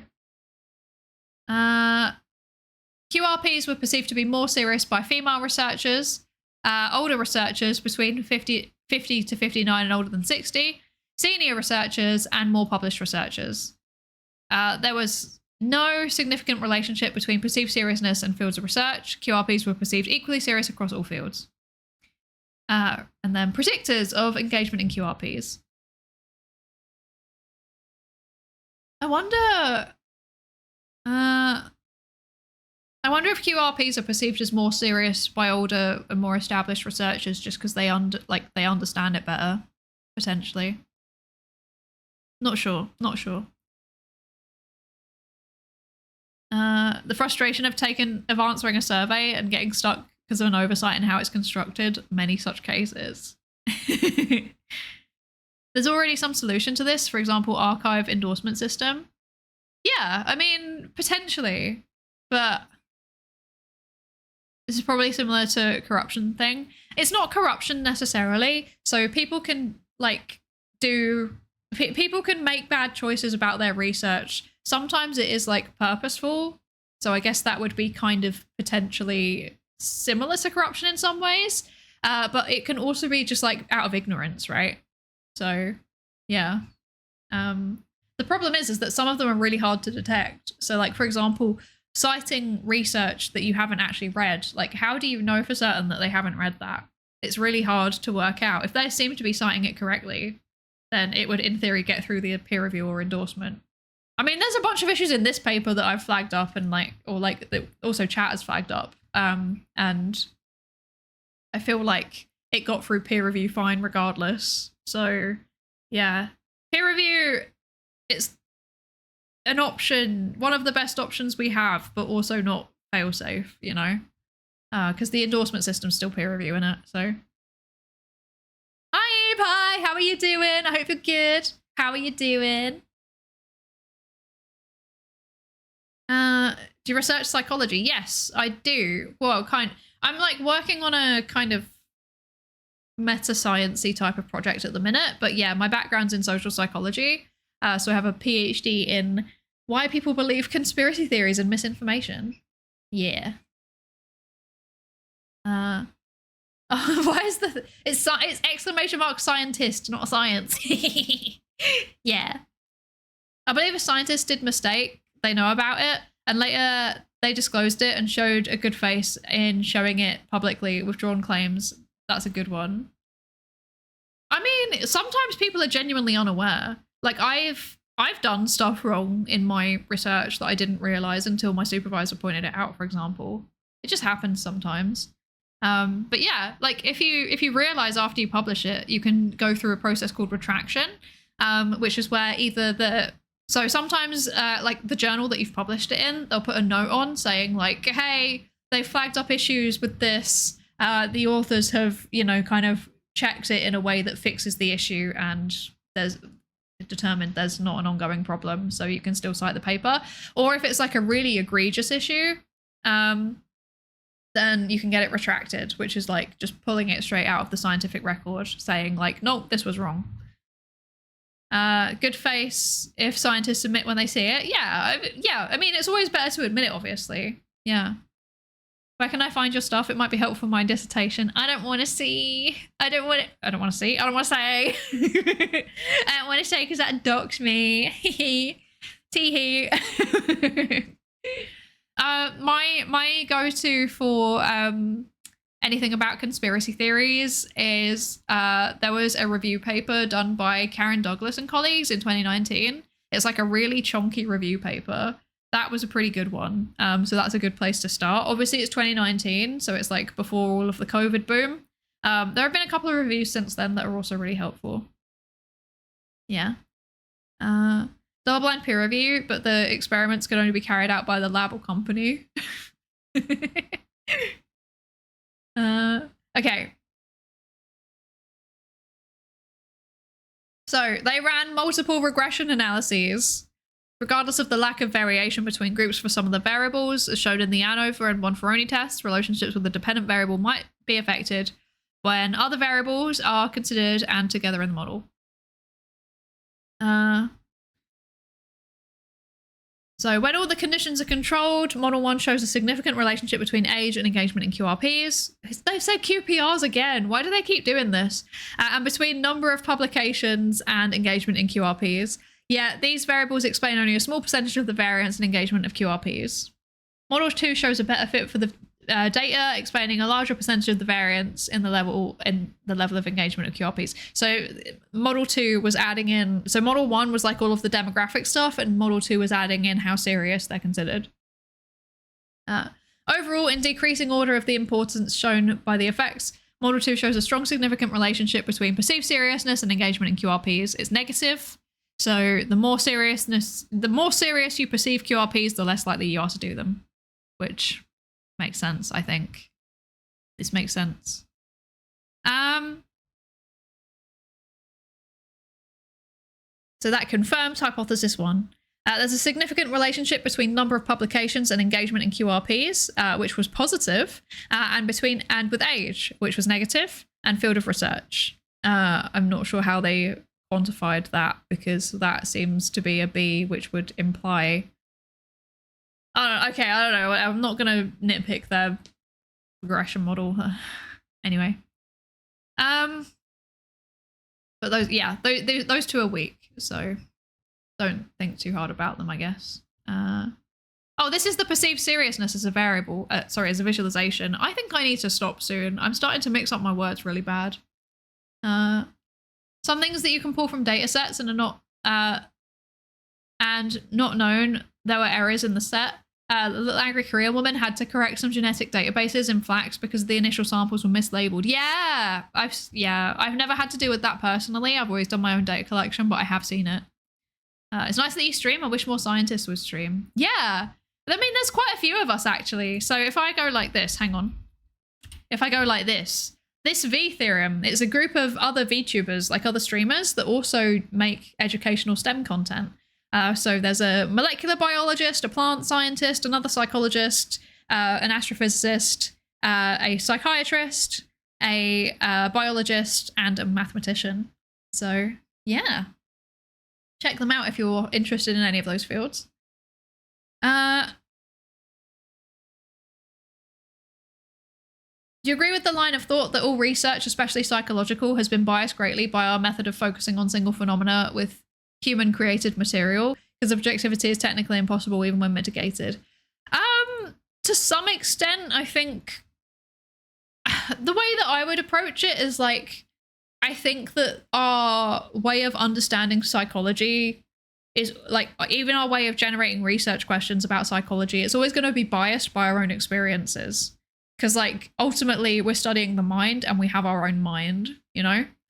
Like right now we don't really have, we don't really have objective measures. And we kind of have to make our own to the best that we can. But I think that's why it's really important to have a bunch of evidence from like a bunch of cultures and a bunch of people and to have it all converging. Like I think that psychology is like one of the fields where it really, really benefits from diverse methodological approaches and diverse people doing those methodological approaches, if that makes sense. Yeah. Yeah. Are you a vampire? I'm not normally. Wait, I should swap back. I have two versions of my model. So this is my vampire version. Because my model is meant to look like Adventure Time. And I am a big fan of Adventure Time. And I also think that Marceline is kind of cool. But this is what I normally look like. There we go. This is what I normally look like. A normal human.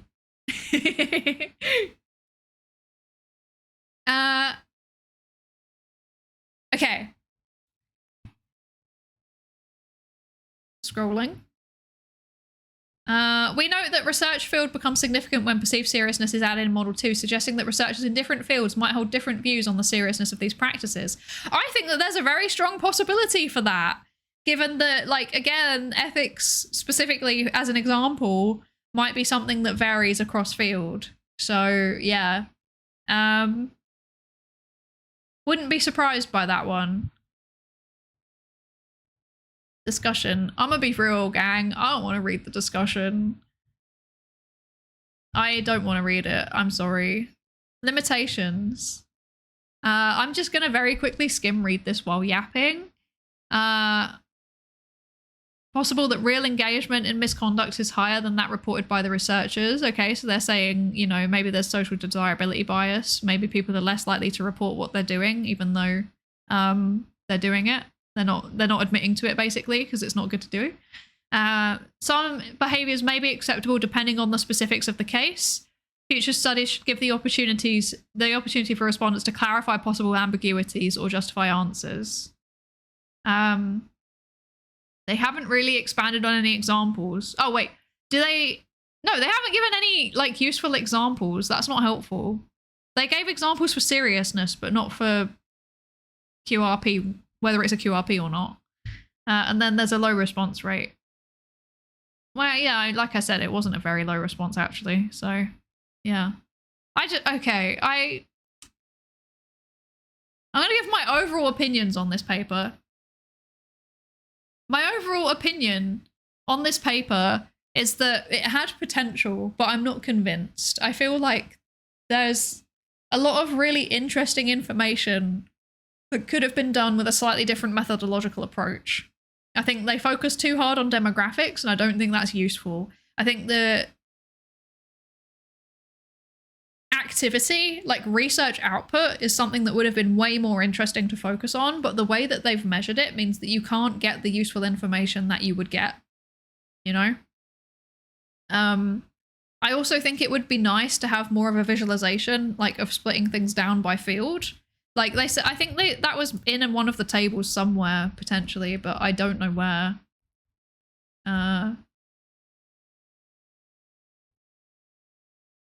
Is it like all the way at the bottom or something? Like, no. Like they said that there was a table splitting it down by field. I'm not seeing it.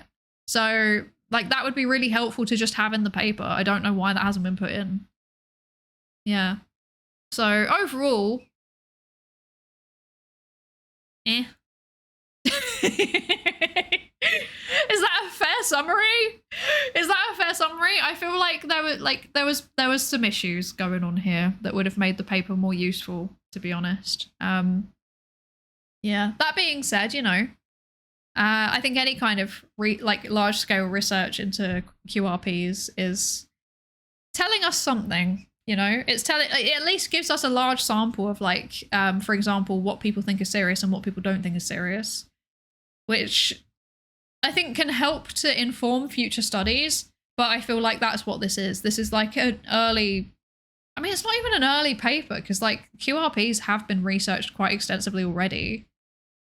I don't know, man. I don't know. I just feel weird about it. I feel like this paper's weird. Yeah. Also, hi Yagnos. Hello, thank you for the lab safety race to check in. Hello, hello. You've been at it for 4 hours after having that late meeting yesterday. My brain would have left. Yeah, my brain's starting to leave. I'm starting to ascend to a different plane of existence, in all honesty. So, yeah. I'm not very functional. Tee-hee. Oopsie. So I think I need to work out what's going on. How do we feel about history? Do we like history? Are we interested in history? Do we want to learn some history stuff? Because I think we could learn some history stuff.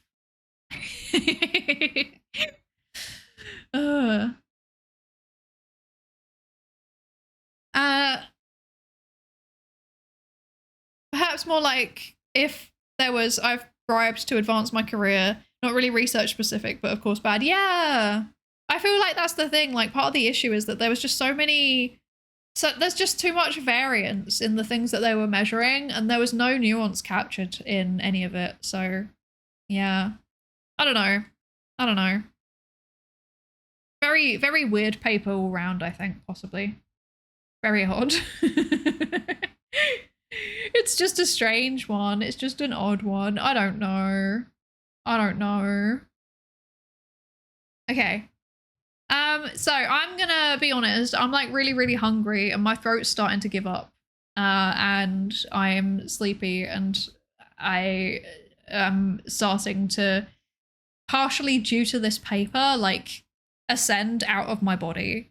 Yeah, hungry, yeah. So I feel like it's probably time for us to disappear. So there is someone that I follow who drops into the stream sometime, Dr. Alexander Clark, who's doing a Q&A about, well, I don't know if it's Q&A actually, but questions about, oh yeah, questions closed for now, open again soon. You might be able to ask a question about modern Navy and naval history. So I think that might be fun. I don't know that much about boats. I wish to know more about boats. So if we've got any military history fans, it might be interesting.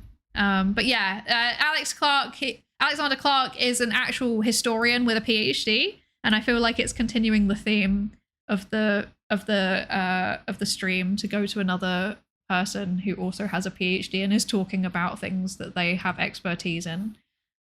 So yeah, let's do that. My voice is going. Thank you so much for joining me. I haven't worked out my schedule for next week. I have a lot going on next week. Like I have loads of appointments and stuff. So it might be a bit light on the schedule again. I'm sorry for that. But I will actually try and sort out a Discord co-working call. So if you're not in the Discord, here it is. Here's the Discord link. You can join it. And yeah, otherwise, thank you all so much for joining me. I think probably I'll try and stream maybe twice next week. I think it might be once, it might be twice. We'll definitely do another science one. And then we'll do like something else. I might do one of the hand cams that I owe you all. I think I owe like finishing the STEM Lego. So maybe we'll do that. Potentially also chatting. Like I said, I'll see how I feel tomorrow. I put my schedule out tomorrow. I might stream tomorrow. It'd be at probably between 7 and 8 p.m. UK time. Yeah. Otherwise, thank you so much for joining me. I really, really appreciate it. I'm going to go eat some pasta. And I will see you hopefully next time.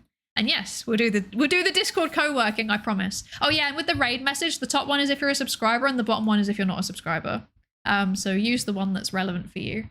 But yeah, thank you all so much for joining. I really, really appreciate it. It has been fun. Also, this paper was frustrating. Yeah, I'll see you next time. Bye. Bye, bye, bye, bye, bye, bye.